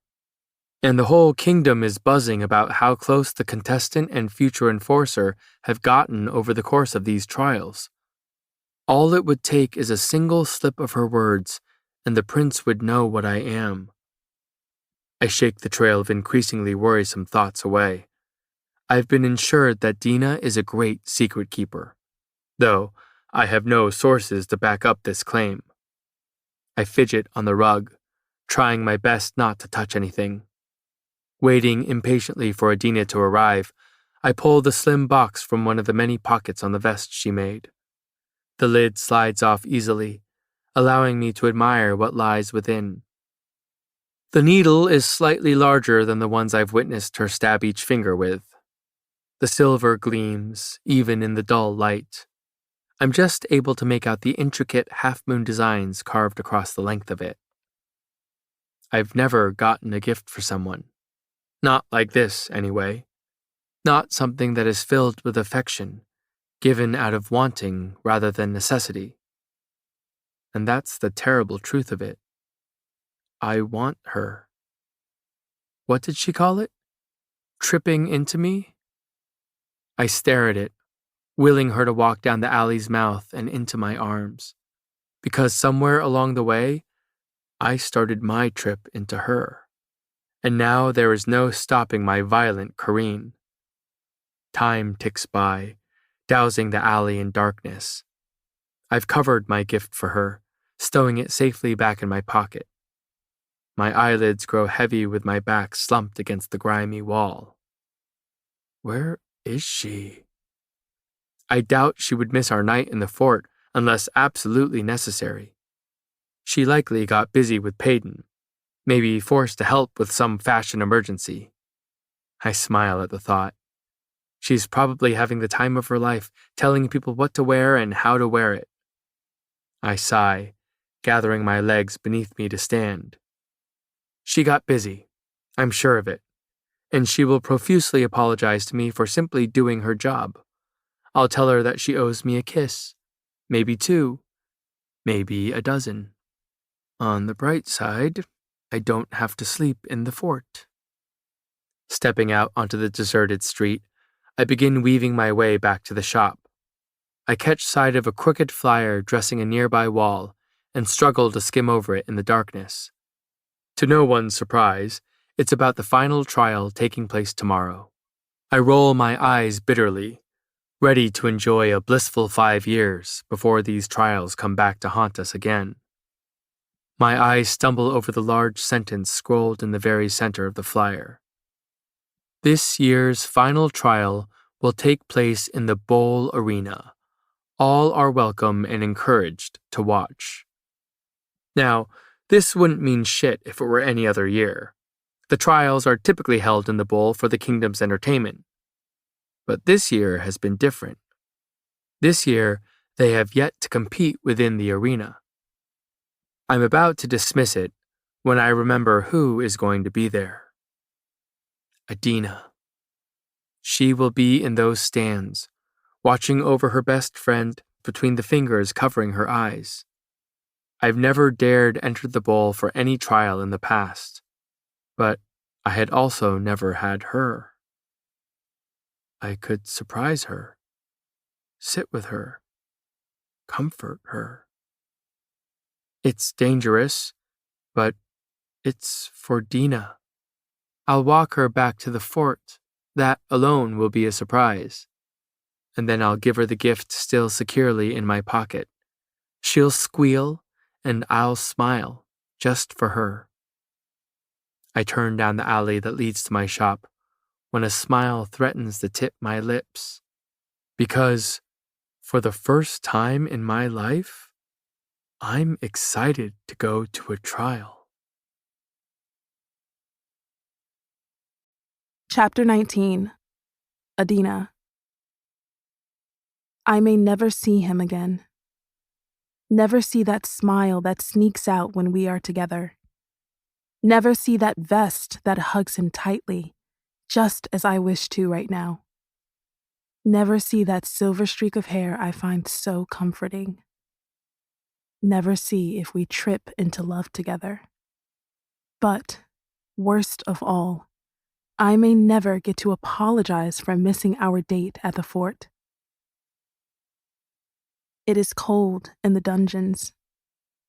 I suppose that's to be expected. Not that I had planned on experiencing it firsthand anytime soon. The damp wall pressed against my back has me wishing I'd been wearing a sweater when the king summoned me.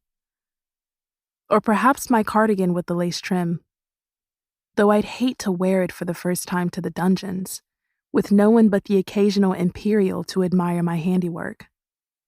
I shut my eyes against the lone, flickering light beyond my bars and lean a throbbing temple against the stone wall. My stomach has been far chattier than anyone down here, growling with my growing hunger. I peek open an eye to stare at the stale bread tossed carelessly in the corner of my cell. After wincing at the mere thought of moving, I'm viciously biting my tongue as I shift closer. The shackles clamped round my ankles have my eyes stinging, skin tearing like sheer fabric.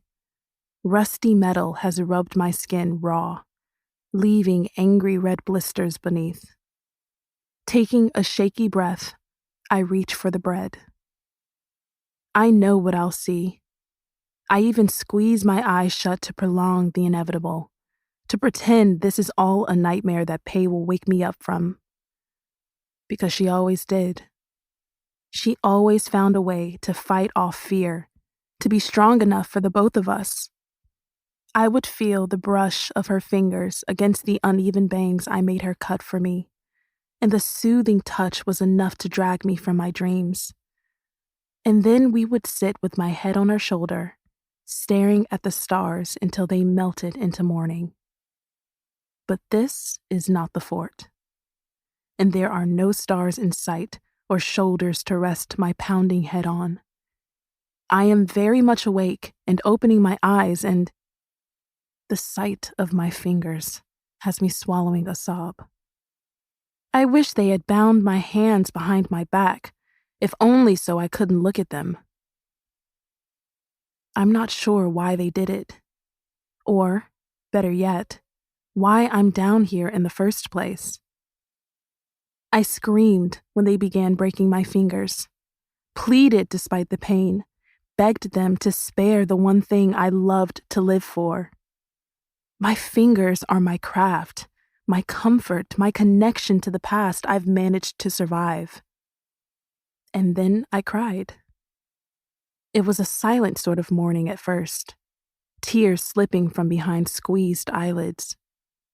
But my composure has never been anything to brag about. It wasn't long before I was sobbing at the sound of my cracking bones and broken dreams. It's only when my outstretched hand grows blurry that I realize I'm crying.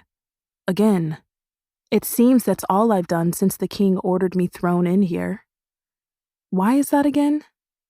I still haven't puzzled that one out quite yet. Although, I have been rather occupied. Sniffling, I strain towards the bread, sucking in a breath when the chains round my ankles grow taut. The pain of it all is too much. I'm not like Pei. I'm not used to hurting so heavily. I'm used to pricked fingers and sore hands, not an aching body and broken bones. I huff and slump against the wall. It's no big deal, really. I'm used to being hungry. In fact, I don't even want the stale bread. My stomach protests very loudly. I'm about to remind it that we've suffered longer without food, and to not be so dramatic when the shadows begin speaking. How very odd. Would you keep it down over there? I'm trying to sleep. I startle at the gruff voice and squint into the cell beside me. I didn't say anything. My own voice is hoarse, scratchy like wool. Yeah, the man grumbles. Well, your stomach sure as hell has a lot to say. Yes, I sigh. All of me is quite chatty. My eyes trace the faint outline of a figure tucked into the corner connected to my cell, the corner closest to that dreadful bread. And he might just be able to reach it for me. I'll tell you what, I begin cheerily. If you toss me that bread, my stomach will quiet down. So, we'll both get what we want. I'll eat, you'll sleep. He seems to find this funny. Supposing, of course, that the noise coming from him is a laugh. Oh, yeah? And how do you know I won't just take the bread for myself? Well, are you in here for being a thief? No. Worse. Then I'll take my chances, I say lightly. Sounds like you have no experience with thievery. He makes that noise again, the one I'm assuming is laughter. Then he's shifting, sliding bony fingers between the bars in search of my bread. After managing to grab a hold of it, he tosses the loaf over to me with a gruff grunt. It rolls, coming to a stop when it collides with my leg. I smile into the shadows. See, you're no thief. Thank you. I falter at the sight of my fingers. Twisted and broken and useless. The pain is paralyzing. I place a palm atop the loaf, wincing at the pressure. After a moment, I muster up the courage to press the bread between both hands and attempt to lift it towards my mouth. Tears slip down my cheeks, but I take a bite. And another. Each one stale and salty with my tears. What you do, kid? The voice asks, cutting through the sobs I'm choking down along with the bread. A sniffle. I'm a seamstress. I used to be a seamstress. The ghost of a smile lifts my lips. Loot needs all the fashion help it can get. I had a whole little business. My best friend, she's actually in the trials, you know. Well, I frown. I guess you wouldn't know if you've been down here. Anyway, she would get me the fabric and I would sew the clothes. Of course, I always made sure she had first call on anything I made. Oh, but I designed this vest for her with all these pockets because, well, let's just say she did have experience with thievery. No, kid. He sounds annoyed. Damn, you sure do talk a lot, don't you? I mean, what'd you do to end up down here? Oh, your guess is as good as mine, I say, struggling to swallow the tough bread between my teeth. Well, I did try to steal something once. It didn't end well. Pei is still shocked at how terrible a thief I am for being a phaser. I attempt another bite at the loaf. She always says that if she could walk through walls, she'd be unstoppable and very rich. What, they just throw you in here for no reason? He snorts. It's not like you're an ordinary or something. The thought of this being Peyton's fate has my stomach turning. No, I'm definitely an elite. Not that it will help me any in here. I glance at the stones surrounding the cells, feeling the mute suppressing my powers so I can't simply phase through these bars. Something about him feels suddenly serious. I wonder what they're going to do to you. Well, I lift my hands for him to see. There's not much worse they could do. Yeah, he says gruffly. I heard that happen. Sorry for keeping you up then, I say half-heartedly. He chuckles at that, making me smile. So, I drag out the word. What did you do to end up down here, I can feel him watching me. Something that earned me a spot in this dungeon. Unlike you. People can change, I say quietly. Not me. I don't know about that, I say cheerily. Helping a stranger out is probably the first step toward self-improvement. I don't know why, but it feels like he's smiling. What's your name, kid? I'm Adina, but my friends, friend, call me A. He grunts and responds. What's your name? His tone is almost accusatory. Why you want to know? I shrug. Maybe I'm trying to make another friend. I'm not sure why he laughs at that. You don't want to be friends with me, kid. They all end up dying. Well, it sounds like you're in need of some more then. Another rough chuckle. You make a good point, kid. Fine. I'm Al. Al, I repeat. Is that short for something? Wouldn't know if it was, he coughs, nearly choking. Never spoke to my parents. Just been on my own for as long as I can remember. I'm quiet for a long moment, thinking briefly of how I never knew my father. My silence seems to unsettle him into speaking. Yeah, and I got no friends to give me a nickname. Well, I grin in his direction. You do now, eh? Eh? He questions. Isn't that your nickname, kid? From Pei, yes. From you, it sounds like you've settled on kid. He laughs, the sound now making me smile. You're something special. You know that, kid? I toss the rest of the loaf in his direction, watching his hand hesitantly pick it up. Thank you, eh? Heavy footsteps echo off the dungeon walls, drowning out my words. My cell door is swinging open before I'm suddenly swallowed by a swarm of Imperials. 2 of them are yanking me off the ground, careless of my cracked fingers. I cry out, trying to shield my hands from them, and now I'm choking on something. They've gagged me with what feels to be cotton. My protests are muffled as they drag me from the cell and into the hallway. I'm frantic, eyes wide as they meet Al's through the bars beside me. I can just make out his face now, crowded with wrinkles and covered with worry.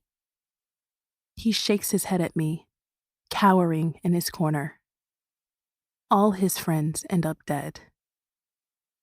And I'm starting to think I'm not the exception. He turns away from another doomed friend, growing blurry as my eyelids begin to flutter.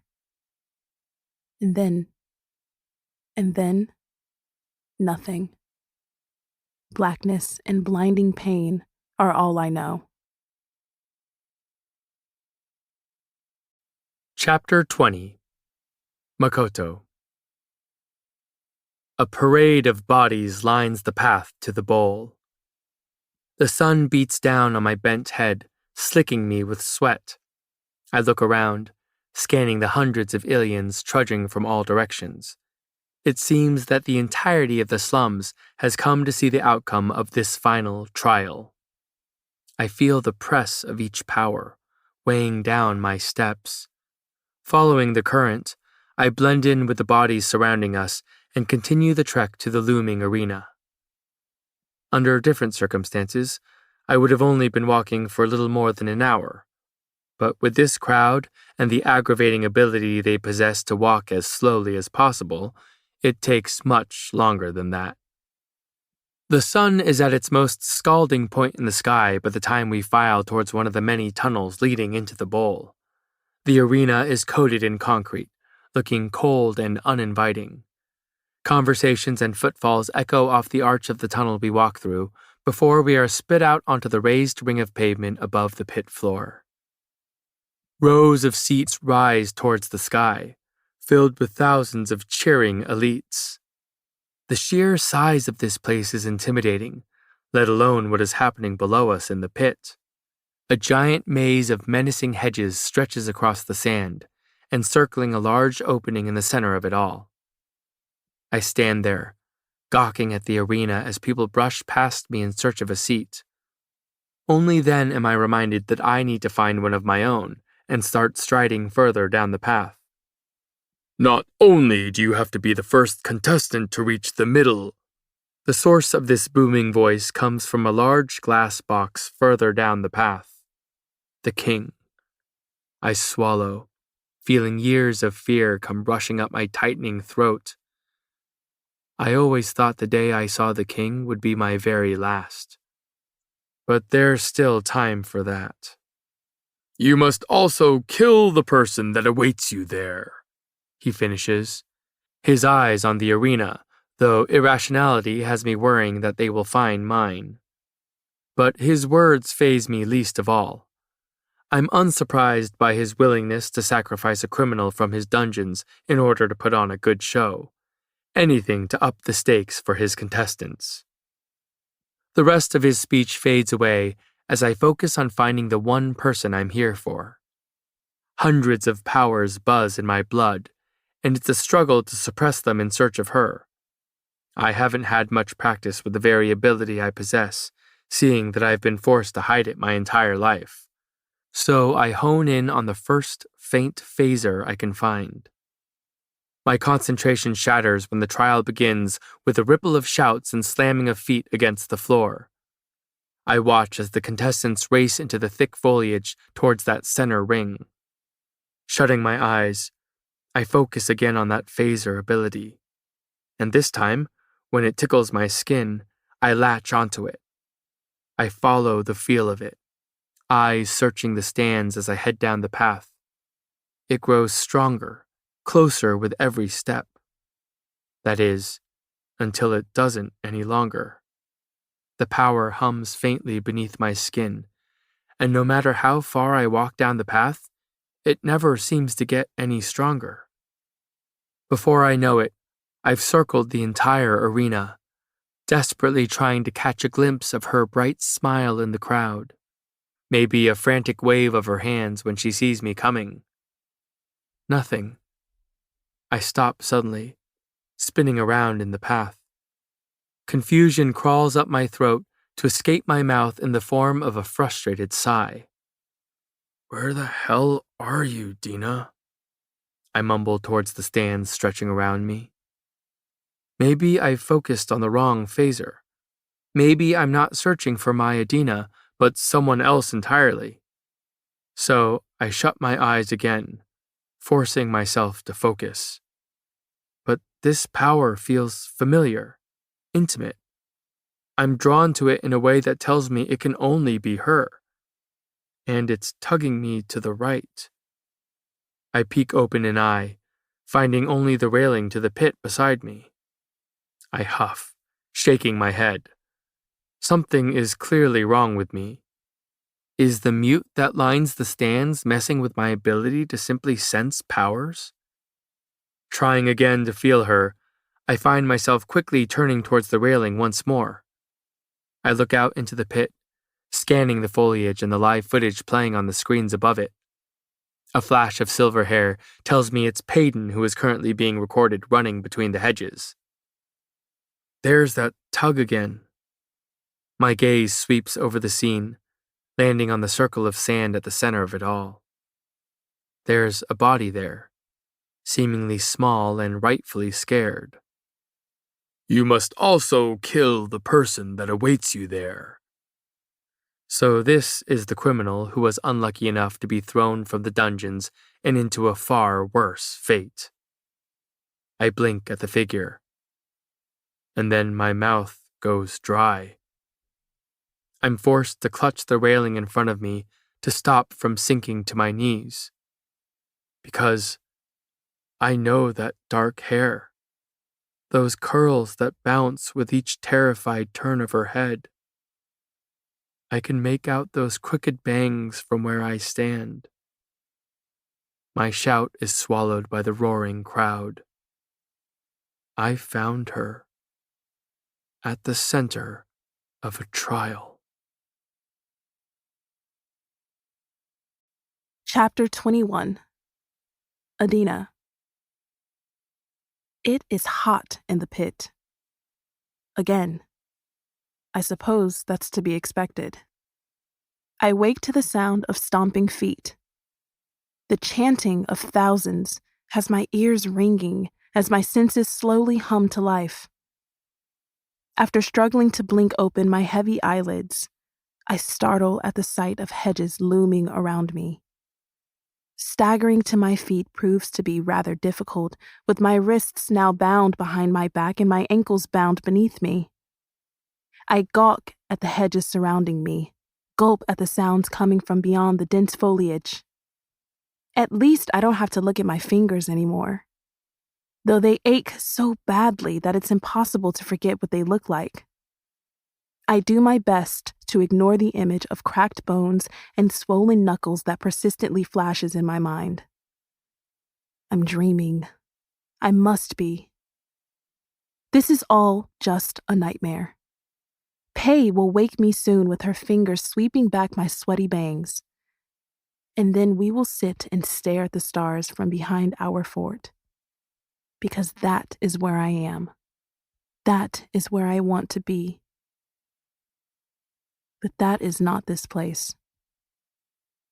This place is hot sand beneath my bare feet and sun trickling down through the vines above my head. This place is a wall of greenery, a cage of foliage folding in on me. This place is foreign and familiar all at once. My eyes widen with realization. This place really is the pit. Why am I in the pit? I can't possibly be in the pit. Today must be the final trial, and did I wake up in the final trial? I couldn't have. I mean, why would I be? I spin in a slow circle, struggling against the shackles binding my ankles together. My head is pounding from whatever it was that knocked me out, making my vision eerily hazy. Thundering feet and growing cheers are my only indication that the trial has begun. So I stand there, stunned and still and silently hoping this is all in my head. Pei will find me. She'll know what to do. She always knows what to do. Sweat rolls down my face. My fingers throb, my head aches, my stomach growls. Time seems to slow. I hear a muffled scream and spin in its direction. That terror couldn't have belonged to Peyton. No, because she's strong and safe and probably standing right beyond those hedges, about to find me. Patience has never been a quality I've possessed. 493. I've started counting the seconds out of sheer boredom.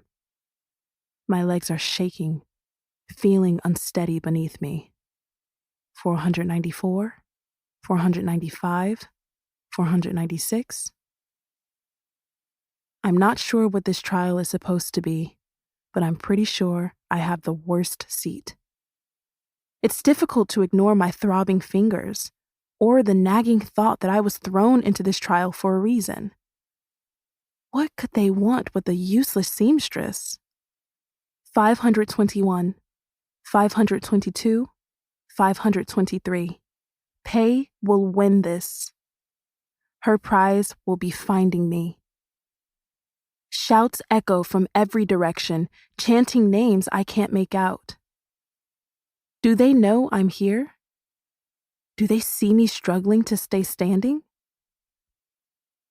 The world begins spinning around second 547. My mouth is so dry I can barely swallow. 552. Any second now. She'll save me any second now. The corners of my vision are creeping in on me.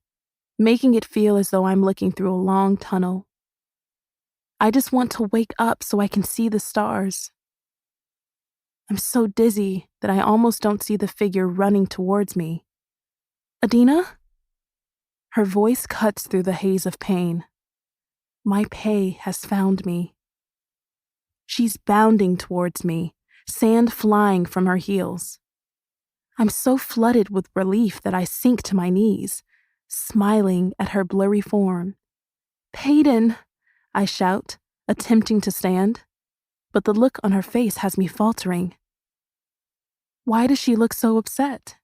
She's won. Maybe I've worried her with my disappearance. The thought has me spewing an apology, frantically trying to make her understand where I've been. Pay, I'm so sorry, This second feels longer than all the ones prior. This one feels like fire.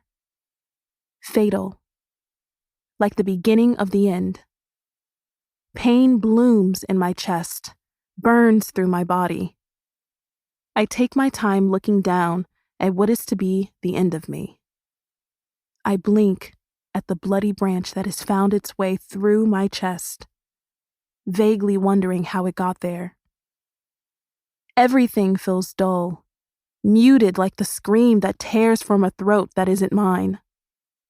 My eyes slowly find their way to the girl sprinting towards me, watching the scream form on her lips but never hearing it leave them. She catches me before I hit the sand. I'm being cradled in arms I wish I could feel. Fingers are brushing away my bangs, and I manage a smile at the familiar feeling. She's always there to wake me from my nightmares, to push uneven bangs from my eyes. I sense the pain racking my body rather than feel it, like knowing when your heart has broken without needing to feel it shatter. I keep my eyes on her, my strong pay. She's telling me I'm going to be fine. I know I'm not. I may be dying, but I'm not dumb. She's promising me sticky buns now. Says she'll feed me so many that I'll grow sick of them.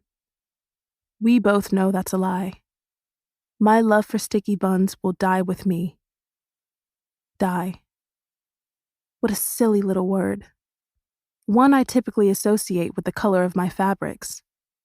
How odd it is to assign 3 little letters to the end of my existence.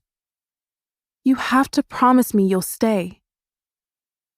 Her muffled words pierce me harder than the branch jutting from my chest. Pay. I take a shaky breath. You know I don't make promises I can't keep.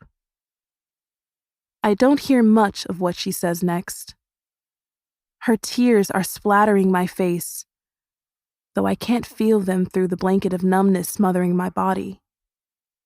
She's just as stubborn as always, denying the death that is so obviously coming to claim me. That is the one thing I do feel. The brush of death's fingers down my face, like a calming caress. I thought I would be frightened of him and the end he's dragging me towards. But it's comforting, in a way, being fully aware that this is the end. Promise you'll wear it for me. The words slip from my mouth, blood quickly following. Through blurry vision, I see the question on her face more than hear it from her lips. The vest, I choke out. The green one with the pockets. Death is shushing me, but I speak over him. The stitching took me ages, and I'd hate for all my hard work to go to waste. It's the last piece of me left. The last physical piece of my passion in life. No. There's Mac. He is my passion in life, and I only wish for them both to wear my vests when I'm gone, tethering them to me for eternity. But I say none of this. She promises. She pleads. She pulls me closer. She's so good. I'm not sure she knows how good she is, how her worth is so much more than what power is or isn't running through her veins. I've never thought of her as anything less than extraordinary. My eyelids grow heavy, but I force them open. I'll have plenty of time to rest when I'm dead. It's peaceful, being pulled into the unknown. But leaving her is anything but. I claw against death, needing to speak one last time. This is not a goodbye. Only a good way to say bye until I see you next. With numb lips, I leave her with that. I wonder if I'll be able to watch over her when I get to wherever death is taking me. He better let me watch over her. The taste of blood is bitter in my mouth, but the smile I muster for her is sweet. And then I count. 1, 2, 3. Death is gentle in a way life never was. I look up into the sky, seeing stars swim in my vision. What a beautiful night in the fort.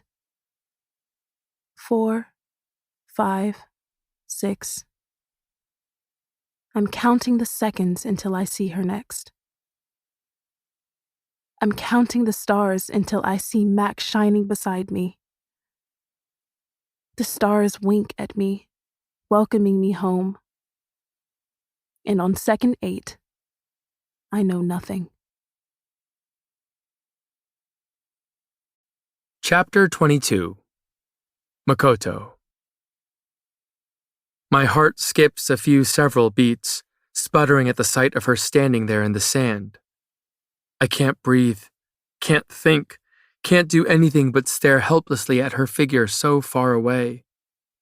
This can't be right. Adina is the farthest thing from a criminal, the farthest thing from anyone who deserves to die. An Imperial storms by, jostling my shoulder hard enough that I grab his arm. He whips round, temper flaring in his eyes. I've never once gone out of my way to interact with an Imperial, yet here I am, clutching his bicep and growling, "She's not a criminal! Why the hell is she in there?" The man scoffs, shoving me away from him. And if I weren't so shaken, I likely wouldn't have let him. "King's orders, slummer."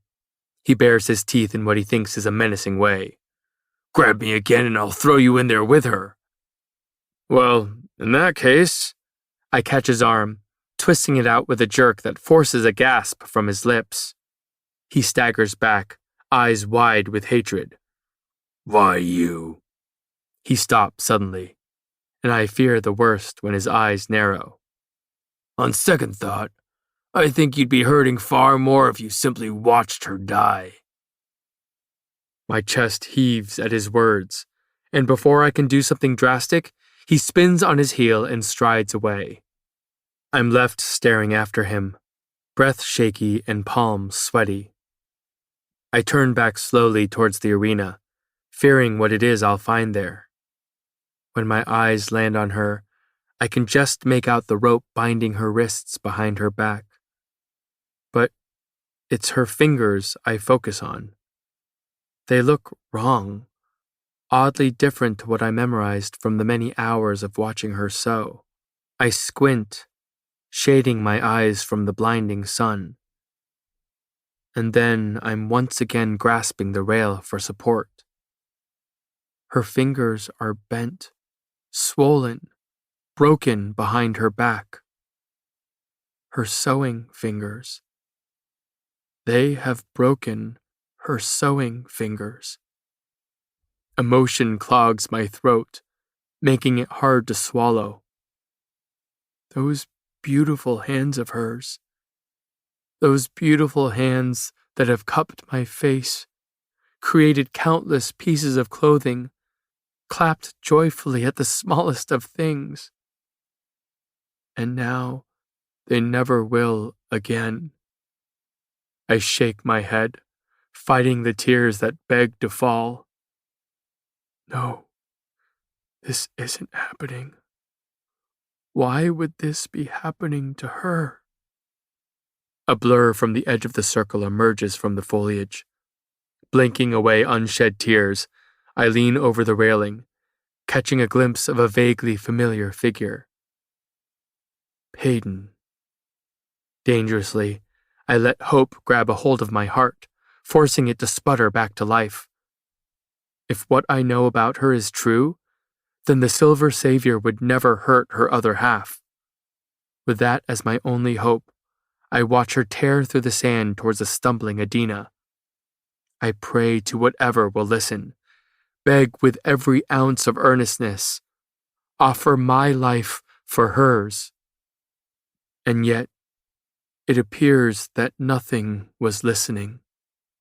Nothing even cared enough to hear me out, consider my pleas. Because a branch plunges into her back. I scream. The sound rips my throat raw, managing to turn hundreds of heads in my direction. I can't look away, can't see anything but the blood blooming across her back. The branch pierces straight through her to protrude from her chest and the beautiful heart beating there. When her knees hit the sand, mine meet the concrete. Tears slide over my skin as I watch Peyton fall to the ground beside her. Watch her cradle that head of curls, cling to her broken body. It hurts to not be holding her. My heart aches and my vision blurs. The box in my pocket grows heavy against my chest, right above the mangled heart beating beneath. The needle will never have the pleasure of being held by her, and neither will I. Not ever again. I can barely hear Peyton's desperate shouts through the persistent ringing in my ears, but I keep my eyes trained on her, not daring to look away until she's truly left me forever. Her eyes are trained on the sky. I picture those big hazel eyes that I love to fall on me, and choose to remember them that way. The sights are now focused on her, displaying her death clearly on the screen above for all to see. I cover my mouth with a trembling hand, attempting to smother my sob. She blinks slowly at the sky above, her eyelids growing heavier with each one. She's counting the stars. I break. All of me, every inch of my being shattering at the realization. Sobs shake my body as I clutch the bars of the railing, my legs trembling atop the concrete. It's a good thing I cut her bangs. The crooked strands kiss her forehead, allowing those hazel eyes clear view of the stars. The stars she now counts for the last time. I weep, unashamed, for her. For the girl who shines so bright that the sun pales in comparison. For the girl who I was helplessly tripping into. For the girl who deserved a happy ending. Just count the stars, Dina. I choke out the words, whisper them on the wind that will carry her soul far away from me. Just count the stars. I count right along with her. 1, 2, 3. Only I'm counting down the seconds until I get to see her again. 4, 5, 6. I'll count until I'm up in the sky beside her. 7, 8, 9. And I suddenly wish that second would come sooner. 10, 11, 12. I feel her power flicker and fade. And then I watch her die. Watch the life drain from her dark skin, steal the light from her eyes. The connection snaps. Her ability slips between my fingers, leaving me cold and shaking without its comfort. And I'll never feel it again. Never feel her again. 13, 14, 15.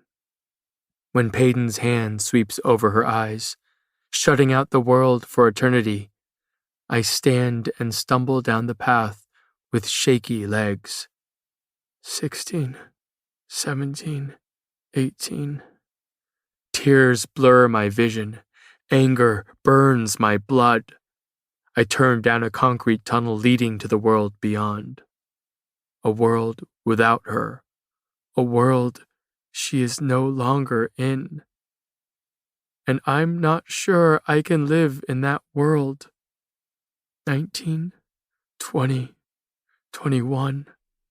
My sobs echo off the walls, drowning out the cheers from inside the bowl. It should have been me. I wish it was me. 22, 23, 24. They are cheering as if a sliver of the sun hadn't just burned out before them. 25, 26, 27. When my feet meet the path outside and my face is thoroughly doused in sun, I fall to my knees once again. I clutch the vest around me, pulling at the perfectly straight seams holding it together. 28, 29, 30. Never again will I get to admire her while she sews. My head falls into my hands, collecting hot tears on my palms. Then I'm running my fingers over the vest again, tracing every bit that her fingers graced. 31, 32, 33. My heart stutters at the feel of raised thread beneath the pocket. I don't need to look at it to know what it says. Don't need to read the words to have more tears rolling down my cheeks. See you in the sky. I look up, choking back a sob. 34, 35, 36. The sun drenches me in warmth, coats me in comfort. It's soothing, gentle, soft. I smile sadly, laugh despite the tears still staining my skin. And there she is, outshining everyone. In a way, she's always been the sun, always the brightness that existed despite the presence of such darkness. 37, 38, 39. Thanks for picking the closest star, Dina. I take a shaky breath. 40, 41, 42. Looks like you'll be around to keep me company. Chapter 23. Adina. In the end, it was all light and dark, loud and soft. I knew nothing but the memory of those I loved. One, a friend, the other, unfinished.